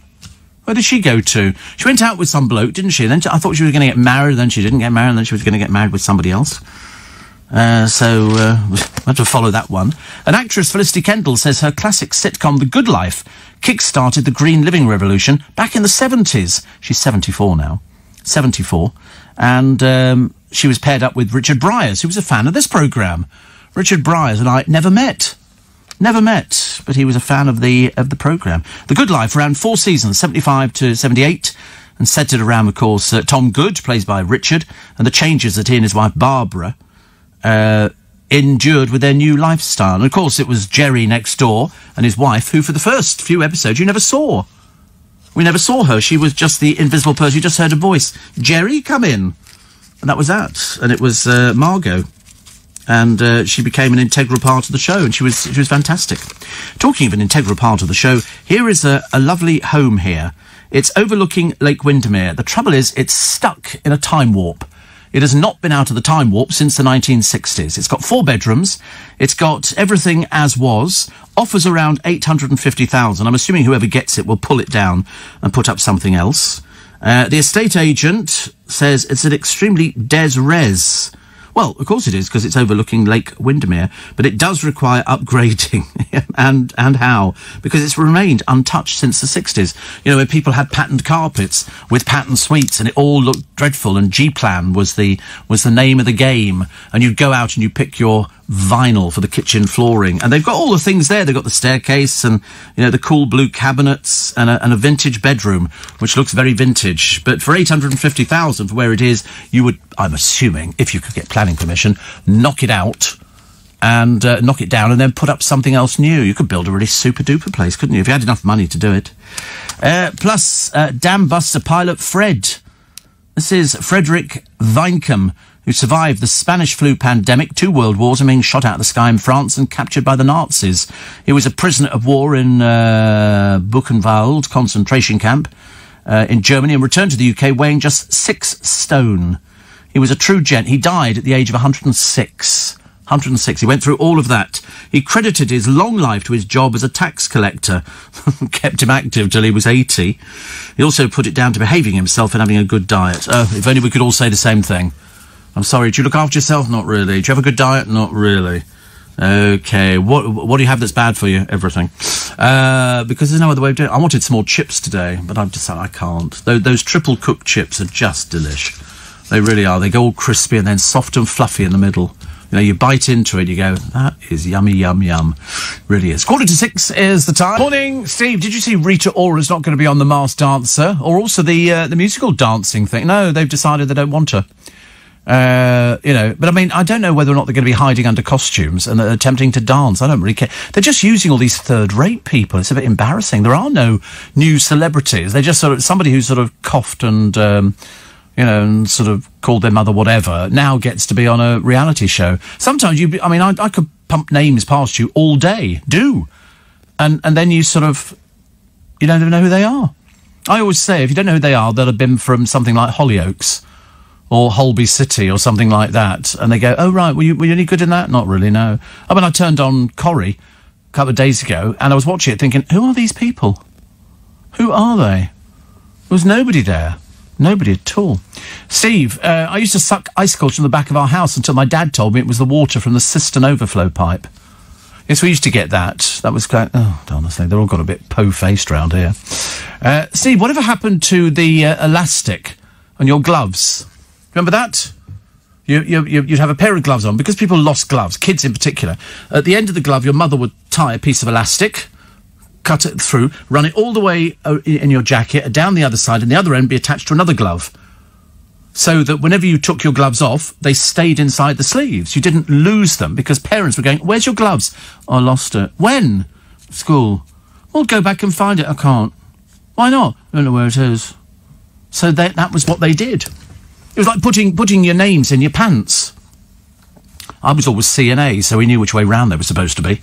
And I can remember thinking at the time, fancy having your names in your pants and your socks. We used to have these labels from cashiers, and they would have my name there. My mother would spend hours laboriously sewing your name into them, so that when you sort of, you know, you took your pants off, you made sure you got them back again. I suppose, opposed to getting somebody else's pants. See, my nan always used to insist we covered our feet with 3 pairs of socks, plastic bags and Bako foil. Bako foil. How lovely. Do people still have Bako foil? Yes, they blooming well do. It's brilliant. Absolutely brilliant. Steve, this was read out, and my 8-year-old is now convinced I'm a celebrity. There you go. There you go. I'm working with celebrities all the time. All the time.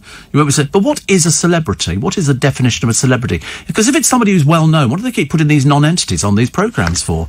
And some of the other ones, it's a bit of an embarrassment, isn't it? They can't get arrested, and so they then put them on a reality show, and they turn out not to be very good. I mean, I thought we'd seen Kerry Coke Toner on just about everything under the sun. I don't want to see her anymore.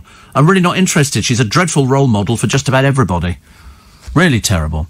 Somebody says, do you record a little bit extra before or after the main show? During. And always much more entertaining that way. You can never tell, can you?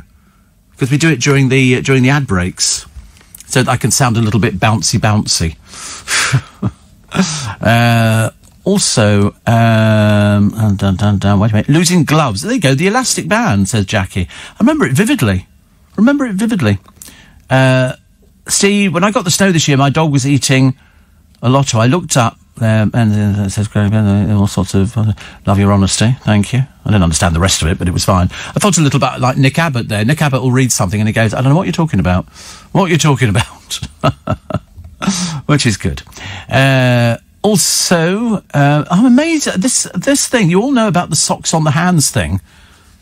But yet we didn't do it. We had gloves, but woe betide us if we lost them, because things cost money. We were always being told, you know, we don't have money to burn. These things cost money. You know, if you have a school uniform, you wear it to school. When you come home from school, you take it off, you put your play clothes on. Nowadays, the kids don't even go to school wearing the uniform. Does anyone over the age of 16 watch Hollyoaks, says Roger? I shouldn't think anybody watches Hollyoaks. I don't know any of the storylines. I've got no idea who the people are. I mean, a couple of the ones I've watched throughout the years, I've seen them all the time. But I don't know who I couldn't tell you their names. I'm really very bad at things like that. Also, Warren, he says it's actually snowing. It started snowing again. I know. I mean, I don't think it's going away. They did say this week was going to be one of our worst weeks, didn't they? So if it keeps snowing all the way through, it doesn't really make any difference, because the time I get home, I've got nothing to do today. I've got to have a chat to our Lynn over different bits and pieces, and including, I say, we have to study the CCTV images of somebody who unfortunately became a little bit light-fingered. So we're sort of checking on that and just letting people know, you know, be vigilant, because unfortunately, with so many people having parcels delivered, there are light-fingered people. They follow them around. They pretend that they're just going into a block of flats or whatever it is, but in fact what they're doing is going into thief. So just be warned. You know, if you haven't got CCTV, get it. Scott said, A13 eastbound River Road underpass completely closed, not just down to one lane. Wow. Monica, Erith now. Erith, oh, look at that, my goodness me. It's unbelievable, isn't it? When it comes down out of town, it'll come down. The mittens we had running through the sleeves on the coats were called idiot mittens in our neighbourhood. So I didn't even know they had a name. What? What's the matter? Oh, it's funny, isn't it? Oh, right. No, I didn't know they had a name. I just thought they were there because your parents had spent money on gloves. And also, did you have leather gloves or woolen gloves? That was always the big thing, all those big biker gloves, which are very big, and you don't really get sort of individual fingers. I like an individual finger in the actual gloves. Or failing that, the gloves which are cut off at the top, which are quite good. But I pity anybody who's got to work outside in this weather. I really feel I don't know how you manage it. I really don't. You must have the patience of a saint, I should imagine. This poor man of 78, his name's Laurie Phillips. He's been ordered to pay £130 for painting a zebra crossing over a busy road he and his disabled wife struggled to cross.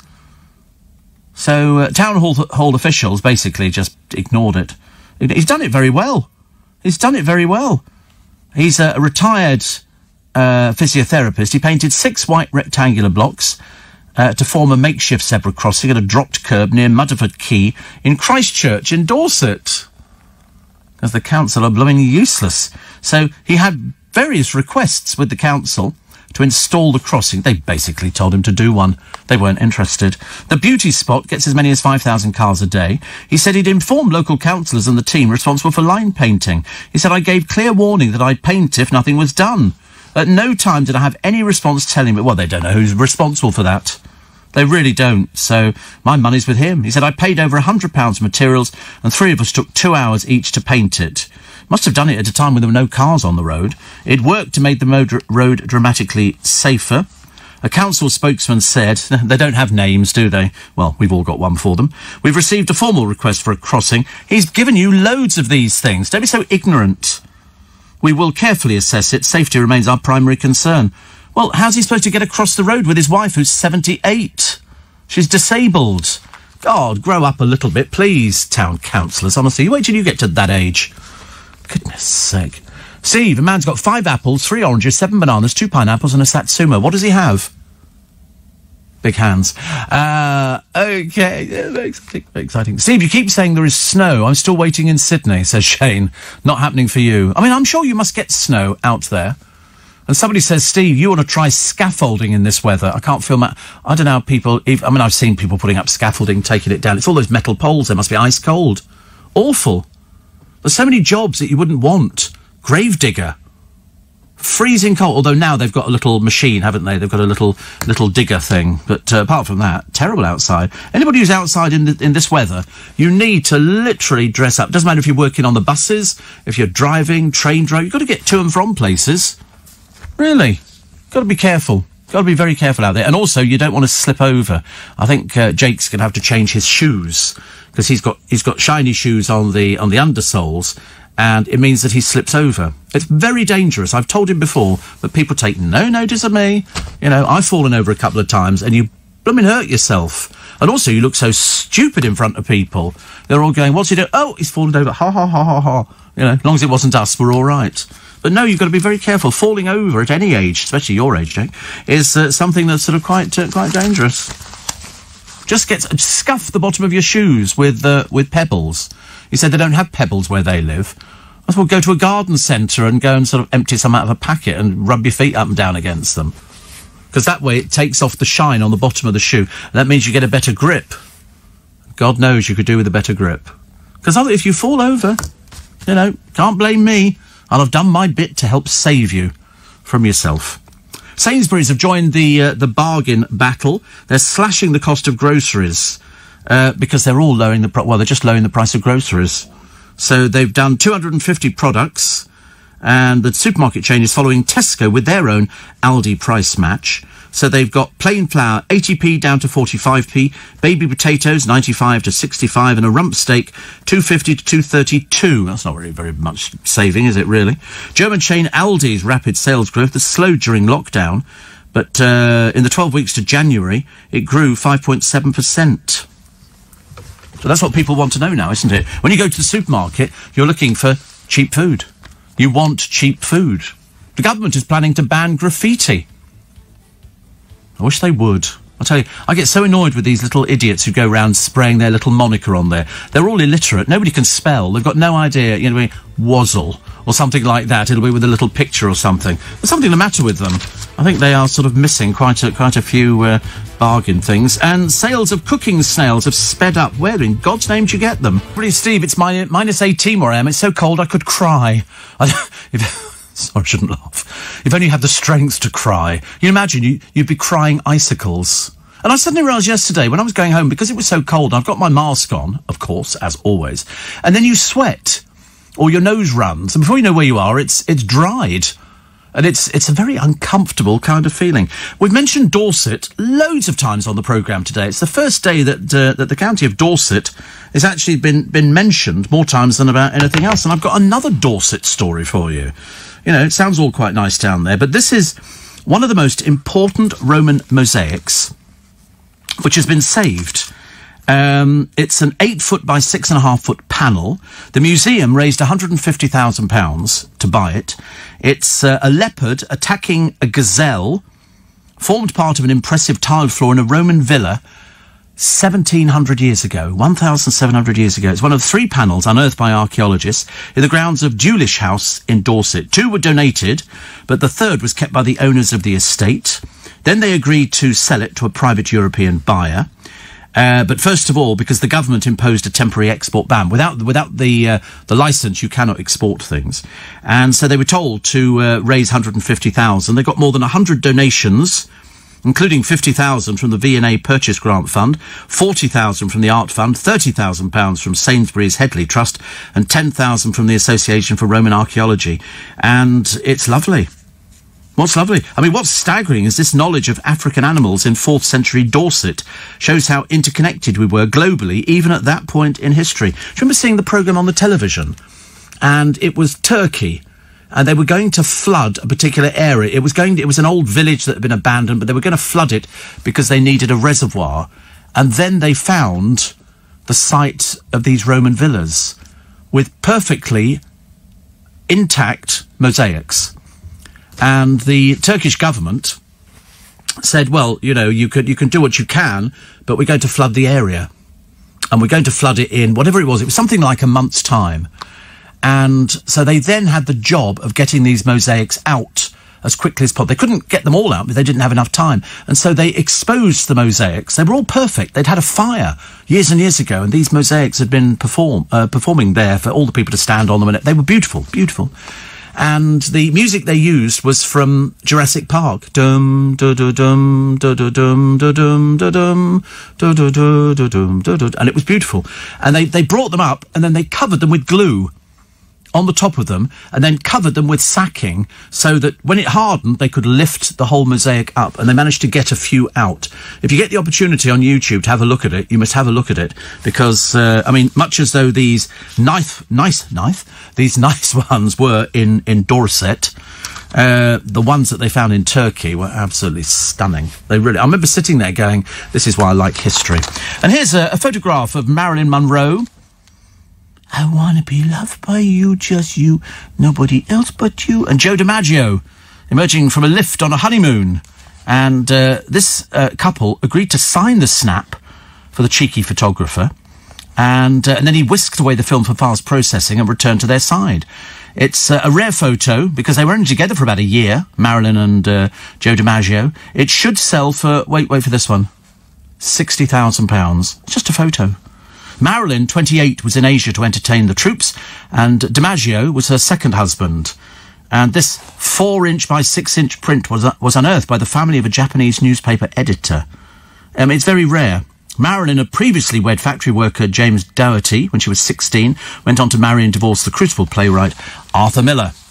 Everybody hated working with her. I seem to remember one particular actor who said he worked with her. He said she was dreadful. Dreadful. I mean, she couldn't act for toffee, but she was an image. Her image has gone round the world. She has been basically created by the studio. You know, this is what she looked like. If you remember, she'd posed for nude pictures, which came back to haunt her. Well, of course, now they're actually seen as artwork, which is quite amazing.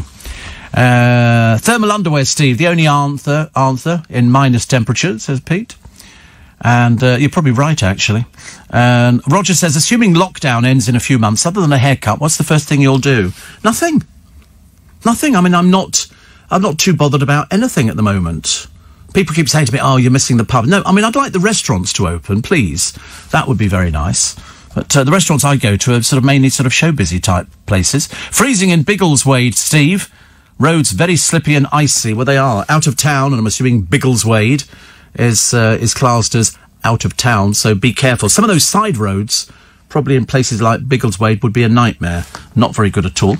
The Co-op is launching a scheme to boost the job prospects of underrepresented groups. They've pledged £500,000 for a new fund to create apprenticeships for thousands of people from black, Asian and minority ethnic communities, as well as those from poor backgrounds. We used to feel sorry for people from poor backgrounds because they'd be sitting on another table at school, and their parents couldn't afford school dinners, but they got it for free. But everybody knew who they were. They were sitting on that table over there. Oh, very embarrassing. But employers seeking to recruit apprenticeships from underrepresented groups will be matched to those businesses with spare money. The only people making any money at the moment have got to be the supermarkets, haven't they? It can't be anybody else. Really can't be anybody else. It's the only place where you've got to go to because you've got to eat. Don't eat, you fall apart.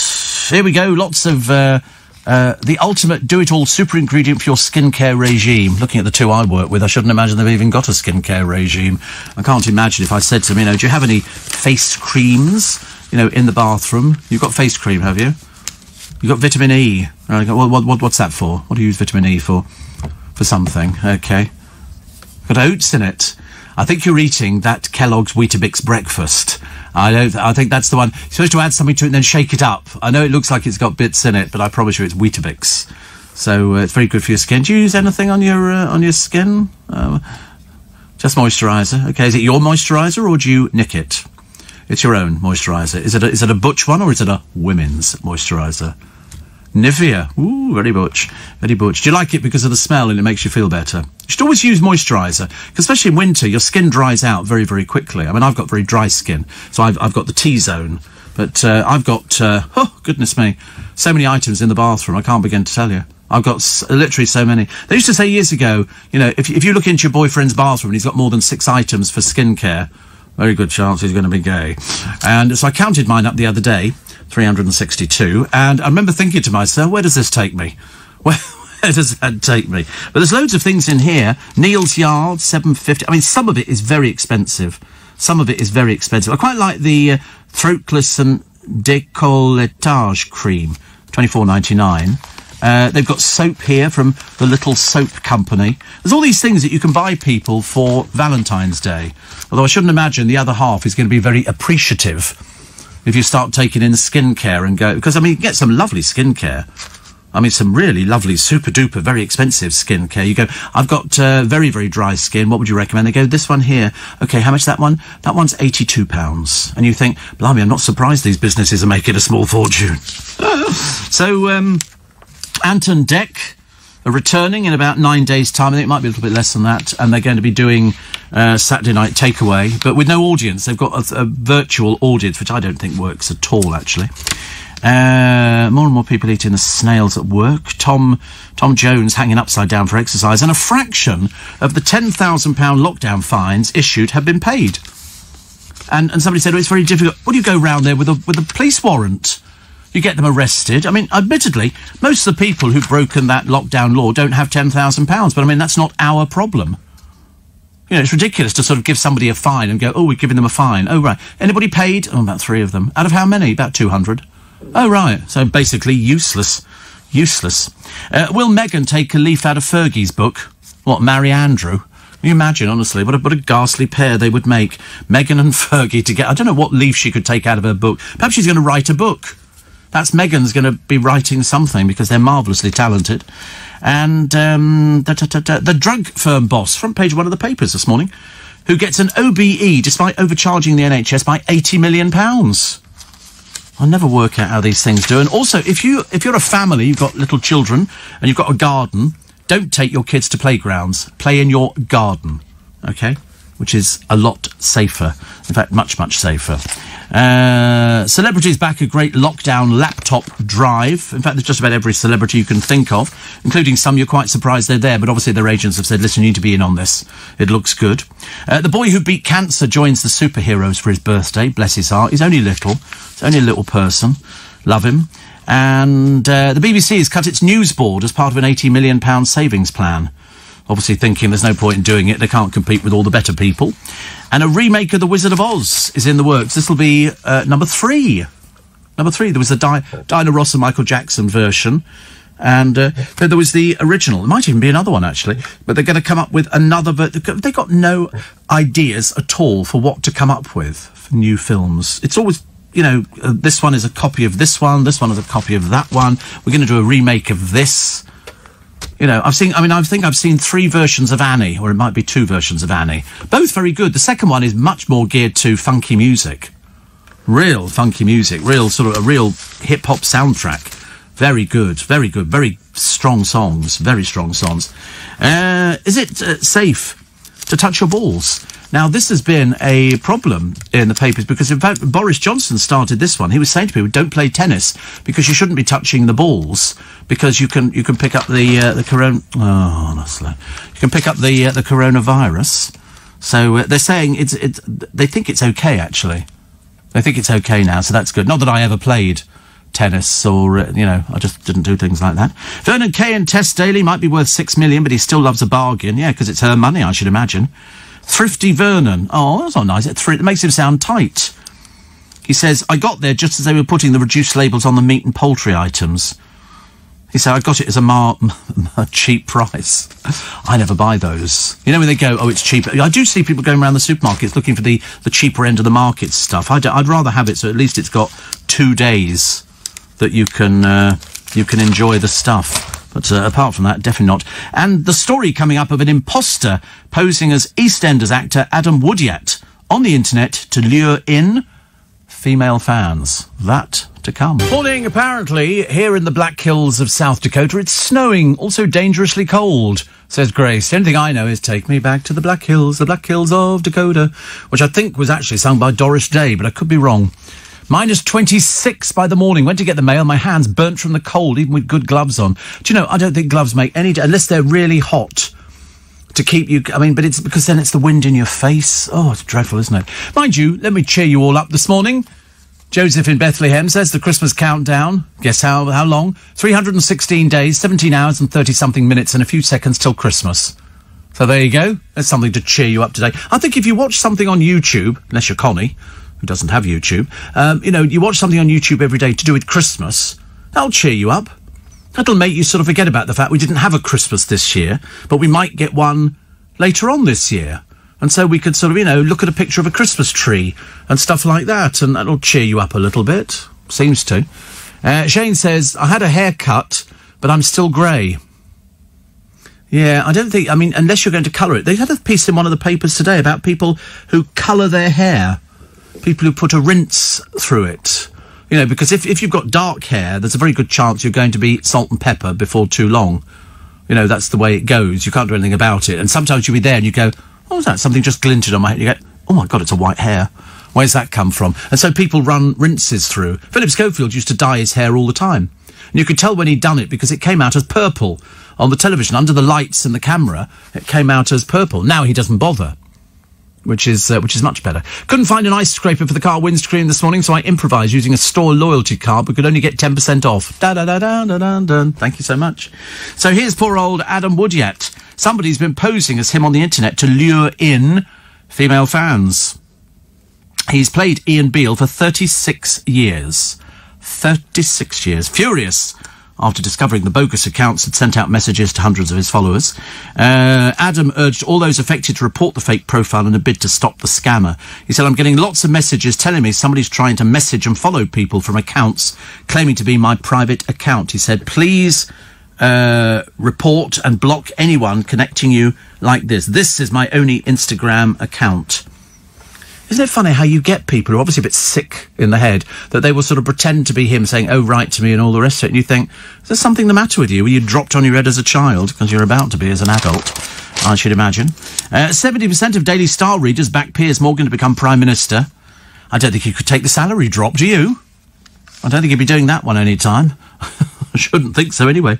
And a shell found in a cave 90 years ago, an 18,000-year-old shell, has been hailed as the oldest wind instrument of its kind ever discovered. It's a conch. A conch, you know what a conch shell looks like? It was found in a cave in the Pyrenees 90 years ago and had been lying in a museum in Toulouse. It's the oldest wind instrument of its type. I mean, I shouldn't imagine there'd be a conch band going on or something like that. It might just find something here, or something like that, wouldn't it? It'd be like the only one on the, in the Pyrenees who's got a didgeridoo. But they've got a conch. It's good, though, isn't it, really? I remember conches turning up in Lord of the Flies, I think. I think they had conch shells. A little bit embarrassed. Also, 3,000 pigs in Hong Kong will be killed over fears of an emerging swine flu pandemic that could hit pork prices. Oh, blimey, honestly. It's not one thing, it's another. The coldest night in 74 years, and here it is all very pretty in Headley.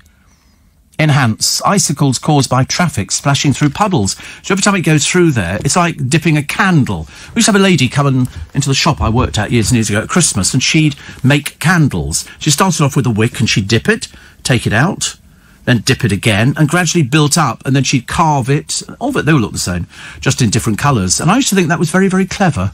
Very clever. I've never wanted it, because I bought a lovely candle some years ago. I saw it in a shop, and it's shaped like a Christmas tree decoration with the indentation inside. And it was all green glitter and everything. It looked fabulous, but it was a candle. Well, I didn't realise that it was a candle, but only for decorative purposes. You shouldn't have lit it, because it got to that stage where it fell in on itself. And I've got candle wax all over the place. That's a devil of a thing to get. I had to go and get the hairdryer. Once I'd done my hair, then I thought I'm fit to do this, and then sort of what a pain! What a pain it really was. Sea shanty star Nathan Evans is after a role in a musical by Andrew Lloyd Webber, the legendary composer. This is the one. He's a former postman. He's looked after by Jonathan Shalit. We know this because Jonathan told us, and everybody's keeping up to date. Who knows? Listen, while he awaits for that Cats audition, he's enjoying life at number 2 in the charts. He's been viewed more than 7.2 million times. Not even I can say that. Boy, have we got some things. Steve, my sister was recently in Maui. She sent me an amazing pineapple body serum. The scent is delicious. Well, it'd be pineapple, I'm assuming. I'm only guessing. Sounds lovely, doesn't it? I'm not sure. Yes, you can use it because of enzymes, can't you? I think. Matthew says, I know you're a fan of M&S. You must try their ravioli. Lovely, and happy Valentine's to Sue, Shane, Angie and Karen on your Facebook page. I'm not really big on ravioli. You know why? It's the sauce. I don't do the sauce is a little bit too sort of sweet for me. But it doesn't matter. I mean, I'm sure I can get round to something like that. But I'm having a lot of stews at the moment. It's a shame you can't buy dumplings, can you? I suppose you're supposed to make dumplings, but I've never managed that. Water vapour escaping from Mars's atmosphere could mean there was once life on the red planet. Well, what sort of life? When they say life, they don't mean little people walking about going, hello, hello. I think what they just mean, it could be, some enzymes in water or something like that. Plus, dreadful picture of Fern McCann. Can't bear Fern McCann. Dreadful, really. Talking about mosaics. Have you been to Lullingstone Roman Villa, near to Dartford? Well worth a visit when you can. They have a secret Christian sign, says Gillian Kent. Woo! I like things like that. Have you been to the Guildhall? They've got a Roman amphitheatre under the Guildhall in London. Admittedly, when you go down there, it's a bit disappointing. You expect to see a tiered amphitheatre. No, just a few rocks placed there. I was very we went there and I'm sort of looking at it thinking, no. Might have been at one time, but it didn't really do it for me. Did not rock my boat. A driver was caught by cops on a Zoom video call whilst behind the wheel. There's one here. The officers spotted he was in the middle of an online meeting after stopping him on the way to work in Reading. Checks then showed he had no licence and was uninsured. Officers then tweeted, "Car seized, driver reported." Member of the public commented, "Great job stopping this idiot." How many people just go out there without any insurance? Loads. And if they've got no insurance, the chances are there's no tax on the car. And there's no driving licence. Honestly, these people are complete idiots, aren't they? Complete idiots. What's up with these stars now? Because Will Mellor is going into Corrie. I think he's going in as a drug dealer. There's a drug dealing story which they're running at the moment, and I think he'll be going in for that. Cliff Richard has admitted he misses a cup of strong northern tea since moving to America. The pop legend left Britain for New York in 2019. Following a traumatic period. But anyway, he now splits his time between Manhattan, Barbados and Portugal. How lovely. Sounds ideal, doesn't it? But he says, "I miss a cup of tea. I can get tea here, but proper tea is the type you get up north, the kind of tea you can stand your spoon up with. So I progressed to drinking more coffee, but a cup of tea, not too much milk, and a fantastic piece of cake. I don't think there are many things better in life." No, there's probably not, actually. Nice cup of tea. Nobody can make tea like us. They don't either have the tea bags or they don't have the milk that tastes right. I remember going to Spain years ago and having a cup of tea. It didn't taste anything like our tea. Dreadful. Aunt Bessie do frozen dumplings, says Dad. Do they really? And somebody else... Oh, here we go, everybody. Aunt Bessie does frozen dumplings. Well, you've told me so I'm going to go and get some. I'm going to go and get some dumplings. I didn't know you could buy them. That's fantastic. She's wonderful. Steve, I agree with you about Christmas-related things cheering us up. We recorded about 60 of those Channel 5 Christmas films and have been watching them daily since Boxing Day. Also had my first vaccine jab last week. Stephen in Birkenhead. Mine's next week. Next week. We get ever closer. So that's where I'm going. I'm going to Iceland to get Aunt Bessie's frozen dumplings and then just pop them into the stew. How lovely. Oh, I'll tell you, you've quite made my day, actually. It doesn't really take too much to make my day when it's freezing cold outside and it's freezing cold in here as well. But, so wait and see when we get outside. We always walk outside the front door and go, "Oh my God, that's far too cold, isn't it?" But at least I've charged my little hand warmer up. David in Nottinghamshire, he says, "Will Mellor to appear as a drug dealer in Coronation Street.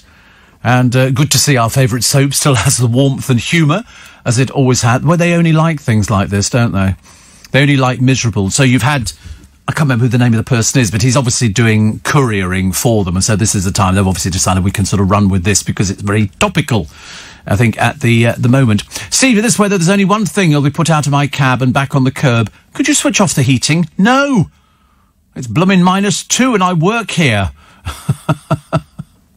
Monica, our favourite Jewish cabbie. Yeah, I agree with you. I mean, I get on the bus. There's no heating on it at all. I sit there freezing to death, and yet in the middle of summer, the heating's blaring on. I mean, can't they control the heating on buses? Don't they have things like that? They don't seem to have it anywhere else, do they, nowadays? I mean, such a simple thing to get. Such a simple thing to get. You can also get, says Lynn, dry dumpling mix and add water. Any supermarket says, "Oh, no, I'm not doing that. I'm definitely not doing that." And, Steve, did you hear about the man knocked over by the steamroller? He's recovering in hospital in wards 8, 9 and 10. Thank you. You're barred. And Iceland do Aunt Bessie frozen dumplings. Well, that's where I'm going to get them from. That's where I'm going to go to. I've always trusted her. She seems like a nice old... But it reminds me of my Aunt Enid. I feel I should be sort of, supporting the family, no matter how bizarre they must be. All you ever needed to know about custard creams. Okay. Has that got anything to do with custard, do you think? Or is it not? I'm not totally convinced it has. It's that sort of creamy stuff in the middle, but what's in it, I've got no idea. So, here we go, crumbs of comfort. They're sandwich biscuits.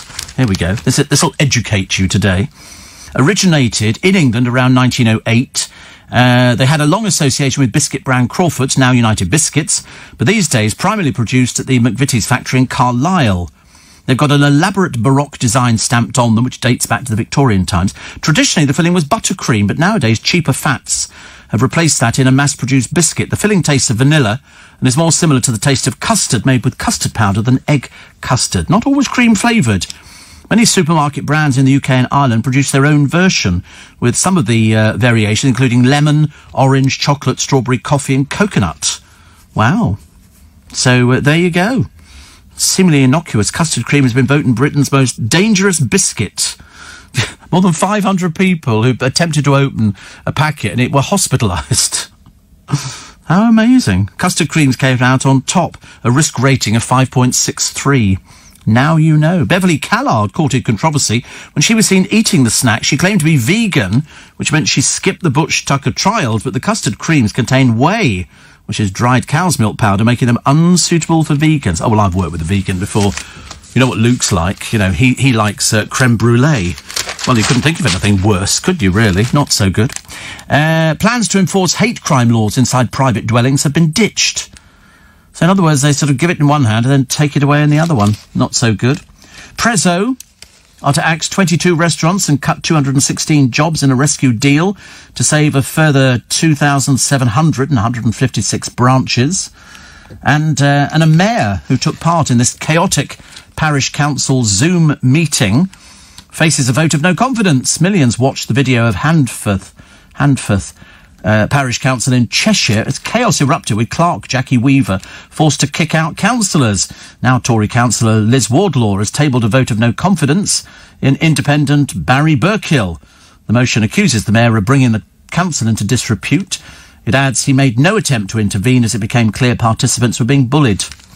What a bizarre place, isn't it? I don't know anything about it. I've not seen it, but I can imagine what it's going to be like. It'll be the next celebrities you'll be seeing popping up on the television. There's a double amputee war veteran in the paper today. I've not had one of these for ages. Not the double amputee war veteran, but he's been abused for using a disabled parking badge. Yes, ex-Royal Marine Commander, Ben McBean was labelled a drain on government resources and another rude word in a hospital car park. Mr McBean was told he doesn't deserve the badge for parking in a disabled bay. The man once called a real hero by Prince Harry said there were no spaces around as usual. I was driving around, noticed the disabled car park and remembered I had the blue badge. A woman called me a... very rude words. He said I was shocked, but I didn't react. If I did, I might have said something I regret. He's a motivational speaker at Plymouth in Devon, injured by a landmine in 2008. After the incident at the hospital in Plymouth, he said, I just walked away and was just like, whatever. I didn't see it as any of her business. What a stupid person. He's a double amputee. And some old baggage starts harassing him and sort of saying, oh, you know, you're a drain on, you're this and that. Sorry, he's a double amputee. I tell you what, you know, would you like to have both legs amputated and then we'll sort of see how you cope? Because the answer is he's coping very well, but with idiots like you, I'm afraid. You're very worrying, aren't you? Very worrying. Nathan Evans says, after this role in a musical by Andrew Lloyd Webber, the producer just said to me, he said, do you know the song? I absolutely know the song. Absolutely. And he's a legend. He's a legend. And now there's lots of celebrities recording themselves singing along to the hit Wellerman on TikTok. Nathan said, it's a dream of mine. I love musicals, so if Andrew Lloyd Webber was to offer me something, I think I'd probably collapse. He's a legend. Oh, no doubt about it. But he says, I would love to play live, and especially at a festival. Well, listen, nothing is impossible. Nothing is impossible. Really. Steve, I was a bus driver for 9 years. Horrible job. The driver's got no control over the heating. Wow. Dean says, I love the Steve Allen soundbite on the bite. I can't get my words out this morning. All of a sudden I've gone, my mouth has frozen up. I love the Steve Allen soundbite on the Eddie Mayer show. Very funny. Who chooses them? He does. He does. As far as sorry? What's the matter? What? You got it? Is this yesterday's? Oh, yeah. In the Navy, would you sail the seven seas in the Navy? YMCA. I don't know why he picks some of these things, but always gets a little smile round here. Somebody says, do you have a blue badge? What for? What for? I mean, at times I always think, how lovely to have a blue badge, park wherever you like, but I've seen more people abusing them than anything else, I'm afraid. Do you remember the multicoloured E.T. biscuits? No. I remember biscuits that had like a fondant which was hard on it, and they were different, and you'd break it. That was I quite like those, actually, but I don't know what they are. Shane says it's the afternoon now. I'm going to cook tea. He's not here, of course. Are you looking forward to lighter mornings? Too late. It started.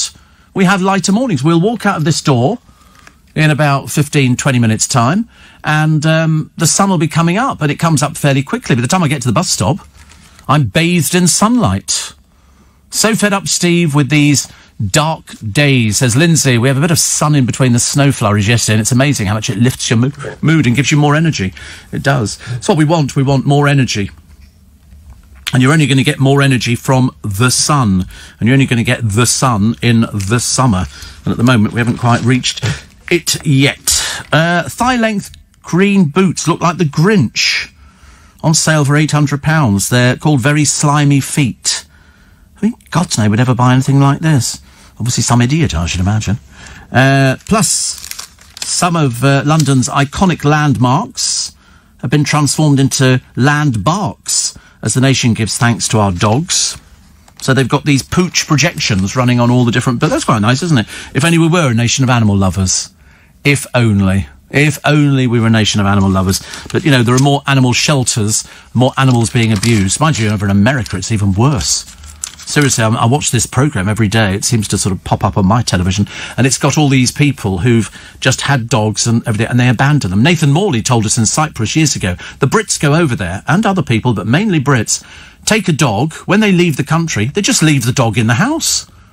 You know, they're really, you know, these people should be dragged back screaming, you know, to look after the animal. I can't believe anybody would ever do that.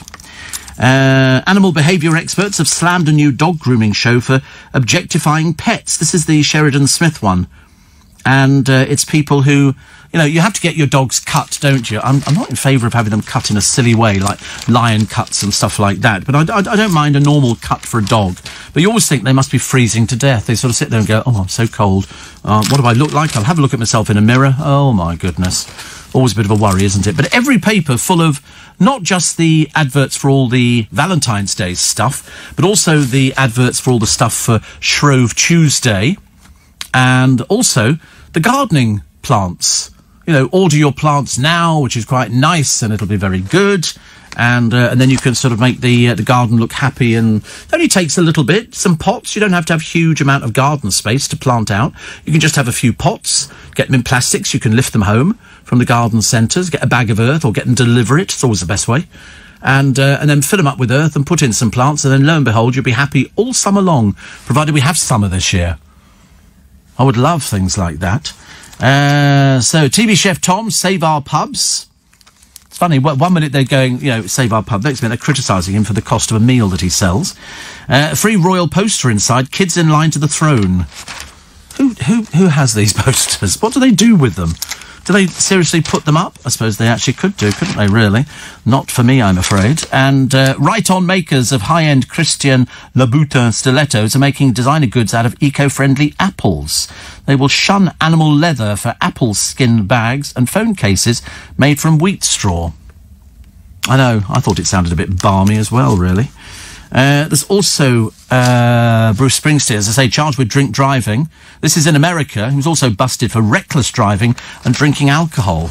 Seems a bit of a pointless exercise, doesn't it, really? You think to yourself, I mean, why on earth would you? You're supposed to be intelligent.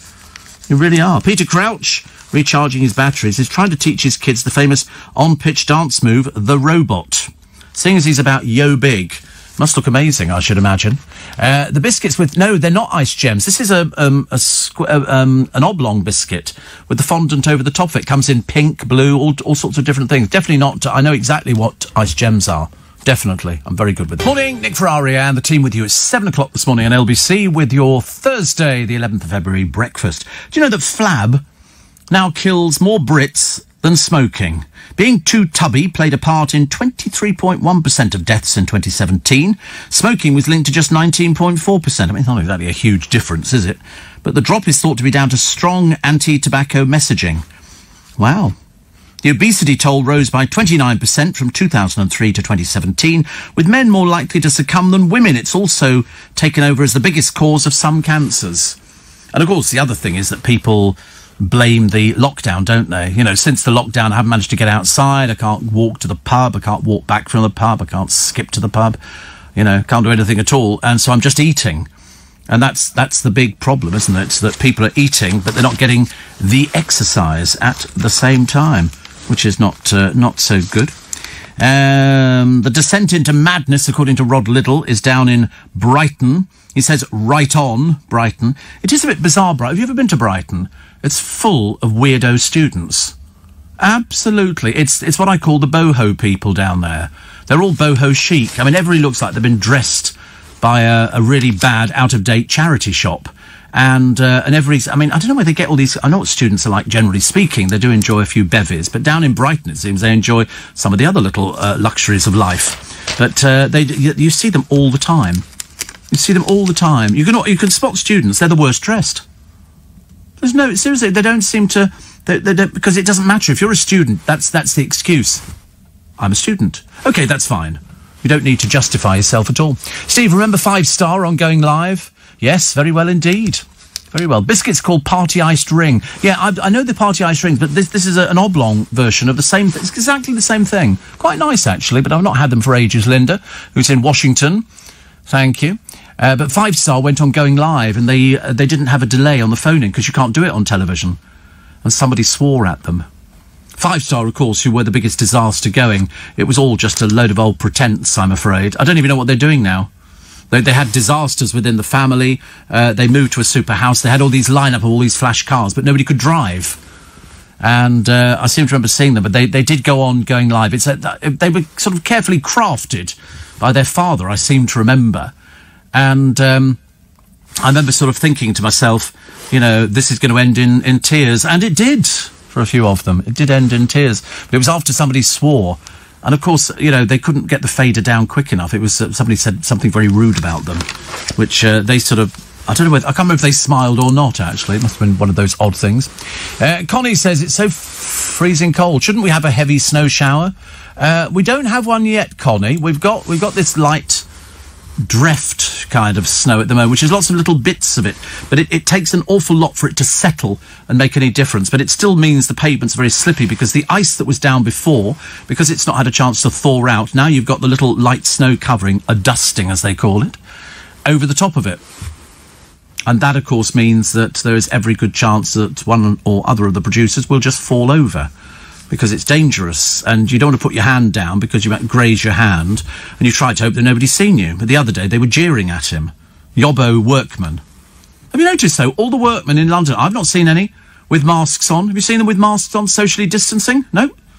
Can't wait to tell you about the ones that I'm going to be checking on today to find out whether or not they're going to be socially distant. Do you remember we're having a Pure Gym in Twickenham? We've already got 2 other gymnasiums. Obviously, it must be terribly fit round our way, but I promise you we're not.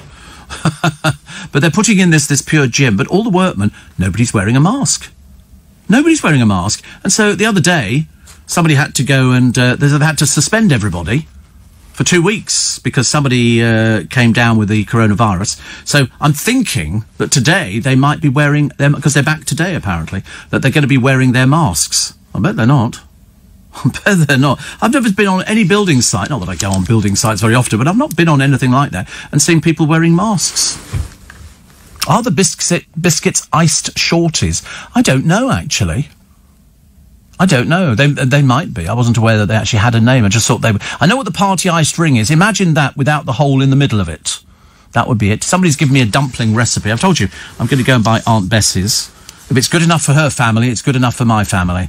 And just popping dumplings into some stew. That sounds really good, actually. But I tell you, the sealing of it yesterday was the asparagus. I just broke it in half and put it in there, sort of laid it crisscross, lattice effect, and it was absolutely delicious, absolutely delicious. So the pensioner, we've done that one there. The pub landing, yeah, don't ever open somebody else's post. I gave this warning at the beginning of the programme. This is Karen Santi, peeked at millionaire hubby's Lawrence's paperwork looking for evidence he was having an affair. She runs a boozer. Anyway, she was accused of breaching his privacy. She's been ordered to pay £56,000 towards his legal costs. The pair, both 46 and from Hampstead, ran upmarket pubs across the capital but are now divorcing. I'm not surprised. And she's about £56,000 down on the deal. Don't open somebody else's post. It's not for you. It's for somebody else. Oh, what have we got here? Nice flowers. 13 stem bunch of flowers. 10 quid at Morrison's. Very reasonable.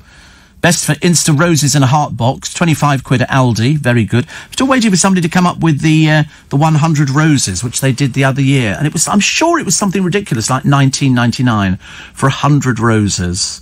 I mean, that really says, I love you. No, it doesn't.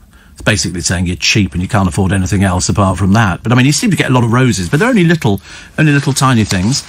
Get in line, kids. They're looking at the heirs to the throne as Prince Eugenie's baby goes in at number 11 in the queue. How the young royals have shaken up the succession.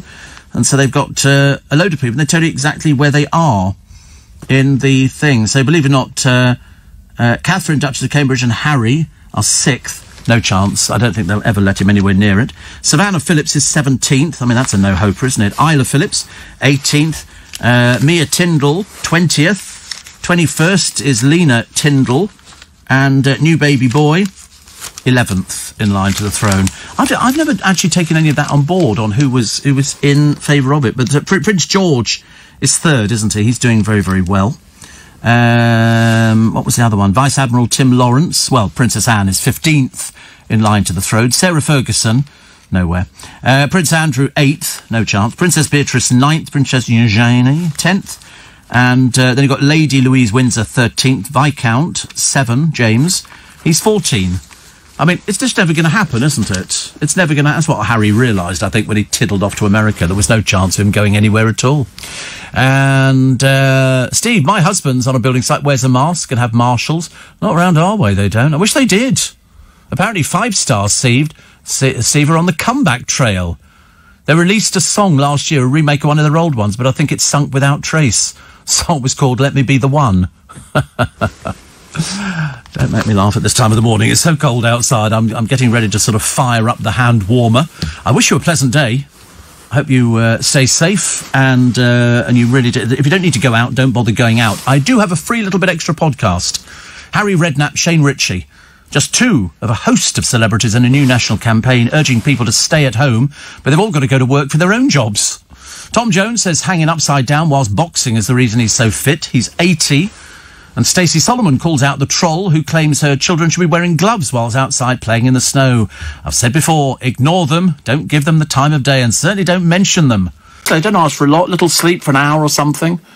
It's like falling asleep in the car. I do that, but unfortunately I'm behind the wheel at the time, which isn't the best thing to do. But I do like falling asleep in cars. Back of cars, I'm very good. Falling asleep in the back of a car. My parents used to come up to London years ago. Years and years ago. And me and my brother would be in the back of the car. I could fall asleep within seconds. Seriously, I'd be leaning against the window, and then you just start dribbling, and then you just sort of kind of leave it, and and then you get there. And I always remember I fall asleep because it's the sound of the engine, you know.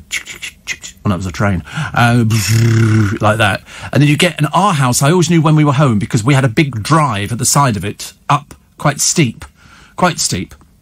And I'd always know because my dad would get to the bottom of the drive, then we'd have to rev the thing up a bit to get it up the drive because it was a big old Bentley. And so we'd sort of get up the top, then he'd turn the engine off and you think, oh, God, we're home. You know, because you wanted it to go on forever. You wanted your sleep pattern to go on forever. So if you're lying in bed at the moment and you found that little warm bit on your legs, which is lovely, it's all warm and cosy, and you think, oh, that's great. And then you move the hot leg on top of the cold leg. And then you enjoy the benefits of that. Anything's lovely. And then I kept thinking it's Friday. What difference does it make? It's David Dom's birthday tomorrow. David Dom's birthday. And my friend Callum, I've just seen, I don't know what he's in at this time of the morning for, I've got no idea, but I think he's here next week doing the breakfast show. I think he's producing the breakfast show. He said, don't mention me this morning. I thought, well, that's like a red rag to a bull to me. If somebody says to me, don't do something, I'm more than likely to do it. Just so I want to see how far I can push something. So, Callum Hyder, you know, I just thought I'd mention it, you know, just to make sure. He'll probably come round and sort of kick the door in or something. Not, because it's a Friday. And it's the 12th of February, and we're halfway through the month already, which means that it's racing through again. And next week, woo, it's going to be vaccine time, which we're very much looking forward to. Wow, look at you today. It's great, yeah. Same jumper as yesterday. Exactly the same. 2 days ago, was it? What was yesterday's colour jumper? What was that? I think you'll find it was blue, wasn't it? Yeah. Don't you know where you are? Well, well, it doesn't matter who I am. It's who you think you are. And if you say the producer, that's 3 bad penalty points against you and you don't get to work ever again. I don't care. I like Friday, but I didn't this morning. I wanted to fall asleep in the back of the car. I really did. I could have just leant sideways and gone, I'm going to sleep now. And then I remember my neck was still hurting. My stomach's got these funny bits going on in it. I don't know what's going on. Seriously, my inner waterworks are really most bizarre. Plus, Priti Patel is right. The selfish so-called influencers need to quit the poolside posturing. Top of the list, James Locke. What a buffoon. What a buffoon.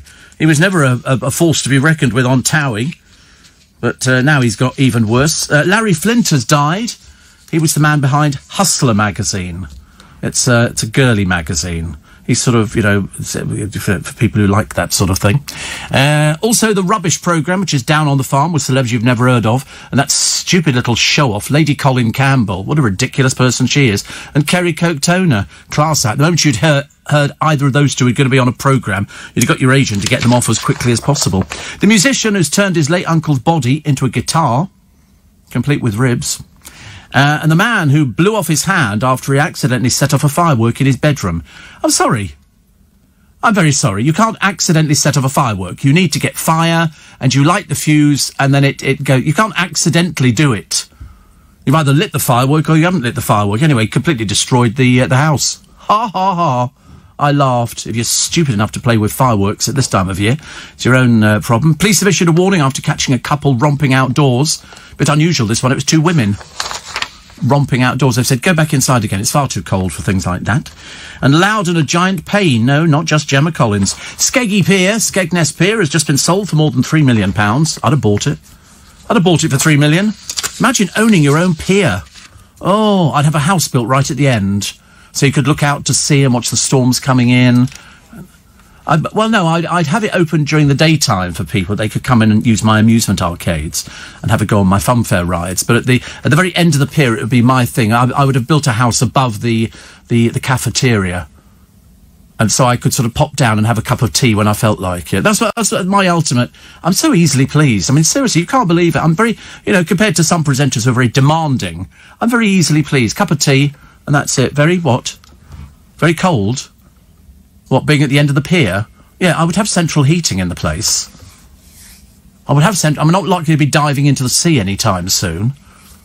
But, no, I'd definitely be lovely. Imagine the heating turned up full, looking out the window, the rain lashing down and the storms. Oh, it'd be brilliant. Then you can go and have a cup of tea. Old people love sitting outside having a cup of tea, even in all weather, so it makes no difference. And I'd be the one to get... Would you want some tea? Do you want some Battenberg cake, freshly made this morning? Well, from Marks and Spencer's. And then I'd do that. That'd be very exciting. Also, somebody was talking about, Petra Eccleston. She's furloughed staff. Apparently she's heir to £1 billion fortune. It's going to be so funny if their father leaves them nothing. I really want that to happen. I mean, I'm not a cruel person, but to be honest, I'm so bored with this lacklustre duo. 3 Indian climbers falsely claimed that they reached the summit of Everest. Turned out they didn't. And so the Nepalese government have banned them from 6 years, for going up there and telling lies.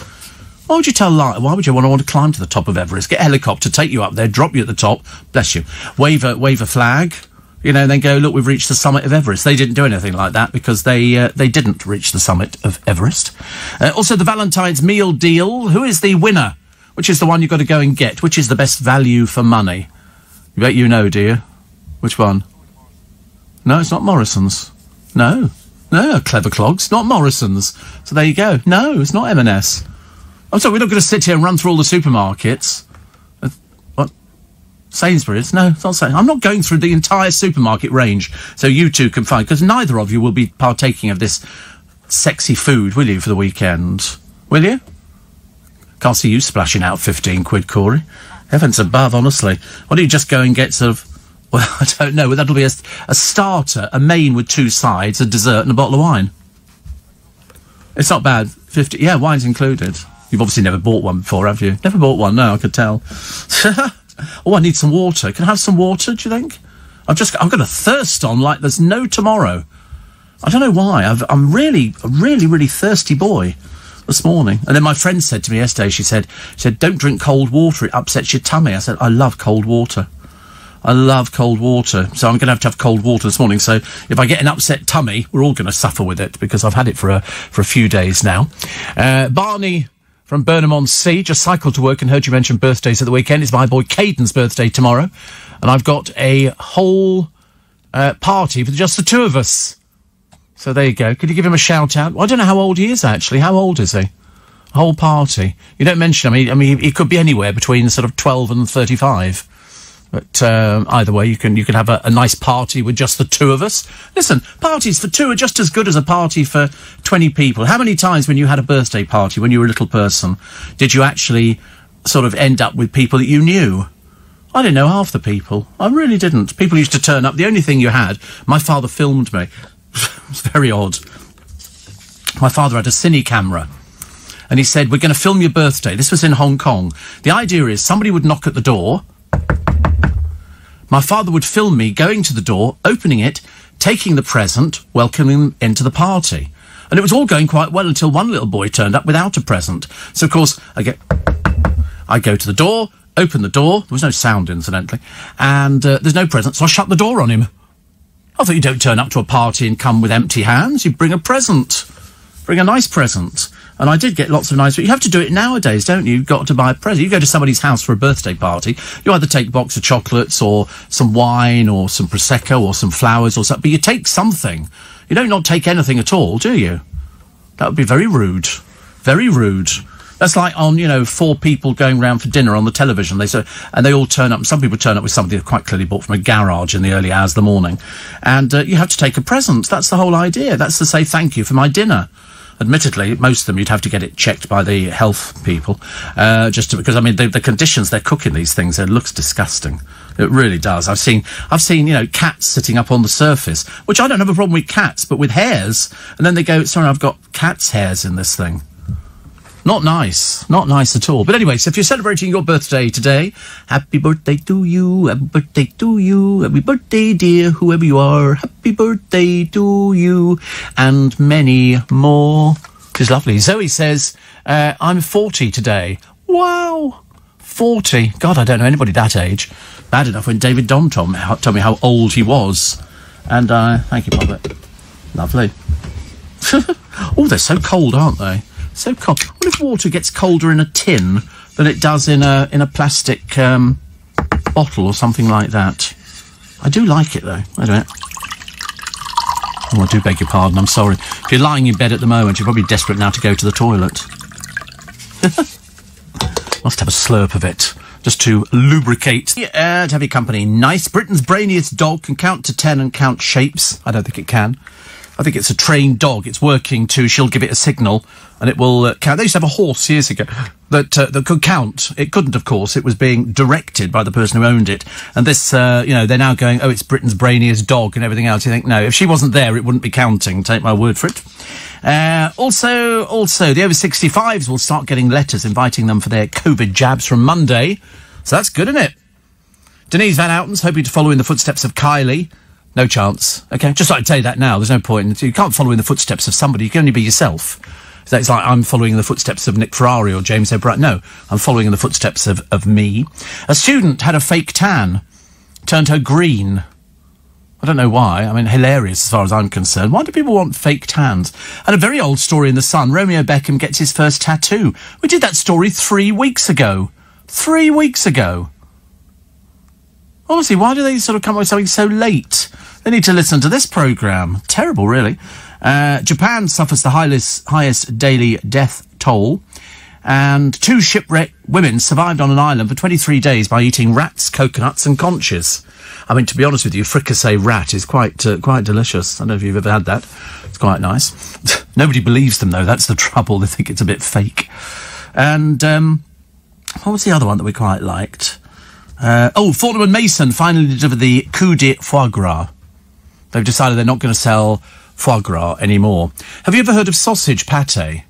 I thought I'd mention that because one member of my team thinks you get sausage pâté. I said, I've never heard of sausage pâté in my entire life. But there again, I'm always willing to be educated. Somebody says, I quite like the sound of your bed in the studio. Oh, doesn't it sound wonderful?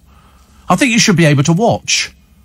You know, we should fix this. Oh, we've got cameras in there anyway. But we should be able to fix the cameras up, and then you could watch me. The bed slides out of the wall, I climb in it, pull the duvet over the top of me and go to sleep. And then people just watch it for 3 hours. That'd be good, wouldn't it? I hope it's not too cold where you are in the country, but I have a sneaking feeling it is. It is. But we take all your texts and emails, and as promised, we're going to share with you a clip of my interview with the fabulous Mary Wilson, who left us the other day, founder member of the Supremes, before they were called the Supremes. And so we got a nice little interview with her coming up, which we recorded about a year ago, I think. She came in, and we've always done it before. In fact, if we'd been running in conversation, we would have run the whole interview again over this weekend as a tribute. So that'll be coming up a little bit later on. Plus, we got a poem for you today. It's a cracking poem. It's another one of these brilliant ones written by... Oh, yeah. It's good. It's good. It's only short. We like the short poems. We don't like the particularly long ones. A bit random. Have you ever been in the pub opposite the police station in Twickenham?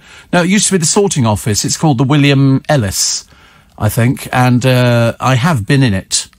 But I mean, it's a bit big for me, as pubs go. You can get a breakfast in there as well, which is good. Steve, the lull of the car works wonders. Currently driving around the M25, trying to get a screaming baby to sleep. It's always a last resort, which is usually gone by junction 2. All I want is my warm bed. Oh, I love the warm bed.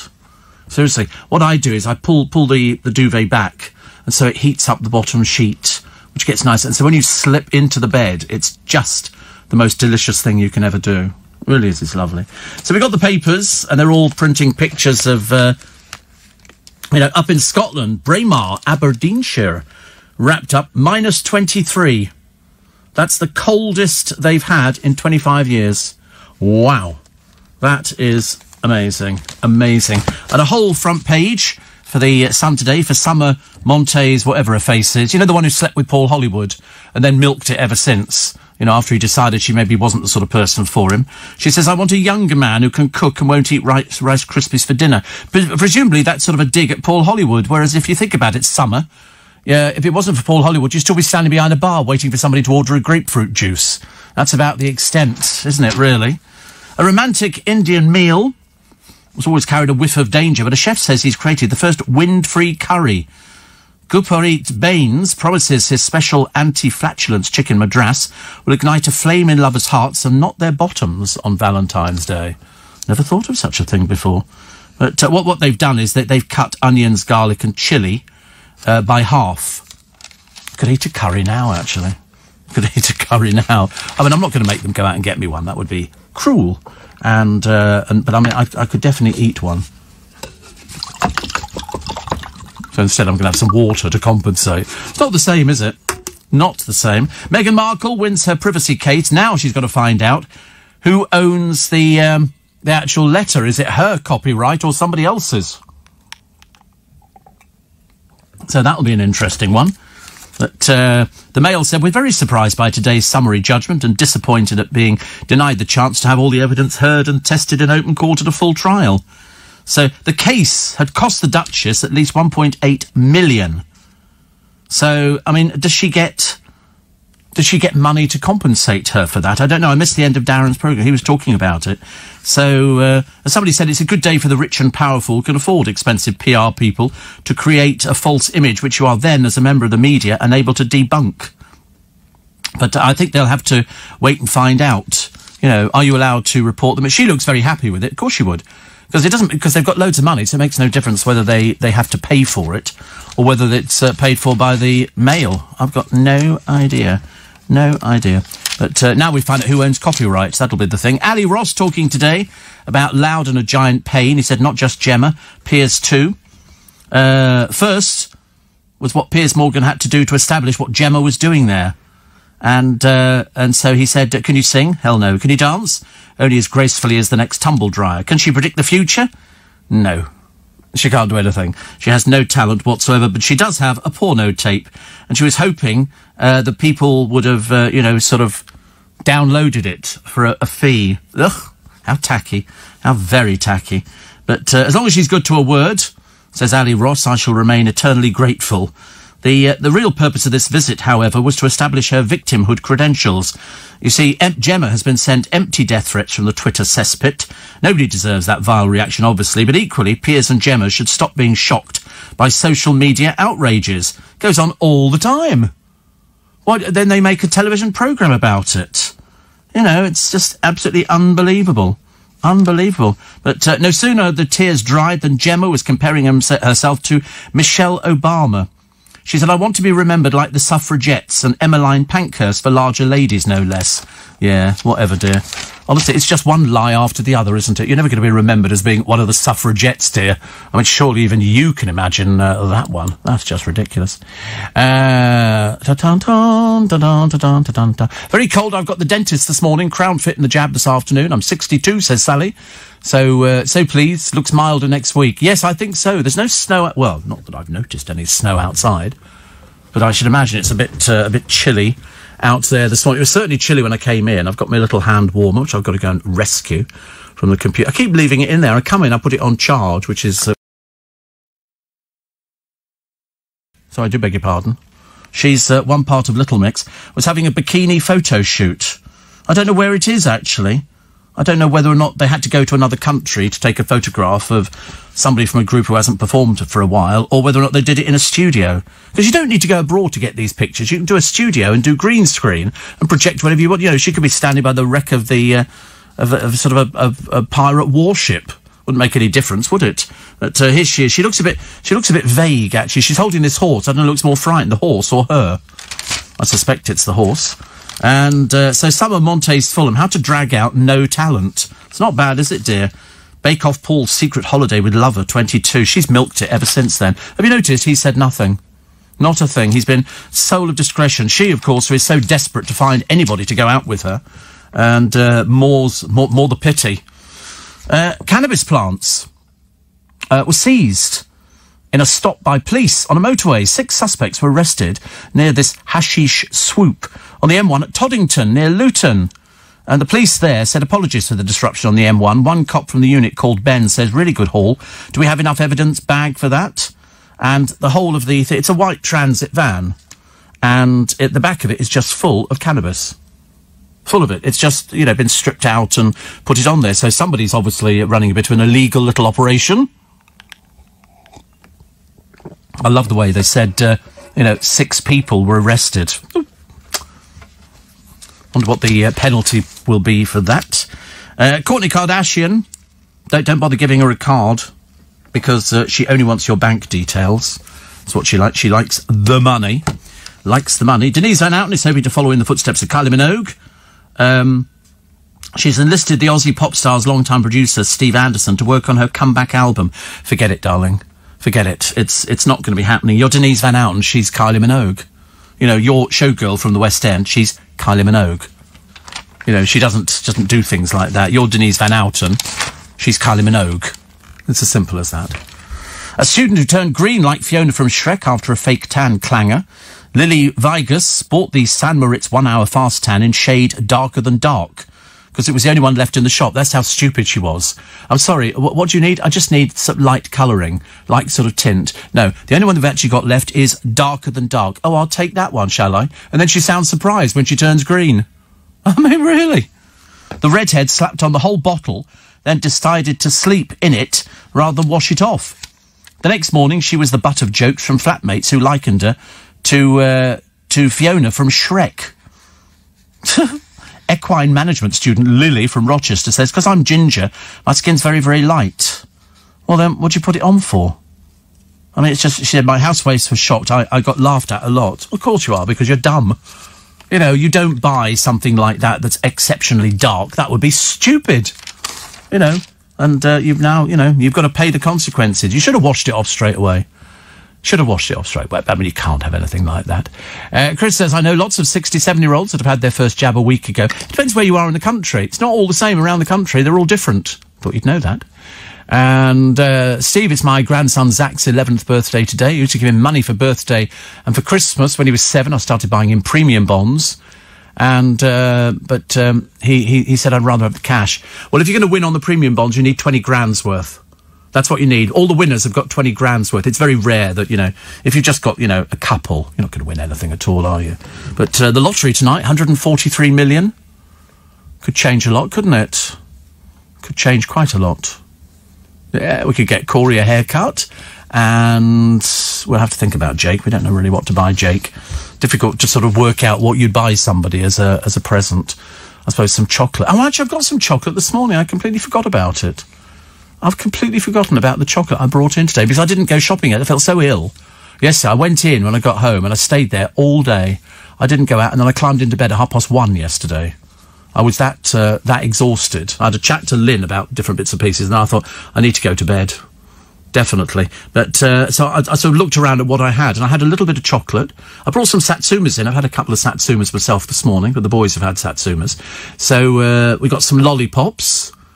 The boys like lollipops. Oh, you like Chupa Chups? So we got those. Good. And we got this other little bit of chocolate, which is very exciting. Very, very exciting.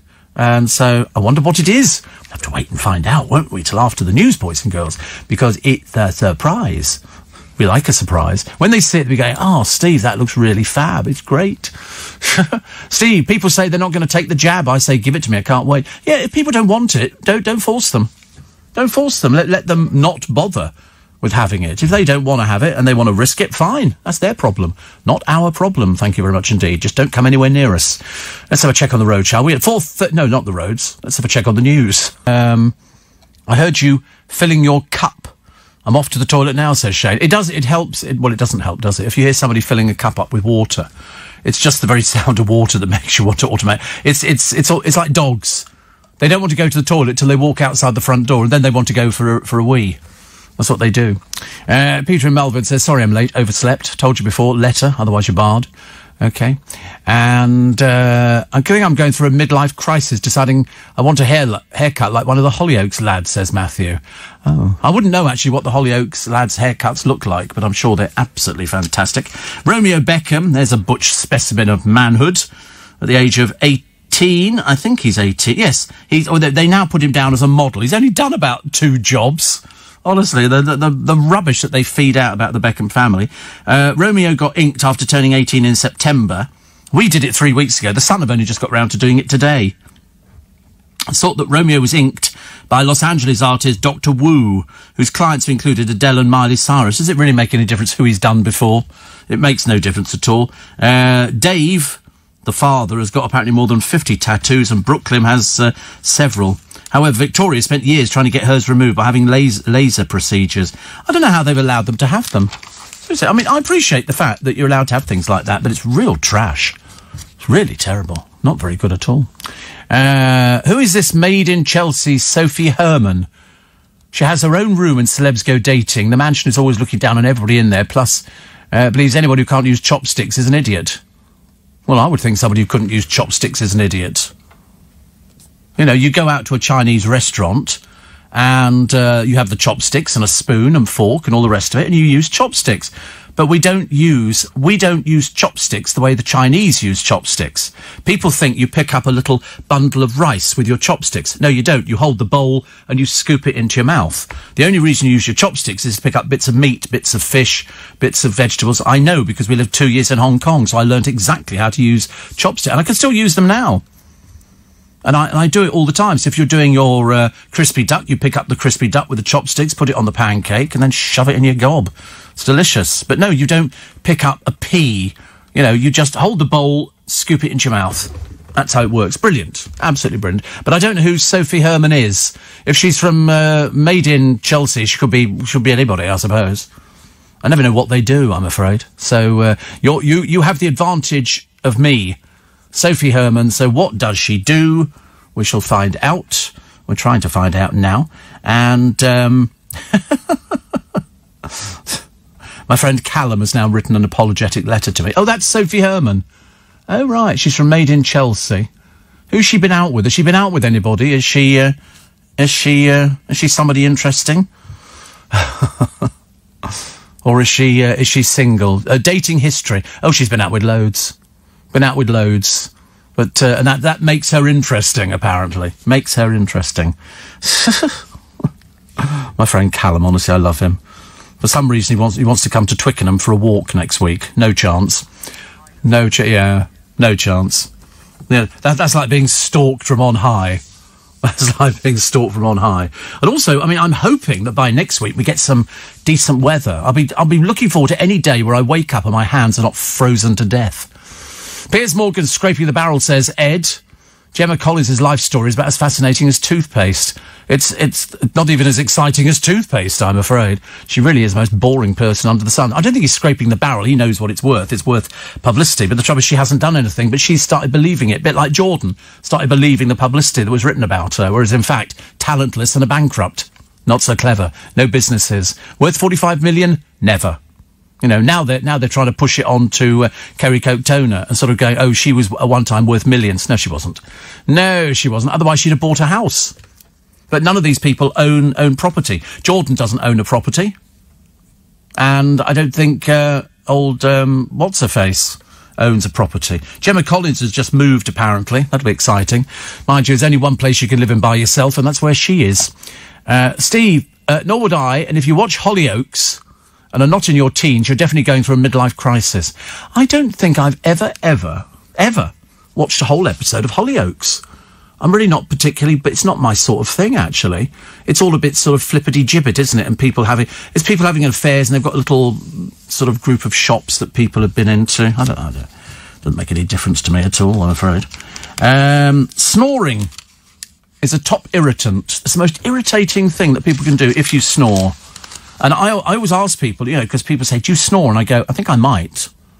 Do you snore? I bet Jake snores. Yeah. There's nothing you can do about it, is there, apart from turn somebody over on their side? If they're lying on their back, there's a very good chance, especially if they're a little bit overweight. I'm not saying you're overweight. I mean, seriously, I wouldn't say it. Everybody else does. And that's why you sort of... And if you've had a lot to drink before you go to bed, or you smoke, that means you snore. You know, so push somebody over onto their side so that they don't... So you might actually get a sort of... like that, and then they'll sort of settle down. But it's only when they're on their backs that they will snore. Matthew says, I can't use chopsticks either. Spoon and fork for me with the takeaway delivery. Oh. You mentioned Dr. Wu doing a tattoo for Beckham. Didn't George Formby sing a song about, oh, Dr. Wu, what can I do? I've got those Chinese laundry blues, wasn't it? I think. Never wrong. And lovely one here. And... Darren says, I don't understand why you're being horrible about Gemma Collins. So many times I listen to you on the way into work, so you've obviously not learnt your lesson, have you? And it's stuff like this, you say, which is turning our society into a less caring place. What do you want to be caring about? Oh, you think you know her? Oh, how funny. Would you say this stuff in front of her? Yeah? Of course. I've never regretted anything I've ever said on the programme. Never. But obviously, if you listen to this all the time and you're still listening, maybe not the brightest penny in the box. Sophie Herman was in the papers dating Johnny Depp, says Connor. Oh, bit of a worry, isn't it, really? Dating Johnny Depp. Will that be a good date? Probably not. And did you hear about the postman that never helped a 72-year-old woman that fell in the snow? I'm not sure if you're supposed to pick people up. And the reason I say that is, can you imagine somebody falls down in front of you and you go to pick them up and they drag you down and then you get hurt? You know, it's a bit dangerous, a little bit dangerous. I thought you were always... I mean, somebody asked me once at Richmond Station to lift their bags up the stairs because the lift was broken. And I said, I can't. I've got a bad back. I didn't have a bad back, but I was determined that I wasn't going to lift somebody's bag. Imagine if I got to the top, slipped over and fallen all the way down with somebody's bag on top of me. That would be a bit of a mistake, wouldn't it? And then you go to court and they go, well, you did agree. And you go, yeah, you're probably right, actually. Probably right. So, not so good. Other stories in the papers for today. Let's have a quick look here. I was trying to find something that was interesting. It's a bit thin on the ground, actually. Rio Ferdinand, they think, could be doing... Strictly Come Dancing. Oh, his wife will be furious. She wants all the attention in that relationship. You know, every time she does anything, there's a story about her in the paper. If he actually gets the dancing all night, she will be livid. She will be livid. Top Gear producers have years of experience in just about keeping the show's hosts alive. Yeah, I mean, I'm not wild about Paddy McGuinness, Freddie Flintoff and Chris Harris. I like the original lot. I'm a bit of a stickler for that as well.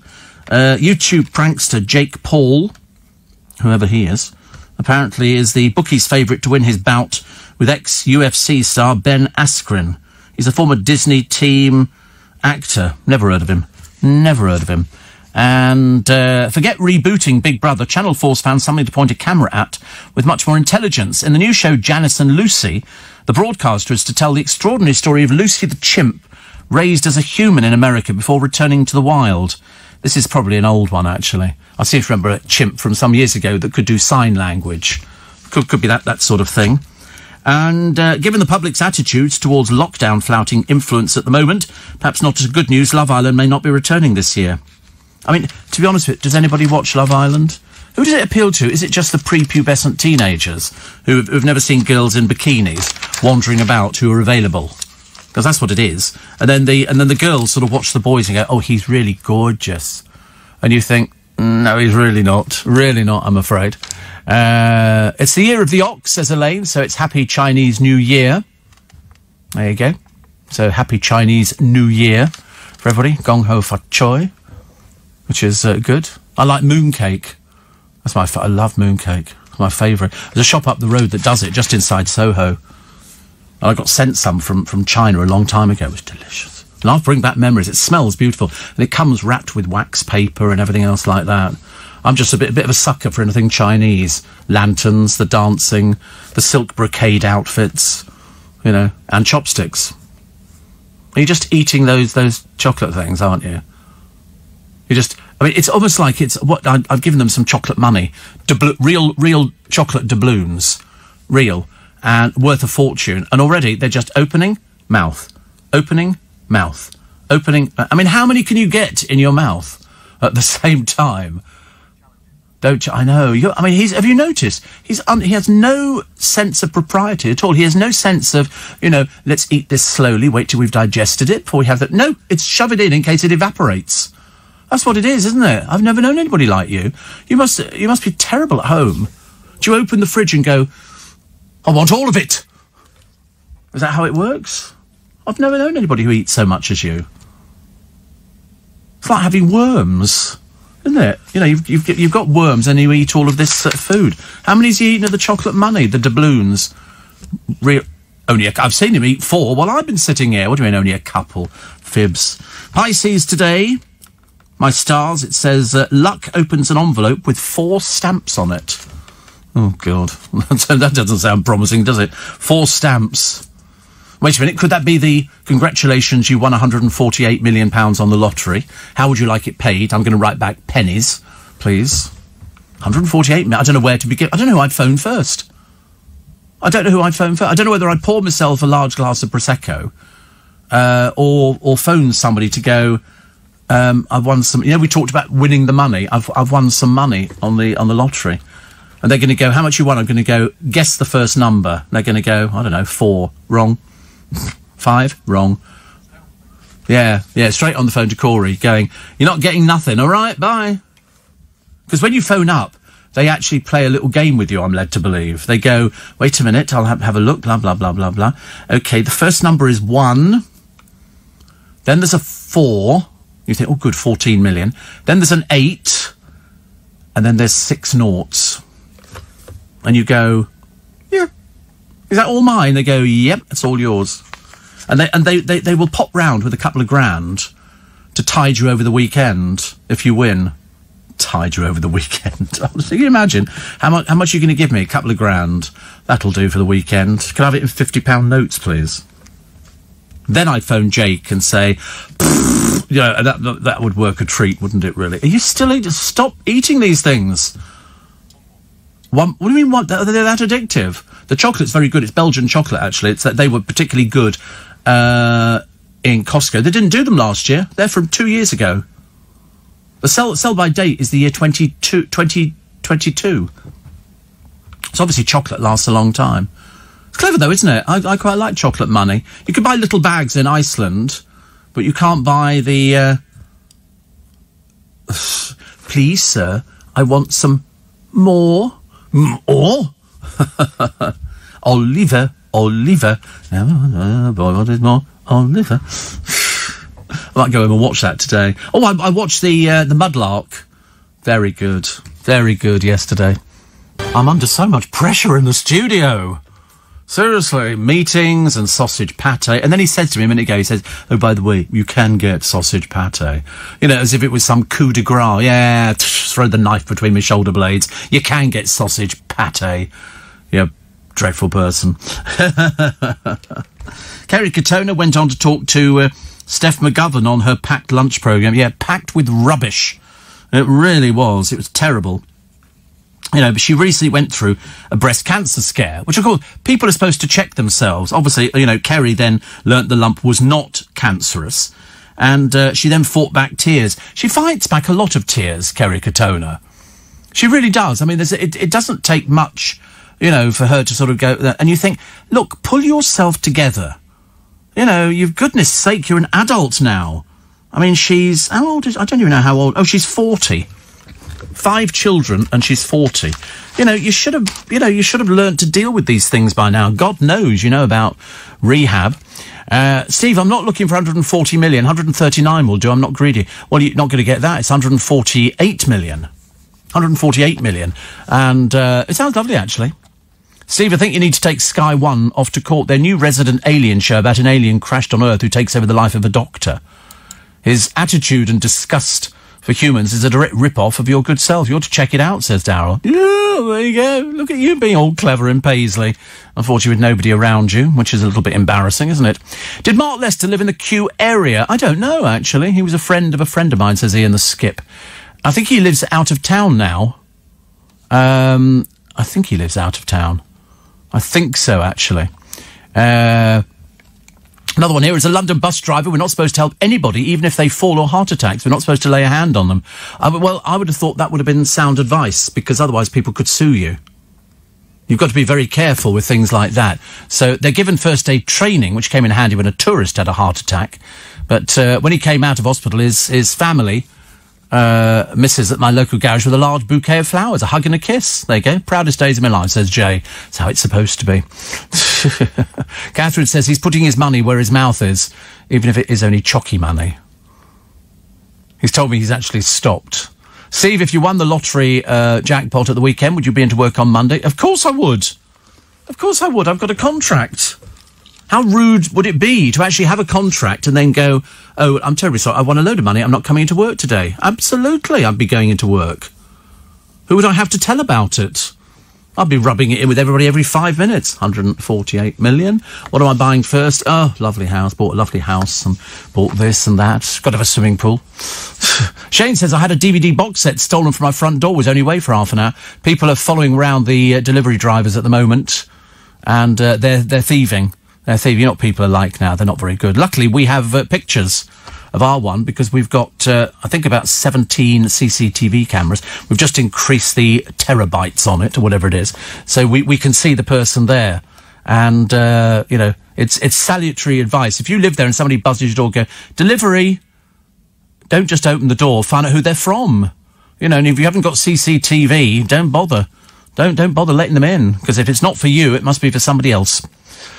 Steve, you're making me hungry, which means I will eat and then apparently snore. You will, actually. You will. I've just heard some bloke selling the Oxford vaccine at the local market for £2.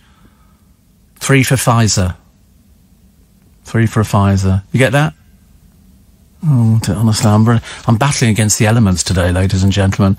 Yeah, you're barred. Mr. Wu no longer has a laundry. Sad to say the business... it was a flop. He shouted, what a hope, as he chewed a bar of soap, and they put up the shutters of the shop. Said, Mr. Wu, what shall I do? And Mr. Wu's a window cleaner now. The laundry, it didn't pay. Now there's no clean collars down Limehouse Way. When he goes out working, interest he arouses, polishing the windows with worn-out ladies' blouses. He wears a pair of cami nicks to save his Sunday trousers, because Mr. Wu's a window cleaner now. That's a song from George Formby, who was very famous. Mr. Wu's a window... It's like... Oh, you know, when I'm cleaning windows to earn an honest bob, for a nosy parker, it's an interesting job. It's the job that just suits me, a window cleaner I will be. You should see what I should see when I'm cleaning windows.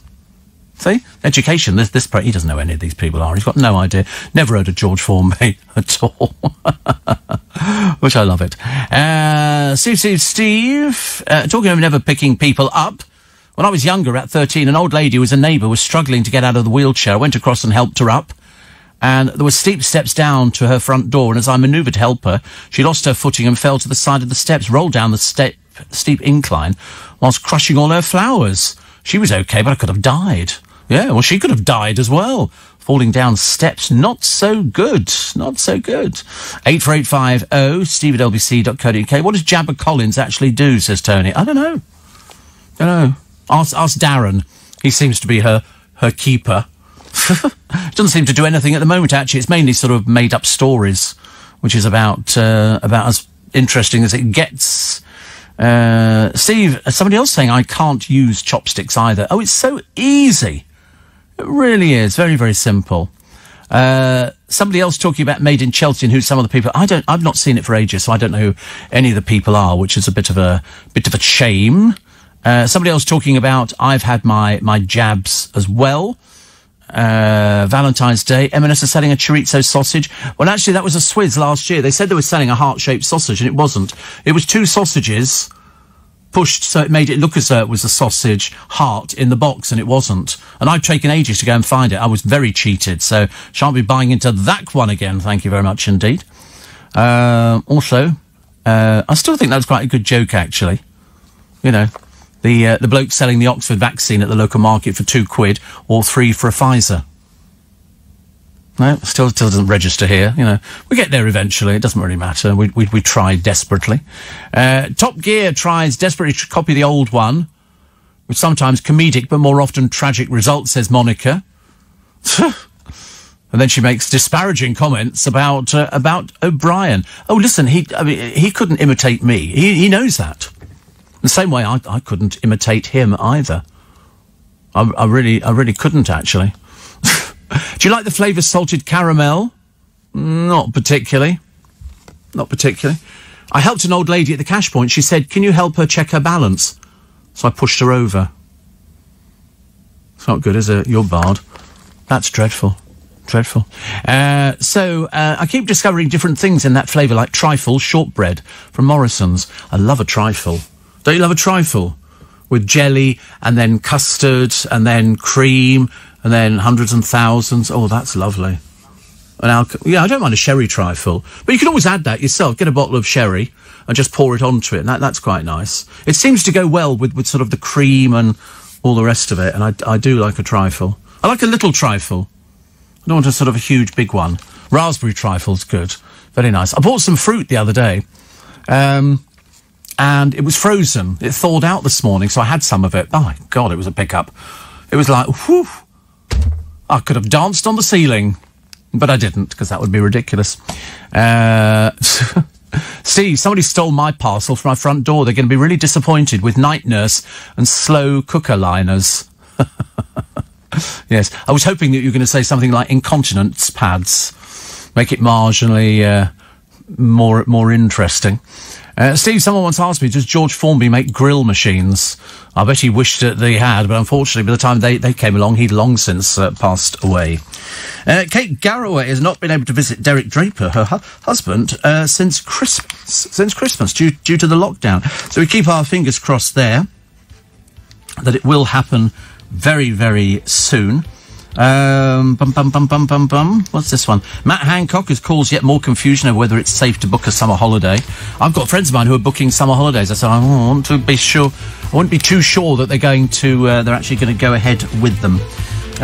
Friday you should be bouncing up and down and getting very excited about, but to be honest with you, there's nothing to look forward to except more snow to batter the UK. Not only another 2 days of potentially deadly freezing weather, but more incredible temperature drops as well as power cuts, travel chaos, and up to 3 foot of snow over the weekend. -23 it was in the village of Braemar in Aberdeenshire. Over the next 48 hours, they've said temperatures predicted to remain well below freezing. Areas that have been so far escaping the worst of the snow are due to be hit on Saturday with nearly a foot, which is going to be landing in England's northwest. Oh, my goodness me, honestly. See, the trouble is, it's great, isn't it? When you don't have to do anything, just sit in there and you've got loads of tins of soup and freshly baked bread and stuff like that, and you don't have power cuts. But it's when you get power cuts and you get all these other problems that come with the come with the weather, you think, I've had enough. I said this morning to my driver, I said, I've really had enough of this actually now. I don't mind a bit of snow, I don't mind a bit of cold weather, but not day after day after day. Thank you very much indeed. Thieves suspected of removing metal from the roof of a building couldn't get away because their van got stuck in the ice. This is at Ramsgate in Kent. Copper and lead piping was recovered from the vehicle and 3 men were arrested. How dumb. A 43-year-old from Broadstairs, a 33-year-old from London and a 21-year-old with no fixed address have been released on bail. Even in weather like this, people go out there and steal. It really is absolutely appalling, isn't it? It's terrible. Do you know women are much better at men than reading what others are thinking? I'm very psychic. I can look at somebody and I can tell exactly what they're thinking. Got it straight away, Corey. Got it straight away. Straight away. Says I've got it. I've got it with you as well, Jake. Uncanny, isn't it, really? I can also read Tetley tea bags. I'm very good. Some people can't read those. You know, you're supposed to swill the tea round a bit, turn it upside down on the plate and then read it. No, I can do through tea bags. I'm very good. Very good. I've often thought I was a bit psychic. I think that's what they said about me. And other people have said the same. They said, you're a bit psychic, aren't you? I said, I am. I really am. I can imagine, somebody phoning me who hasn't phoned me for a little while and then blow me down, same day, my phone will ring. And it's not them, it's somebody else. And they were just sort of saying, oh, I was just sort of checking to see if you were all right. And you go, yeah, I'm fine. Do you know, it's talking like this that just amuses me. I don't have any problem with anything in the world at all at the moment. Although if you come from Paisley, you've got your own problems, haven't you? I should imagine. It must be freezing cold up there. We've got a poem. I've just realised we have a poem of the day. Oh, sorry, knocking tins over and all the rest of it. This one is it's one poem. Yesterday, of course, we had 2. You had the luxury of 2 poems, but today you've got 1. This one's by David Axton, and David Axton has written a poem called "A Mugging." When my guard was down, they attacked from behind. With a blow to the head, now I wake up to find there's a sort of red mist in front of one's eye. My tongue's gone all rubbery and my mouth is so dry. There's a part of my head that floats on its own and a pain when I move that just makes me groan. My stomach and its contents have ceased to be friends and are now parting company via both ends. I ought to get up, but I'm frightened to try. I just want to lie here and hope that I'll die. I can't understand how I came to be caught by these 2 nasty muggers, red wine and port. Yeah, good one. Very good. Of course, there'd be many of you listening who didn't understand that one at all. But, Corey even got that one, sort of, after we'd explained it to him. Because you've never had port, have you? No. You don't want to drink it. Port, it's a wine. It's sort of fortified, but you can get quite ill with port. You can get quite ill with it. I used to, drink a little bit of it, not too much of it. I don't think too much of it's good for you. So I'm quite good. I haven't had sherry for ages, actually. I might buy a bottle of sherry today. What a treat on a Friday. Can you imagine a treat on a Friday? What would be a treat on a Friday? Bottle of sherry. It's not really that exciting, is it? Cheese board? What for? A cheese board? It's a treat. God, what a shallow existence. Honestly, a cheese board. Who wants a cheese board? Well, little bits of cheese on it, and then somebody says, would you like some crackers? I'll bring you the cheese board over, and they stagger over with this sort of half-eaten, moth-eaten board of rancid-looking cheese, and they go, this one's stinking Bishop, this one is cheddar, this is red Leicester. And you go, I'll have a little bit of the stinking Bishop, without realising. Have a little bit of the red Leicester. That's it, you're only allowed 2. And would you like some biscuits as well with that? You've obviously eaten at a Burnley Inn before now. Surf and turf. Prawn cocktail to start with, and I bet you always finish with strawberries. Yeah. Because strawberries were considered a luxury. Isn't it funny? Years ago, you'd go out to the Burnley Inn, and you'd have steak, which was sort of practically evaporated on the plate in front of your eyes, and then they go, would you like strawberries? And you go, yeah. As if we'd never had strawberries before. We used to go out picking them. We used to go to the strawberry farms and go pick. You could eat as many as you wanted, and then you paid for the rest of them. Oh, baked camembert. That looks disgusting, doesn't it? I couldn't eat that. No, I couldn't eat that. No, definitely not. Oh, it's runny cheese. No, thank you. No. You have that, do you? When? Whenever you're treating yourself. Bit of cranberry sauce on the top. Ugh. Disgusting, honestly. I'm so sorry, lady. If you're lying in bed at the moment thinking about having some proper food, round here, they're into baked camembert. I mean, honestly, talk about pretentious. Really. Here's me, I would never have anything like that. That's for rich people. It's not for people like me, working class. They eat the most peculiar food round here, they really do. In between the chocolate money, you won't believe what Jake shoves in his mouth. Steve, I'd love a brandy if you're offering. I never did brandy. I never did it. You mentioned Braemar as the coldest place in the UK. Did you know Braemar is the nearest town to the Royal Castle Balmoral? And it has, apparently, a museum with Queen Victoria's train and carriage in it, says Ian and Wendy in Somerset. Well, there's a reason to go there, isn't it? Oh, I've seen the pictures of it. I've just remembered, yes. I've seen the pictures. Naughty Nibbler, Money Box at the Strawberry Farms. No, they always say you can eat as much as you like, because they've got so many. And they just go to, the birds peck them and everything else. So you're allowed to, I've always discovered that. If ever I go to pick fruit and strawberries, I'll be picking more. But strawberries, you can have those they're in all the supermarkets now. It's not strawberry season, as far as I know. But you can have strawberries now, and it's lovely. Although I don't really know what you do with them, apart from you just sort of cut the top off, and then you put them in a bowl, and then pour cream over them. What else you do with strawberries? Nothing else, is there really to do? I don't make jam or anything like that, so I'm not particularly bothered. And I wouldn't put it on baked camembert, because that would be just ridiculous. I don't do any of those sort of things. Imagine putting a cheese in the oven to bake it. Have you ever heard anything so pretentious? Really? Honestly. You want to come from the world I come from, pal, fish and chips on a Friday, and that'll be it for the rest of the week. We never had the money for anything else like that. If you're very lucky, you got some scraps. Paul says, Psychic Steve, you read my mind. Strawberries. Somebody says, steak meal in the Burnley Inns. Well, that's all they did, but we thought it was luxurious. I mean, we'd never had prawn cocktails before. I love prawn cocktails now. I have them with, can't remember what I have them with, actually. It's a vegetable that you cook, or you don't cook it, or you do cook it. And it's chopped up, and it's purple. Beetroot, thank you. Honestly, it's fatal, isn't it, really? You can tell I'm going downhill already. Yeah, chopped beetroot and a prawn cocktail is very nice for you, very good for you. And I have that. I used to have it with bread and butter, but I don't. I'm trying not to do bread and butter now because it's a bit naff. And I might have a piece of toast on a Sunday morning as a treat. Never have a baked camembert, but I would have a piece of toast, or perhaps even 2 pieces of toast if I was thinking about pushing the boat out. There's a man here, he's a McDonald's lover, his name's Kyle Gibson. Kyle Gibson has eaten 100 Katsu Curry Chicken McNuggets in a high-speed binge before they were taken off the menu. He snaffled all of the treats in just over 12 minutes, which appeared to leave him visibly unwell at the end. YouTuber Kyle from Houghtonleigh Spring in Sunderland said afterwards, the nuggets were a little dry but tasted great. I'm glad I got to try them. I wish I had done 100 more. He looks like he's about to be sick.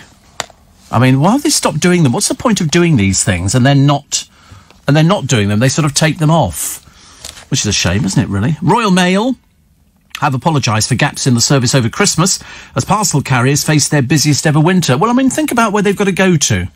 They've got to go up and down hill and dale, and it's awful. It's awful. But the good news is that Royal Mail are going to keep the temporary staff that they had working for them over Christmas. And a man here who claimed it was acceptable to expose himself on the Isle of Wight, as he said it was a nudist island. Well, it isn't. Reza Hatami was in a state, that's all I'll say, when he flashed at a 56-year-old woman in a field and then performed a sex act. But he told the Isle of Wight magistrates there are nudist beaches and nature reserves, and it's not frowned upon to be naked here. I was under the impression it was a nudist island from the rumours. No, mate, it wasn't. And you're just a dirty little nasty. He was given a 12-week suspended jail term. Why do they bother with these suspended jail terms? Why don't they just send them to prison, leave them there? It's ridiculous. There is nothing at all now which is a deterrent. It's the island is like that. It's a new... No, it's not. It really isn't. Many people are disgusted by their partner's pants. All right. So now you know. Mind you, most men don't even bother changing their pants on a daily basis. They sort of hang on to them for sort of about a week, I'm led to believe. I don't know why, but, you know, people are like that. They don't. You should change your pants daily, shouldn't you? Women do, so I see no reason why men shouldn't. Apparently, somebody says it's very hard to say goodbye to a trusty pair of underpants. It's not hard at all. You just go goodbye and get rid of them. You don't keep your pants, do you? I mean, the moment the elastic starts showing in the waistband, you've got to get rid of them. EastEnders star Danny Dyer says he and his wife are always arguing behind closed doors because they've got nothing in common. I don't think he's got anything in common with anybody, has he, really? Poor soul. Stars who came back from the dead. And all sorts of people. You know, the Ernest Hemingways, Elizabeth Taylor, Ozzy Osbourne. Well, I think Ozzy Osbourne's been to hell and back. Donald Sutherland, Demi Moore, Sharon Stone.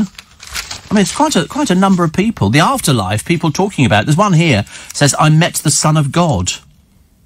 This is an American called Annabelle Beam. She had a digestive condition that caused her intense agony. When she was 8, it began to overwhelm her, and she told her mum she wanted to go to heaven with Jesus, where there's no more pain. Days later, she fell 30 foot from a tree branch, bumped her head 3 times, and died. There, she said, she sat on Jesus' lap. Interesting, isn't it? Annabelle later said, he told me, whenever the firefighters get you out, there'll be nothing wrong with you. And I asked him if I could stay, and he said, no, I've got plans for you need to fulfill on earth that you can't fulfill in heaven. Are these people ill or something? I mean, do people really believe this? They really believe that you go and talk to God? There's one here, an American medic, has written a book called Proof of Heaven. His form of infection was so rare it affects only 1 in 10 million, and his doctors believe he had a 1% chance of living. Instead, he survived without any brain damage after a near-death experience. He says, in the realms which he named the Gateway Valley, he said he saw thousands of beings dancing with great joy and festivity, angelic choirs emanating chants, and the swooping golden orbs in the sky above. They're not normal, are they? I mean, this is just ridiculous. The amount of people who said, oh, I was on the operating table, and then the next thing, I was floating above it, watching myself. And it was all pretty... No, it wasn't. No, I promise you, it really wasn't. We don't have things like that. But very interesting, very interesting. And I would quite like to sort of believe in something like that, but I know in my heart of hearts that it ain't true. Wendy Craig is returning to Doctor Who. Oh, I love Wendy Craig. She was my favourite mum on the television in Butterflies and Mother Makes 5. Oh, she was absolutely fantastic. I'm doing the travel, or I can't do everything at the same time. Very, very pushy this morning, honestly. Just because we mentioned the story about underwear, they both went very quiet. Supposed to change it daily. Not round here, they're not. No. Anyway. Morning, everybody. Architecturally speaking, Paisley is quite beautiful, says Kim. And I personally am from Elderslie, a bonny wee place. Have you been up that way? No, I've only ever been as far as Toll Cross. I never got very far at all, I'm afraid. Steve, my postman Leon is fab, says Nikki. Always cheerful and always wears shorts, even in the snow. You've been so wonderful in lockdown as I've been shielding. Yeah, our postman Darren is the same.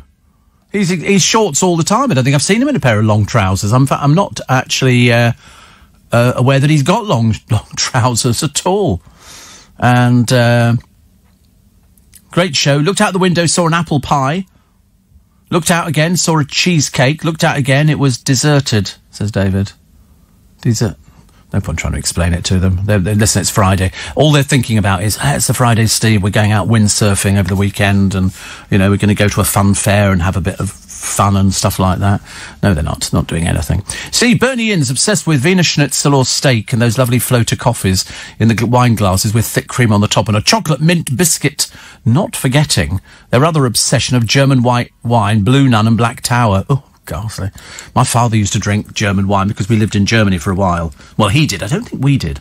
But he sort of came to enjoy, you know, so we had Liebfraumilch and Tower and all these other different... I never quite liked German wine. They're a bit too sweet for me. A little bit too sweet. So I used to go sort of the opposite way, go for some unusual wines, and then sort of stop wine completely and just went on to Prosecco because it's a bit more drinkable.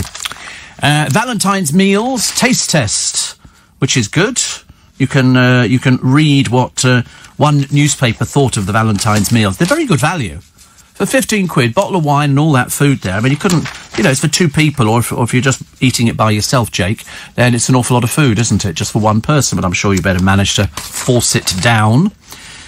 Christina Rianoff has told of her continuing agony as the anniversary of Caroline Flack's death approaches, saying, I should have reached out, I feel such guilt. I don't think anybody could have done anything about it. I said that at the time. She had a friend with her, and the friend stayed the night with her to make sure she was okay, but of course she was on a hiding to nothing, because she went out in the morning to go and get some milk and said to Caroline, are you okay? Yes, I'm fine. The moment she'd left the house, she wasn't fine at all. And Christina fears Caroline was battling inner demons. Absolutely. And she also had the impending court case. She had all sorts of things that were going on. And she was facing trial, I think, accused of assaulting her boyfriend, Lewis Burton. I mean, if somebody is in that mindset, it's very, you know, us mere mortals can't do anything about it. They need professional help. And unfortunately, nobody thought about it. On Caroline's death, Christina said, you know, I should have done more to help her. Maybe it wouldn't make a difference, but looking back, I think I should have reached out, and I felt really sad about it. Yeah. But if somebody's going to do something, then they're going to do it, Christina. It's as simple as that. It takes a very brave person to say, listen, I'm going to stay with you for the rest of your life, because at some point, the inner demons that they have, which they are fighting, are going to take over. Roger says, Wendy Craig was my next-door neighbour when I was a young lad in Chiswick. She used to drive a pristine Rolls-Royce Silver Cloud. Oh, lovely. Very nice. Another one here. Pat says, you're working class, having a pop about baked camembert, but used to fall asleep in the back of a Bentley. Yeah? Yeah? What's the matter with that? Why does that not make you working class? We were working... I have to work for a living. That makes me working class. I work for a living. I'm not rich enough to sort of sit back and just sort of, you know, have servants doing everything and stuff like that, you know. And I've got the boys in here, which is, I suppose, the nearest thing to it. But no, I would come from a working class family. That's what my family were. All of them were working class. They grew up in the East End. I know. Never believe it, would you? And we didn't have anything. I told you the other day, my mother used to go to school with shoes handed down from her older sister, of which she had a few, with newspaper in to pad them out so that they fitted her. That was quite a normal thing to have in the early days. People couldn't afford to go out and buy, you know, shoes all the time, so you had to make do. Unfortunately, you know, we didn't have all those luxuries that you have nowadays. And my dad, who was very much working class, and my mum, decided he wanted to buy a second-hand Bentley, so he bought a second-hand Bentley. My mother hated it. Love of his life. He loved it. It pootled down the motorway like there was no tomorrow. It was a really lovely car, and it was so comfy in the back, you would just fall asleep. But no, my dad loved his car, loved it. And where it went to, I've got no idea, and I can't even tell you what the car number was. Once I've found out the car number, then I can tell you where it is. And somebody says, if Neil Tennant, Shakin' Stevens and Hugh Bonneville had their vaccine, then I'll have it as well. I'm concerned about my son because he's seriously allergic to penicillin. Please let us know how you feel after you've had the vaccine. Well, Ian Dale said he felt fine, Connie. Absolutely fine. He had no side effects or anything, and he took his clothes off. 12 major ops in ICU. Dad came in to say goodbye to me. Had a cup of fresh lemonade. I smelt it. Stirred me, asked for a sip. I didn't die, obviously, as I'm texting, but to this day, I still eat at least 2 fresh lemons a day. No white lights, no dancing angels, just lemons. I bought some still lemonade the other day, and it's just lemon juice in water. And they do it in different places. And I bought it in... Where did I get this one from? Might have been Waitrose. It's delicious. Ice cold, just lemon juice and water. And when I was in Austria, they used to do lemon juice in hot water. And it was very good for broadcasters, so you could, like that, and you'd have it, and it was just lemon juice. They give you a little pot of lemon juice, and you'd fill up the cup with the hot water, then pour in the lemon juice, a little bit of sugar. Oh, it's delicious. You know, I could sing for the world. La la la la la la, la la la la la la. Oh, I loved it. Absolutely loved it. The illuminations will stay on to boost the resort. That's Blackpool. People are still going to go there. And Clonehenge. The scientists have found a Welsh site where a stone circle stood for 400 years before it was moved to Wiltshire. I love it. We used to go to Stonehenge a lot because it was quite near where we lived in Berkshire. Loved it. Absolutely loved it. Also, an apple a day really could keep Alzheimer's at bay, according to research. Both apple peel and the flesh are rich in something that fuels brain neurons, improving learning and memory. Oh, I should get some more apples for the boys on Monday. Or Tuesday. We don't want to miss out on having the brain capacity, do we? If there's something out there that sort of makes you feel, healthy and, a new sort of person, I'm going for it in a big way. Because we like apples. Good, but eat more of them. 2 minutes into her stint on Celebs on the Farm, Linda Robson had a simple request. Get me a taxi now. And last night, says Ian Hyland, he says, I even resorted to watching Gemma Collins on Piers Morgan's life stories from Trump Tower to Towie in less than a year. Piersy, where did it all go wrong, son? So with expectations suitably managed, I stuck it out on the farm, and I'm glad I did. This show may never match its Rebecca Lou's heyday, although hopes were briefly raised when it was announced there'd be a challenge involving pigs. So I challenge anybody to watch Kerry Katona genuinely beaming at being awarded a rosette for working hard on the farm without getting a little teary themselves. Still, it might cause a little confusion if Kerry now goes around boasting about being great at husbandry. Reality show veterans Kerry and Linda were surprisingly decent bookings, as were Sean Williamson from EastEnders, Duncan James from Blue, Lady Colin Campbell from Planet... Lady Colin Campbell. She's mad as a fruitcake, isn't she? But Kerry was the main showbiz draw, and that probably reflects in the fee. So we had all sorts of people on it. It's embarrassing to watch. It's the same drearies who turn up. They know now what's expected of them, behave badly, have a bit of a breakdown, throw a few tantrums, cry, and people go, you're very good value, aren't you? Unfortunately not. Maggie says, I'm allergic to penicillin. I had the vaccine. No problems. There you go. Postmen wear shorts because, says Jill, if it rains, it won't make it difficult to walk and they can carry on with their round. Oh, right. Oh, well, there you go. And, yes, when I was at school, my mother used to get my clothes from the Army and Navy store. I very often used to walk to school dressed as a Japanese submariner. It's a very old gag, isn't it? Do you get that one? No, doesn't matter. Hopeless, isn't it, really? Steve, I grew up in inner Sydney. It was a working class area. Now I couldn't afford to live there, says Shane. Yeah, the working class areas are becoming gentrified. That's what they call it. The boys live in gentrified areas. They're sort of a bit okay-yah when we come off air. I just have to go along with it. But, yeah, all those areas in London, we could go into a cafe and they say, would you like cereal today? And you go, have you got Cocoa Pops? They go, have we got Cocoa Pops? And so people would have it. It's all changed a bit. We didn't have cereal when we were younger. We couldn't afford it. I don't know what we had for breakfast. It could have been a boiled egg. Could have been a boiled egg with eggy soldiers, which now I wouldn't touch with a barge pole, I'm afraid. And somebody says, I take your point about baked camembert, but you're not right in questioning who'd put cheese into an oven. What's pizza, says Chris. Well, I don't eat pizza. So I ask the question again. Who puts cheese into the oven? Okay. As for strawberries, were you interested? You could try them with lime juice, pepper and ice cream. Delicious, says Chris and Chelsea. No, they're just strawberries. They're just strawberries. You just pick one up, eat it, that's it. You don't need to put salt, pepper, any other weirdo stuff in there at all. It's just a strawberry, okay? It's like your plums. I mean, we had plums yesterday. They're very nice, actually. Little plums are very good at the moment. Very good. Very sweet. And there's everything. Blackberries, blueberries, you name it. It's all out there. You know why? Nobody's worrying about the flights. It's about the only thing the flights are bringing in now. Fruit and veg and stuff like that. So eat as much fruit and veg as you can, and you will be a very happy and very healthy person. 84850 steve@lbc.co.uk. Steve, I had my vaccine yesterday. I feel fine. Can you wish Chris Lowry a happy birthday and Steve Campen, our Josh and Mr. Neil's Teddy, belated happy birthday, says Noreen. Ooh. So there you go, Chris Lowry, birthday. It's not Steve's birthday as well, is it? Is it just Chris's?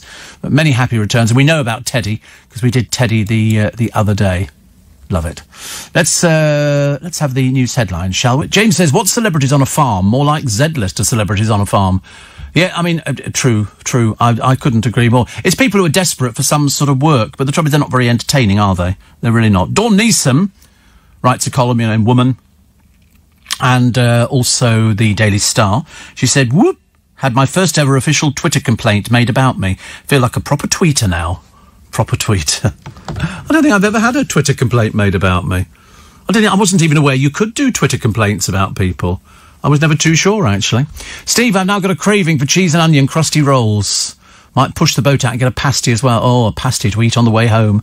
How lovely. Steve, I remember 1963. Snow from New Year to Easter. Paper round in the morning, quick breakfast, then a 3-mile walk to school. Felt just normal. By the way, it was National Donut Day here in Poland the other day. How lovely. I love a donut. I love those Krispy Kreme donuts. I think they're great fun. I like the one which is sort of the apple one. They've got an apple one, which is very exciting. Very nice.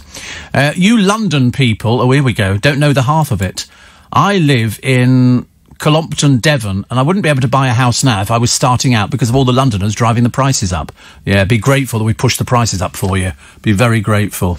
It's only us moving into your decrepit old properties that's pushing the price up, because then we go there and then we get them all done up for you and then we sell them again and we sell them to other people. Very few people can afford to live in the village where they were brought up nowadays. You know, in fact, I bump into more people who grew up in Devon and Cornwall who are now living in London, taking our housing. I mean, I don't want to make a big deal about it, as you can well imagine. It's not up to me to to decide, you know, but obviously the parents have shoved them out the door with 20 quid in their top pocket, a little bundle of clothing, including a pair of pyjamas, one pair of shoes and some socks and pants. And that's it. And we're supposed to go, oh, come into London, you know, we really love you, people from outside. But it's true. Nobody can afford to live in the village that they grew up in because they've been bought by landed gentry, people who buy these properties. It's all the television programmes, isn't it? So of course we know the half of it because we're the ones who are helping it, Jeremy. That's the way it goes, I'm afraid. It's the world. Steve, you are so right. I'm risk being bad, but your producers are right. Baked camembert is delicious. With good red for me, please. Your favourite Jewish cabbie, Monica. Right, she's barred. Don't ever let her on ever again, OK? That's it. The turncoat has finally turned. And, Steve, I love the way that people now actually sort of say, at the risk of being banned, because they know what the policy is on the programme. You're correct by saying families had hand-me-downs. It wasn't until I went to the big school, as we called it, that I had my first pair, Steve, of new shoes that were only mine. Everything else was handed down. My dear old mother, Elsie, would cut, alter and sew everything to make it fit all of us, says Andrew. Probably a joke there somewhere, isn't there, really? But it's true. It's true. Your item on reheated takeaway food made us laugh early this week, just to let you know that last night's dinner was the reheated previous night's Indian. Tasted even better, says Stephen. No. You're all still okay. Yeah, at the moment you're okay. See what it's like by the time we get to Sunday morning. In the 80s, my husband bought a Rolls-Royce, says Sue. The neighbours didn't acknowledge and just called it the blue car. Very awkward. Well, you couldn't see our car because we had a drive that went up the side of the house and then turned left, and we had a big patio there which you couldn't see from the road. So nobody would know if we had a Rolls-Royce or a Bentley or anything else. I think it was a Bentley, actually. I'm pretty certain. It was lovely. Lovely. You used to have those arms. When you indicated, you switched a little lever and a thing came out the side of the car, like a little orange thing that lit up. It was fantastic. Really good. I don't know what he paid for it. Whatever it was, he wanted to buy one, and so I kind of inherited, I think, whatever my parents did. A lot of people talking about lemon juice and how good it is for you, which I love. I love. And I'll tell you what we do. Just after 2:15, we'll do the Mary Wilson interview, because I thought she was lovely. I thought she was absolutely lovely. And Frank Marino on the television the other day, being interviewed by somebody who didn't really know what he was, but he's a force in Vegas to be reckoned with. He's got a big drag show that goes on there, and he does very, very well. He's also been on various other programmes, including the one The Brits Are Coming, which had Cannon and Ball and Sue Pollard and loads of other people on there, Anita Harris, and they did a show for all the Brits. Unfortunately, the day before the show, there was that shooting in Vegas, which kind of set everything back a bit, but they still went for it, because they're in show business. We like. Steve, are the mustard jumpers hand-me-downs? Oh, they're bound to be. Bound to be. Yeah, I can't imagine anybody seriously buying a mustard jumper. You know, it would have to be from a second-hand shop or something like that. 1963, Steve, we had no heating in the bedrooms and ice on the inside of the windows. The cold water pipes and the cold metal tanks used to burst, and somebody had to light the fire. People today don't know how well off they are. They don't. When we were in Yorkshire and it was cold, I'd come down in the morning to light the Rayburn, which means you have to rake it out, so you shake it backwards and forwards, and then you throw all the dust and all the bits away, and then you crunch up newspaper, Put that in there, balls of newspaper, about 20 or 30 of them, and then you put some kindling wood on the top of it, and then some coal, whatever it was in it, I think it was coal, and then you light it, and you pray to God that it keeps going. And that was the thing that heated our hot water. Ridiculous. Steve, Donald Trump was infamous for tweet complaints, says Richard in Orset. Oh, right. Somebody says, had the vaccine the other day, had no side effects at all. But can you play Please Release Me by Engelbert Humperdinck for my Auntie Ethel? She loves your drive time show. That's the play on, there aren't any side effects. Please release me, let me go. What else have we got here? What else have we got here? All to do with the weather and how it's dreadful. And it's not going to get any better, I'm afraid. I'm working class, Steve. Pocket money earned by cutting up newspapers, stringing holes in the corner as toilet paper. Yes. I don't think we ever bought toilet paper. It was newspaper. Like you got at the fish and chip shop for your fish and chips. We didn't have all that posh paper in the butchers and everything else. Good Lord above. My Uncle Bill was a butcher in Gants Hill. And he was lovely. My parents used to love going round there because it was a bit of a treat to have meat on a Sunday, and you always knew you were going to have a good roast when you went round to Uncle Bill and Auntie Ivy's. Always, and we did. Parents lapped it up. We just didn't know. We just assumed it was sort of quite sort of nice. What have we got here? This is a man who moved a house 10 metres, built a barrier to save it, but a storm's taken 4 metres of it. Uh-oh. That's always the bad thing, isn't it? Where is the garden? Well, it's on the beach at the moment. You can find them all the time. Playboy was parading porn as art. I sensed a raw sex was what men wanted. Larry Flint on decisions to make Hustler more explicit. And he's died at the age of 78. He had all sorts of people who posed for his raunchy magazines. In the days when people... nowadays he wouldn't have survived because nobody buys raunchy magazines. People have got the internet, so they don't bother. Oh, look, here they are. Fun-loving piggy double act, Pinky and Perky. The cheerful singing and dancing puppets have enjoyed a nostalgic revival. Oh, wow. We belong together. They were good, weren't they? A bit like, do you believe in love at first sight? I do like a candle. I'll tell you what they used to do in Waitrose. They used to do a Parma Violet candle, which I love the smell. They don't do it anymore. They've stopped. I was very cross. Why they can't do proper ordering, I've got no idea. But Yankee Candles do a vanilla and lime. So I love vanilla. And lime, and what a lovely combination. I've got a lime shower gel. Doesn't make any difference to you listening in stereo, but I'm telling you now, it makes my day go a little bit better, Everybody's got favourite shower gels that they use, haven't they? What's your favourite one, Corey? You got a favourite shower gel? Something? Sorry, coconut. How marvellous. Really uninspiring, isn't it, really? Coconut and... Lynx Black. Wow. Is that the cheap one? Is that the cheap one, Lynx? Yeah. I didn't imagine you'd have anything classy. But, is Lynx also a body spray? That's a body spray. Oh, right. I never understand those at all, but I'm prepared to go for them. What do I use? I use Joe Malone and Joe Loves. Yeah, Thai lime and mandarin. And also Thai mango and lime. Yes, the essential flavours, And if I'm very lucky, I can make a bottle of it last a week. It's not cheap. Not cheap, but I don't buy it all the time. It's not, it's not like I've got sort of money to burn. If I had money to burn, hole in my pocket. Steve, I agree with that lady in Devon. We don't want these Londoners moving into our villages. Well, you can't afford to buy them, so that's what we're doing. That's what we're doing. We're moving in. Who says they don't understand village life and they don't fit in. There is no thing as village life. Have you heard the Archers? There's no such thing as village life.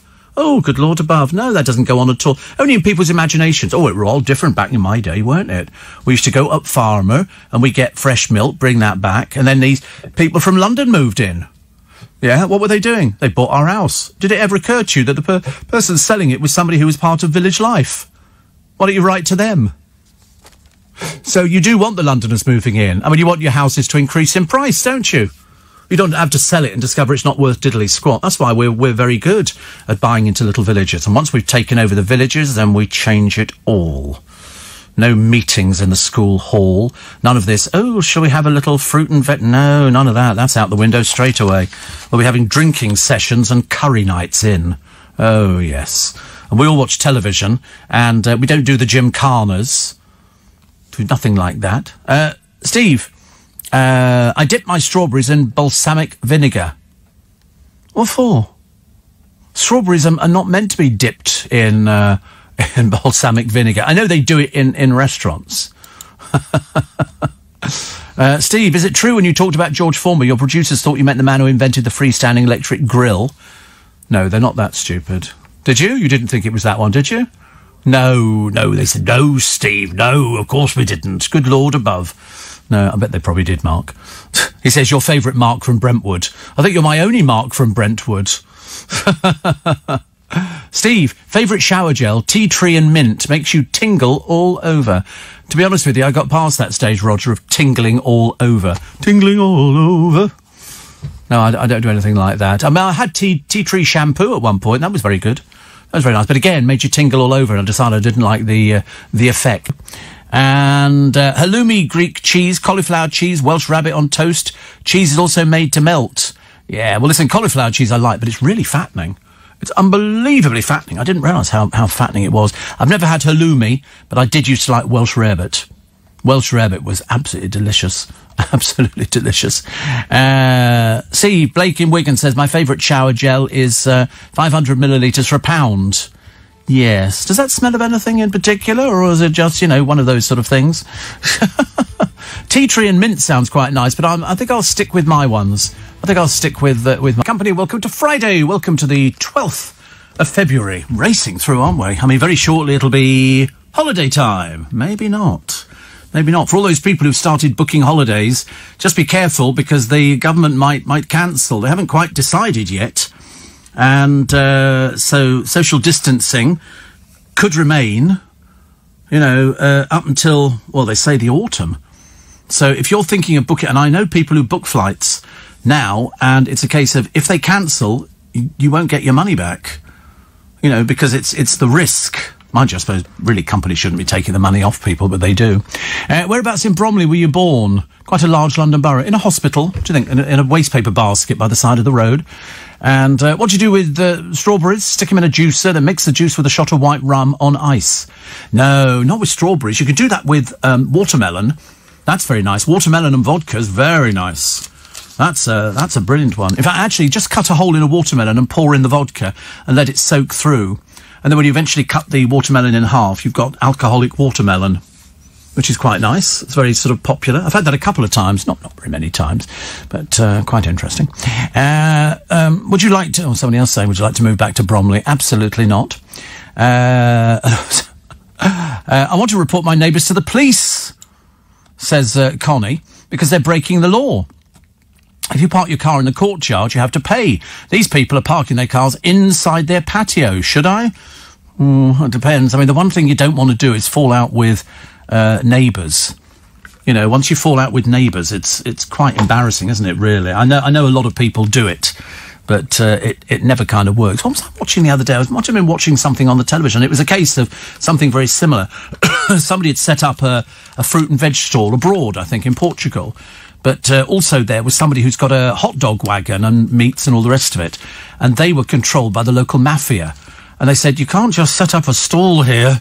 You just really can't. And they went, yeah, I can. They went, no, believe you me, you can't.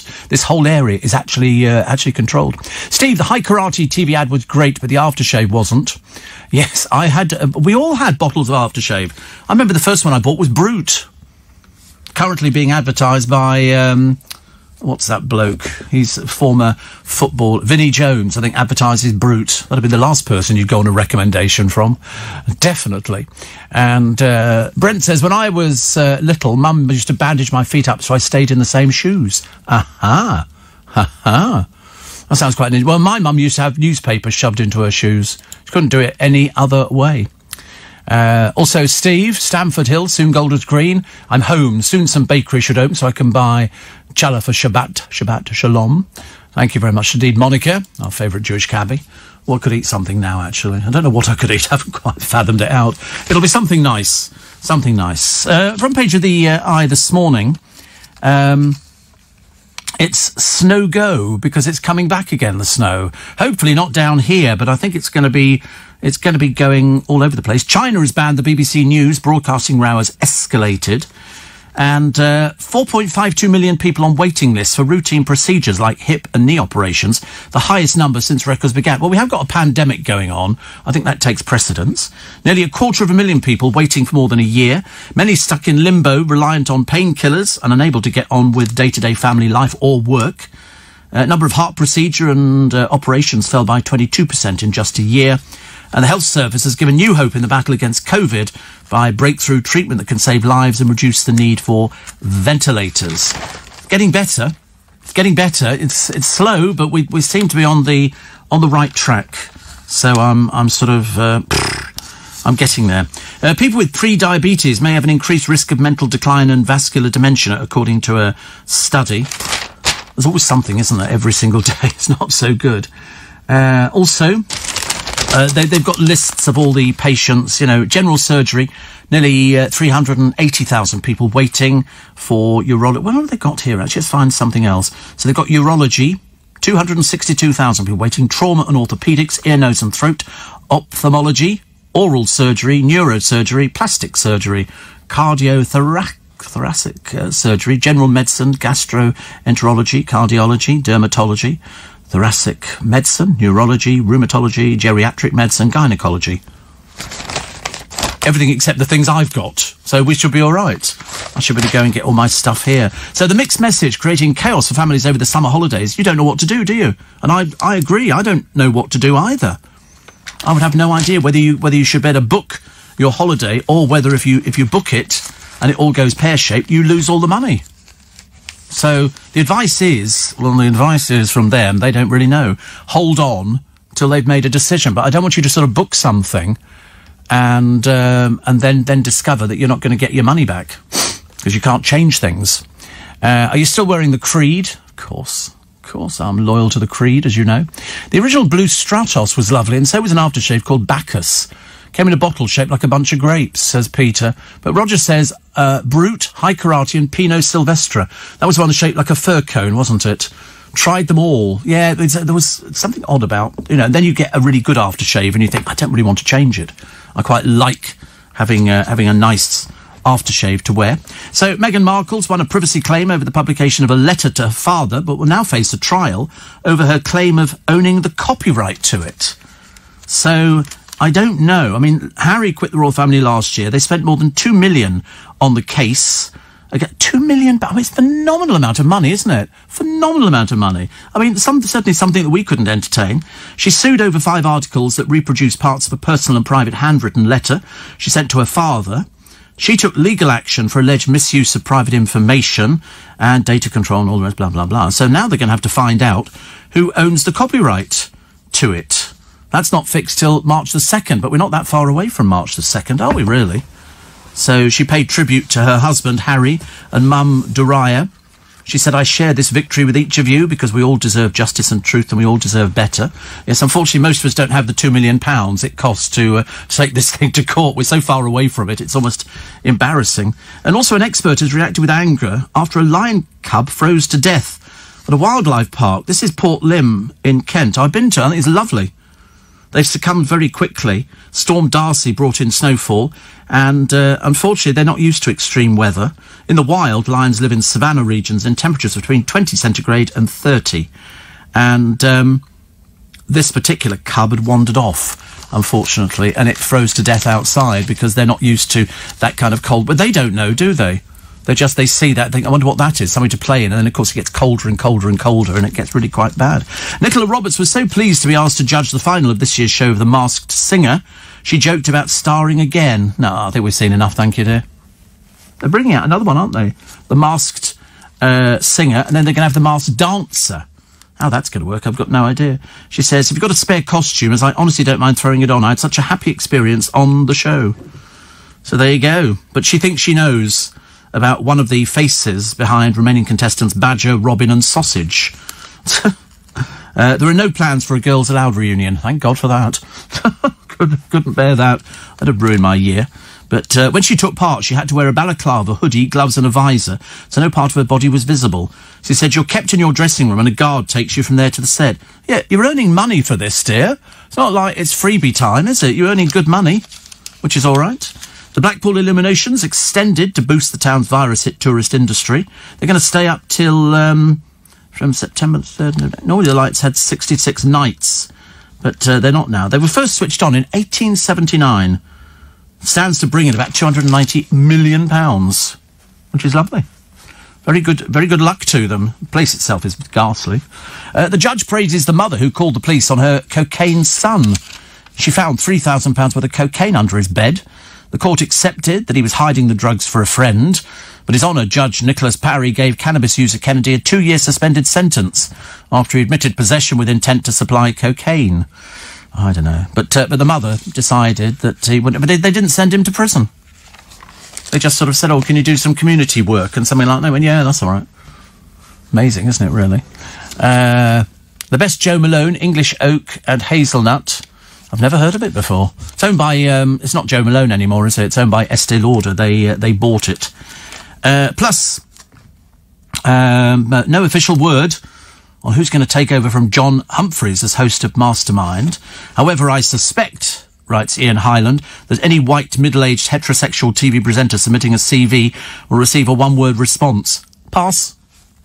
They're obviously looking for some sort of diversity for it. So they've got all these meals in the papers today, all the food that you're going to be having, well, they think you're going to be having, which is quite nice. Most of them seem to get 3 stars for Morrison's. Marks and Spencer's got 4 stars. Asda got 3 stars. However, I think it's the only one here. Let me just have a quick check. Oh no, there's 2 of them. Oh no, it's 3 of them. 3 of them. Waitrose is £20. Sainsbury's, £20 or less for Taste the Difference. And Aldi, £7.50 for starter, main and dessert, to £17 with the seafood option. Sounds quite nice, doesn't it? 5 stars. 5 stars. And so for Waitrose, they've got prawns in garlic, Charlie Bingham's lasagna, rainbow salad, frite, Sicilian lemon tort, and the Ned Pinot Grigio. You get a lot of food with products that are normally a bit pricey.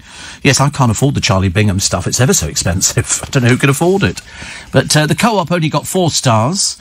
Antipasta platter, margarita pizza. Who has a pizza for Valentine's Day? I mean, come on. Balsamic onion flatbread, thick-cut chunky chips, panna cotta with irresistible Prosecco, which we quite like. And so well done to most people. Marks and Spencer's only got 4. They've got a prawn cocktail, tender stem broccoli, love linguine and meatballs, Plant Kitchen heart churros, Plant Kitchen heart churros with chocolate sauce with Conte Prosecco and Love Bug mini chocolate. They say it was very good. They say do the linguine in the microwave. The meatballs were succulent and the sauce delicious. Sounds lovely, doesn't it? So that's what you'll be doing this weekend. Well, who can be bothered to cook? Just go and buy it all in one. Take it home, shove it in the oven, enjoy your Prosecco, and then climb into bed going, I feel stuffed. Oh, it's cold today. It's very cold. Producer just said to me, he said, was it cold outside this morning? He said, no, positively a heat wave. I sort of arrived in a bikini. It's freezing out there. It's absolutely freezing. In fact, they say it's the coldest February for 66 years. Worst temperature we got was in Braemar, minus 22.9 degrees. You don't want to know what that's like. You really don't. Even the Arctic swans have turned around and gone back home again. They got far too cold. Oh, that's what they've said. The recommended temperature for a domestic freeze is minus 18. But they said the recording up at Braemar in the Scottish Highlands is absolutely incredible. 15 UK weather stations recorded their lowest ever February temperatures. Coldest place in England and Wales was Ravensworth near Richmond in North Yorkshire at minus 13.1. And a flock of Bewick swans migrating to the Arctic returned to Slimbridge Wetland Centre in Gloucestershire. A spokesman said with the easterly winds against them for their migration to Russia, they're very sensible to sit this one out. Poor souls, honestly. James Beaumont filmed a cup of hot water instantly turning to ice as he threw it into the air. They do that. Have you ever done that? You've gone outside in this weather. I'm surprised you haven't done it, actually, Corey. And you take a cup of hot water and just throw it in the air, and it all freezes. It takes a lovely picture. You do that. You can do that later. You've never done that before? Oh, there you go. Something else you've learnt this morning. The Met Office said it's likely to spread east. They said you could get 6 inches. The very idea of 6 inches spreading to the east, or from the east, is a bit bad, actually. It'll make stretches of roads and pavements a bit of a nightmare. So just be careful. If you're elderly, be careful. Be careful. Do you know, because it's Valentine's Day, I don't know why we bother with it. I really don't. The Royal Mail have settled the thorny issue of our most romantic street and house names. Rose is top of the tree with 466 streets, avenues, walks and hills named after the flower. Dove was second. What's romantic about doves? 170. The Postal Service's Steve Rooney said it's wonderful to see our appreciation of love and romance reflected in our addresses, especially this time of year. Get over yourself. Never anything so ridiculous in my entire life. Dove. How is that got anything to do with sort of having romance and stuff like that? Piece of steak. Elton John's selling one of his cars. They say fans are expected to pay, and most of his fans couldn't afford to buy this. They say it could go for £40,000. He ordered the Maserati in 2005 and it still has his name in the log. It's a V8 Quattroporte, which will gobble up any road, yellow brick or not. Resold in 2016, has 30,000 miles on the clock, goes on sale with The Market. Director Tristan Judge says it's evidently been treated like a celebrity itself over the years. If it's got the provenance of a celebrity or royal family, it pushes the price up. But I can't imagine any of Elton John's fans coughing up £40,000. I don't know. They'll probably go, would you just buy the record, thank you, Elton. That's the kind of thing that we can do. Sheeran Picture to be a cancer charity prize. Ed has donated a picture he painted to be raffled for a cancer charity. So that's good. Tickets are £20. And they're hoping... I mean, another one of his paintings sold at auction for £40,000. So, you know, anything done by a celebrity means that it goes for really good money, and they like it. You can raise a lot of money with stuff from celebrities. Soup Kitchen Britain, yes, the people who can't afford to eat, and so they're relying. There was a scheme that was done in a village somewhere. I can't remember where it was actually, and they were looking at everything down there, and people go in, and it's all free.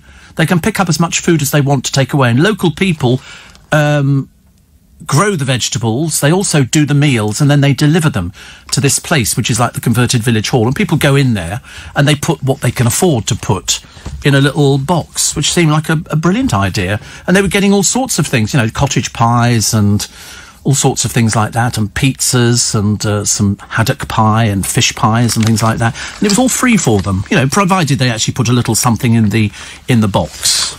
You know, that's about it. Boris Johnson has been warned by Tory MPs that reopening schools on March the 8th must be signed in blood. As fears emerge, the date could be pushed back. I think it's probably highly likely, don't you?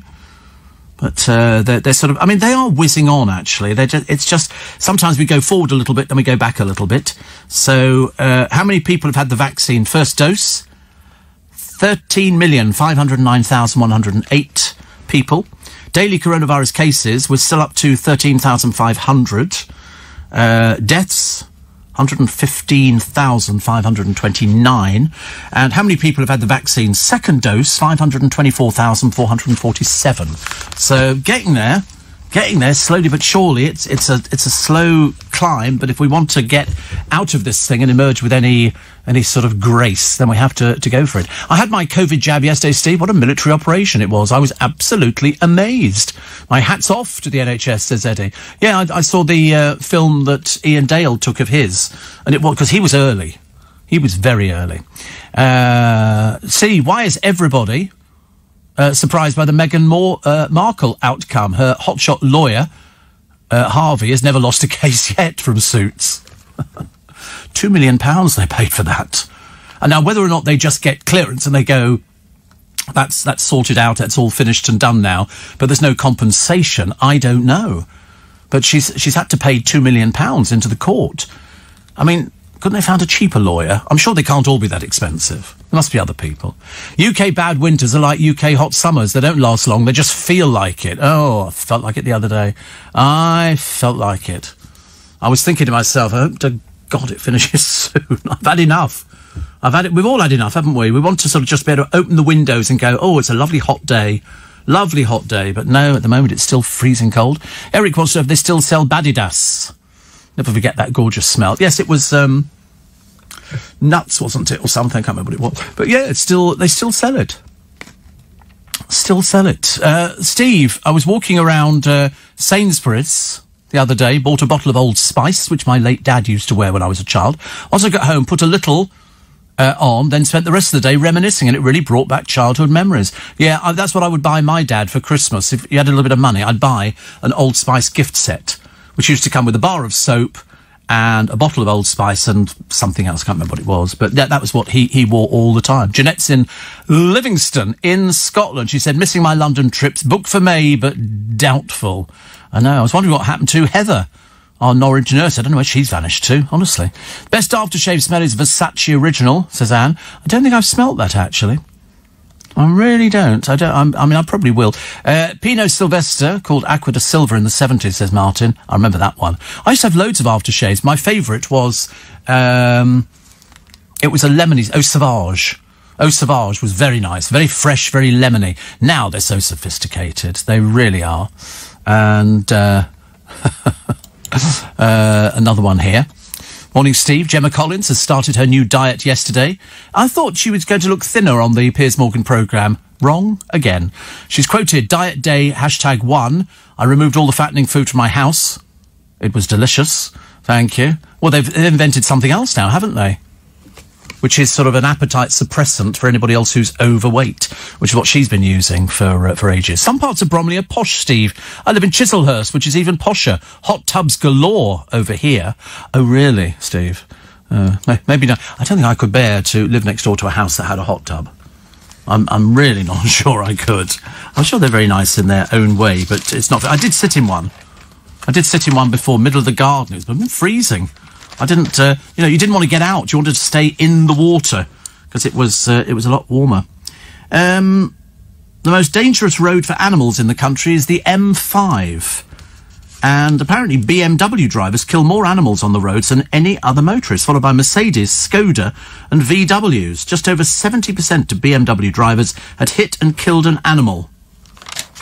Is this on the motorways then? I don't know. I get worried driving through Epping if I have to go down there, because there's you go through Epping Forest, bits of it, and I'm worried that deer might leap out into the road, because I know damn well that my car would come off worse than hitting one of them. You know, people go, oh no, don't let me fight. No, believe you me, you would lose your bumpers, I should imagine. A drug-dealing granny in the paper today, caught with a bin bag containing cannabis, has been spared prison. Fantastic. Mandy Allinson, 50, was also found with drugs, equipment and £4,000 cash. She claimed one of her sons had asked for help to wean him off cannabis.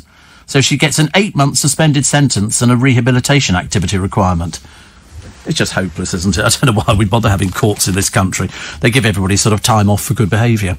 6:30, there are over 2,000 food banks. Brilliant. What a marvellous idea. Liking all of these, definitely. Also, you can ask your questions directly to the Home Secretary, Priti Patel, who's joining Nick Ferrari for Call the Cabinet from 9. And Darren says, I've got a barber shop and I've been shut down since before Christmas. Has anybody else noticed why? Where are the celebrities? And especially footballers getting their haircuts, because they've got very short, freshly cut haircuts, says Darren. Well, could be the family doing it. Which was, which seems to be okay. I don't understand why they were closing the barber shops. I must be incredibly naive, because, all of them, my one in Twickenham, we have a number of barbers, but she was wearing a visor and a mask and putting a gown on you and cleaning the chin. I mean, I didn't understand. As far as I know, she hasn't had any sort of people who've gone down with coronavirus. And, Steve, Meghan could have used a cheaper firm of solicitors. Well, I mean, I shouldn't imagine they're aware of that. I mean, certainly not the sort of thing she could afford to do if she hadn't met him. £2 million on the lawyer? Definitely not. Good Lord. Steve. Was thinking of going to Iceland this summer, decided against it, going to Sainsbury's now, which is so much better. Talking about hitting a deer. I did exactly that in Wiltshire. Jumped from the central reservation straight in front of me in the dark, and it completely destroyed, says Dave, the front end of the car. Had to be well, they would do. I mean, they don't survive either. But no, they do leap in front of cars. I've seen that before. Looks terrible, really. And they end up having to put the deer down, and then somebody will come along and take them away. Where they go to, I've got no idea. Steve, are you wearing the Pringles socks? Do you find that once you walk, you can't stop? Not the same company. Different company. There's Pringle who make the crisps, and then there's Pringles who make the socks. which I think are made in Scotland. I thought, well, I'm pretty certain. Another one here. Steve. Talk about hitting. Oh, somebody else talk about hitting a deer. It's quite common, isn't it? Really, I didn't realise that. It frightens the life of me. If you drive through and it's pitch dark, you would think they'd hear the car coming, wouldn't you? You feel like going beep beep beep beep beep beep beep beep all the way through, but doesn't quite work, does it? Steve, I had my COVID jab the other day. Loads of people are getting them. Start Monday. It's going to be really full on, very, very busy. So that's good. And you want to have it. I don't care who you are. You want to have it. Okay? So, you know, if you deny having it, you might as well just give up now. You need to have it because you want to make yourself better, don't you? You don't want to sort of infect other people. You want to go out there and go, I've had the thing. You know, like the people who are more than happy to sit on a bus saying, I'm exempt, with a little badge around their neck, like, you know, please return this child to their mummy and daddies. It's not unsimilar to that. But in the case of the COVID vaccine, you have the COVID vaccine. Much, much better. Much, much better. Steve, the first time I worked in the States, I had the all-American breakfast, which had fresh strawberries on the sausage, says John. No, that's just not normal. I'm sorry, strawberries are a sweet thing. You can have a pancake with them on, but not on sausages. That would be just absolutely ridiculous. Absolutely ridiculous.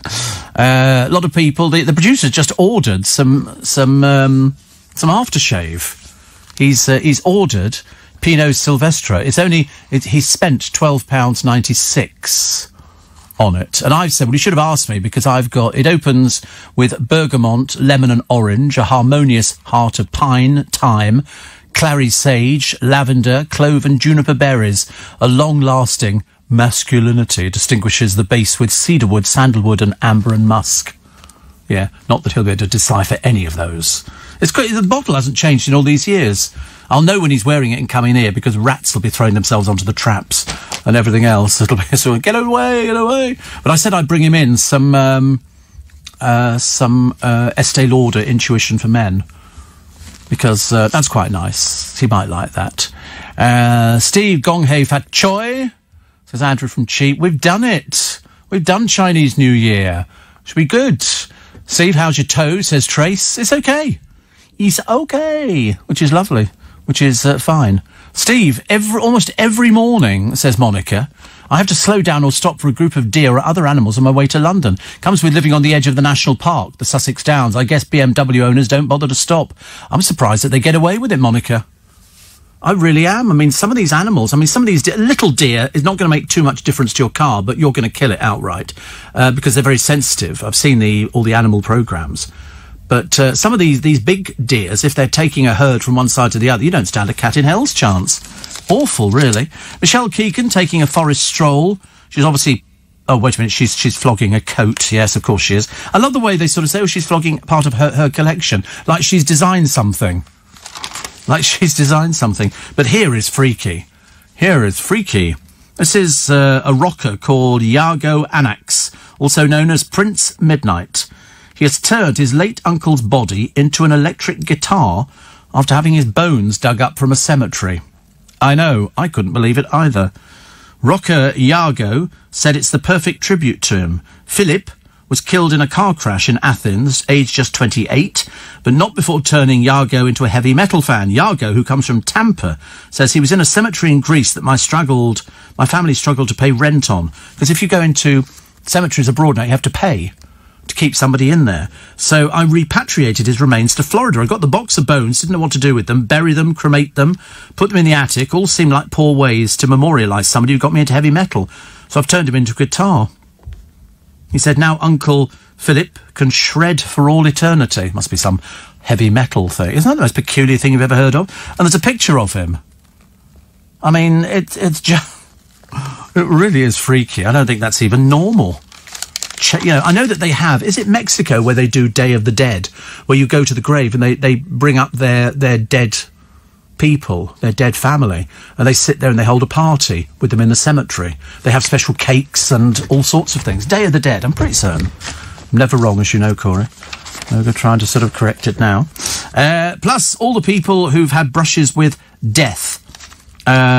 People who sort of claim that they've been brought back to life, healed by... probably aliens or something like that, and then they've been brought back to life again.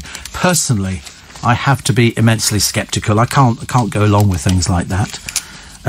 Also, Britney Spears in the paper today, her dad's got control of it. I feel really sorry for her. Really, Macaulay Culkin had exactly the same thing. When he was making all that money as a child, his parents took control of his money. You know, because they go, oh, he's not old enough to do it. But Britney Spears, because she'd had a few breakdowns, oh no, somebody else will be looking after her money. I'd be going, excuse me not. Excuse me not. Joe Black has no regrets about causing so much drama on RuPaul's Drag Race. He was brought back in a shock twist, but then sent home over the outfit. I've only seen little bits of RuPaul's Drag Race. To be honest with you, it just seems to appeal mainly to heterosexual women who are fascinated by men who put makeup on and look more attractive than they do. And that's the worrying thing. Life has been difficult, says Russell Grant today for me. He says, but you can take control. Set a goal now and decide on steps you might take in order to get there.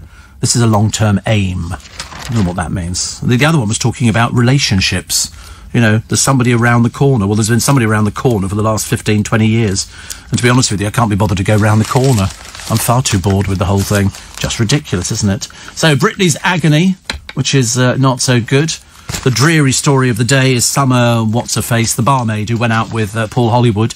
She has no discernible talent apart from she can probably add up in her head and serve drinks. But she now wants a younger man who can cook and won't eat Rice Krispies for dinner. I know, that's probably like them looking at you going, I'd rather not go out with somebody who's so attention-seeking. Could we find somebody who's a bit more normal? She's a little bit me. And we don't like it. Have you been to Floris on Jermyn Street? Yes, I've been to Floris many, many times. And Penhaligon's, I love Penhaligon's, that's nice. Bought some lovely stuff in there. And Anne in Richmond says, I've just seen Gemma Collins for the first time. Enough said. Oh, dear. Somebody said, do you know if you hit and kill a deer or any other animal, it's illegal to pick it up and take it home to eat, but the car behind or anybody else is allowed to? Well, I think what they do, if you do knock it down, I think you report it. The police will come out. If it needs killing, if it's in agony, they will shoot it. And then the council, I think, will sort of take... I wouldn't want to take it home. Why would you want to take it home? Well, you've just sort of annihilated something and then you want to take it home. No, thank you very much indeed. I drive an old Citroen. Driving through the New Forest, a clear stop on the road turns round, was hit by a BMW. Coming the other way, just about writes the car off. Love the show, says Andrea in Yorkshire. God, I bet it's cold where you are. I really bet it's cold where you are. There's sort of certain places which are very, very freezing at the moment and we don't want to be there. Megwin Markle, she's in all the papers. She's won her privacy case, but it's cost her £2 million. But of course, why should they worry? They've taken the golden shilling from Netflix. They didn't have that money before, but now they have. Petra Eccleston's charity claimed taxpayers' cash to furlough employees. Documents show she's got the Petra Eccleston Foundation and she's funding 8 staff. Well, it's perfectly legal to do that. I mean, basically, it's not morally right, is it? Rita Ora, ghastly. No, thank you. No, thank you. And this dog called Willow, who Britain's brainiest dog, but I'm not buying it. I'm not buying it at all. Selects of papers, the nation's favourite paper, so it touches the sun. It does mathematics, spellhound, and every time she succeeds in a task, they don't know about adding up. I promise you, they really don't. They don't count 1, 2, 3. They don't do that. But this woman is saying Willow's become a classmate. I'd love to see her have her own show on CBeebies. Uh-oh. Warning bell should be ringing on that one. Thank you very much indeed. And another infuriatingly enjoyable episode of The Masked Singer climaxed with a genuine shock as Sue Perkins was unveiled as the voice behind the giant dragon costume. I didn't even know she could sing, actually. Didn't even know she could sing, but, you know, everybody's going to have a go. The couple who got the stiff telling off for an early morning romp at a beauty spot, two women, and the temperature's plunged to -23, and they're out there, given a dressing down. Dressing up would be better, actually. You can't fornicate. Not in this weather. It's not right, is it? Definitely not. But 10 to 7, still freezing cold. We can't get you. We're dreading going outside. Dreading it. Steve Penhaligon's latest, £204 for... Cheap, very cheap. See, I think if you spend a couple of £100 on an aftershave, it's better be absolutely the dog's Watsits. It's got to be absolutely brilliant, hasn't it? That's why I like Creed, because it's one of those things. And I only bought it because my friend Danny was wearing it. And I thought, and it's so rare, isn't it, that you smell an aftershave and you think, oh, that's really lovely. And the more you smell it, the more you think that is nice. You know, so, yeah, whatever. whatever. And I do, but I've got a little one with me, which I keep in my bag, and I've got a big one at home, which is quite nice. Which actually I've just run out of the other one, so I can move the big bottle down, hoping that will last until we come out of lockdown, which would be rather nice. A missing cat's been reunited with his owner after 5 years living on the wrong side of the tracks. I love it when cats turn up again, don't you? All of a sudden, the cat disappears, and then blow me down, 5 or 10 years later, up it turns again, sitting at the back door, and you think, well, how does that happen? And it's because they seem to have... I told you, when we lost our cat years and years ago, we put an advert in the local paper saying, listen, we've lost our white cat. You can't miss her because she's white, and she'll spend most of her time preening. And so a couple phoned up, and they said, we think we've actually got her. She turned up a few weeks ago, and she's here now. So we went, we'll be round. So we went round there, and this couple lived in a super-duper house. When you opened the front door, the red carpet ran all the way through the house down to the tennis courts. And then, walking slowly up the carpet was our cat, our Candy. And you could see, she looked at us and went, oh, bugger, they found me. They were happy living in this really nice house. They had to come back to our house, which actually was very pleasant, but obviously not as good as the we've got a swimming pool and a tennis court kind of thing. But it was the way it looked up at, oh, God, it was that look of desperation. Poor little soul. So women seem better mind readers. It's only because women have enough time on their hands to actually start thinking about things. Men don't. They can't be bothered with stuff like that. They really can't. Also, Hancock, no holidays if jab rollouts are delayed. There's the danger. There's the danger. That's the warning sign. I don't want to come back to you later in the year and say you're not allowed to book your holidays. Because if you do, because apparently you can't fly direct to Turkey, I was told. You have to do a roundabout route because they won't take flights from here.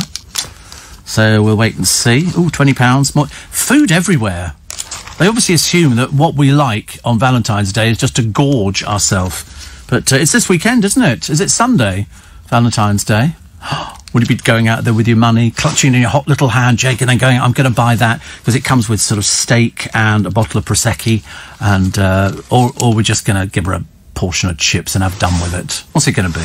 Are you going to spend the money? Are you? You haven't decided. You haven't decided. It's Friday. You better decide quickly because tomorrow they might sell out. You imagine you go to the supermarket and you go, I'm sorry, do you have the luxury romantic meal for two, £15? And with sort of a voucher as well. And they go, no, we've sold out. And you go, what are you going to do then? What are you going to do then? You're going to have to sort of head off to somewhere else to see if you can find it. You have to phone me. And then I can rent you the car out for an hour or so that you can go and find some food. To be honest with you, I couldn't care less. Because I don't know whether you have it lunchtime or you have it in the evening. Or you have it on Saturday and then sort of hope it peters out into the Sunday, which is when Valentine's Day is. Wasn't it some Valentine shot or something, or pierced with an arrow or something like that, wasn't it? I seem to remember seeing a picture of Valentine with an arrow, but I don't know what it was. I'm always hopeless at stuff like that. Oh, look, truffles with love. Lovely. M&S Valentine's gift. Oh, sausage dogs. Delicious, cute new cola jellies. Sausage dogs. Oh, we haven't seen those before. Don't know where they came from. Also, they've got some Prosecco Rosé, £10. They've done it cheaper. They can do it much, much cheaper than that. And a True Love Bouquet, £25. See, that's nice, isn't it? A bouquet. Rich and deep red colour. But they're not grown here. But they're grown elsewhere. But, I mean, you still get a lot, don't you? Which I quite like. I think that's a brilliant idea. Brilliant idea. Flowers. I mean, you can always win somebody round with flowers, can't you? Can't you? I always thought so. And I've just found the ideal gift for me. It's a Breville traditional crepe and pancake maker. Robert Dyer's, £24.99. That's lovely. And then you can make it. Then you can put either savoury stuff in there or sweet stuff. Doesn't make any difference, does it? Looks a brilliant idea. And all the different chocolates. You can save money on all the chocolate. About between £2 and £6 you can save. Plus fizz. Orange label Prosecco. That sounds nice, doesn't it? Orange label Prosecco. Henri Cachet champagne. £9.97. It's good, isn't it? Bredon Cuvée Jean-Louis champagne. £17.99. That's in Waitrose. And the best Crémant de Limoux. That's £10, which is lovely. We're going to be going mad this weekend, aren't we? I'm not. I'm going to have the same sort of stuff that I had before, but I shall be enjoying it more than all those people who, are getting it in the neck from the other half. What do you mean you didn't buy anything for me? What do you mean you didn't buy anything? Where's the food? Next door have got food and they're poorer than we are. I've seen them throwing away the empty cartons in the rubbish bin. Why haven't we got stuff like that? Why didn't you buy me stuff? I thought you loved me. Get out. Get out. I don't want anything more to do with you. My mother was right about you. That's how it'll be. There's bound to be arguments, aren't there? On Saturday and Sunday. I love it. Tapestry at 50. The Star's paying tribute to Carole King's masterpiece. Love Tapestry. Fantastic. And fresh hope from the trial of COVID drugs. British researchers said the world's largest trial of COVID-19 treatments had made progress beyond their wildest dreams. I want to read more stories like that, but only with your help. Can we read more stories like that and hopefully get through, which is the best thing. So, Stella says, I love listening to you. Thank you. And, we call out the game wardens who dispatch the ammo. It doesn't make any difference who shoots the thing. Somebody shoots it. And, Steve, I had my COVID jab last Thursday in Torquay. Take my hat off to the professional and wonderful way it was organised and the great people who made it easy by volunteering. Yeah, it's just an injection. We have it for the flu. Why not have it for COVID? Please have it. Please have it. Makes it so much easier. The Australian state of Victoria apparently is entering a new lockdown in an attempt to suppress an outbreak of the Kent COVID-19 variant. Oh, honestly. I mean, how many more things? How many more things? Life has been extraordinarily busy for what seems like forever, Steve. And, Heather the Norwich nurse. Oh, good. She said, but there is a light at the end of the tunnel with a fantastic vaccination programme. I got so worried you weren't there. We should be so proud of our incredible NHS for this achievement. I can't wait for normality to return, and I will never complain about the weather or the time it takes to travel to see your show. I know.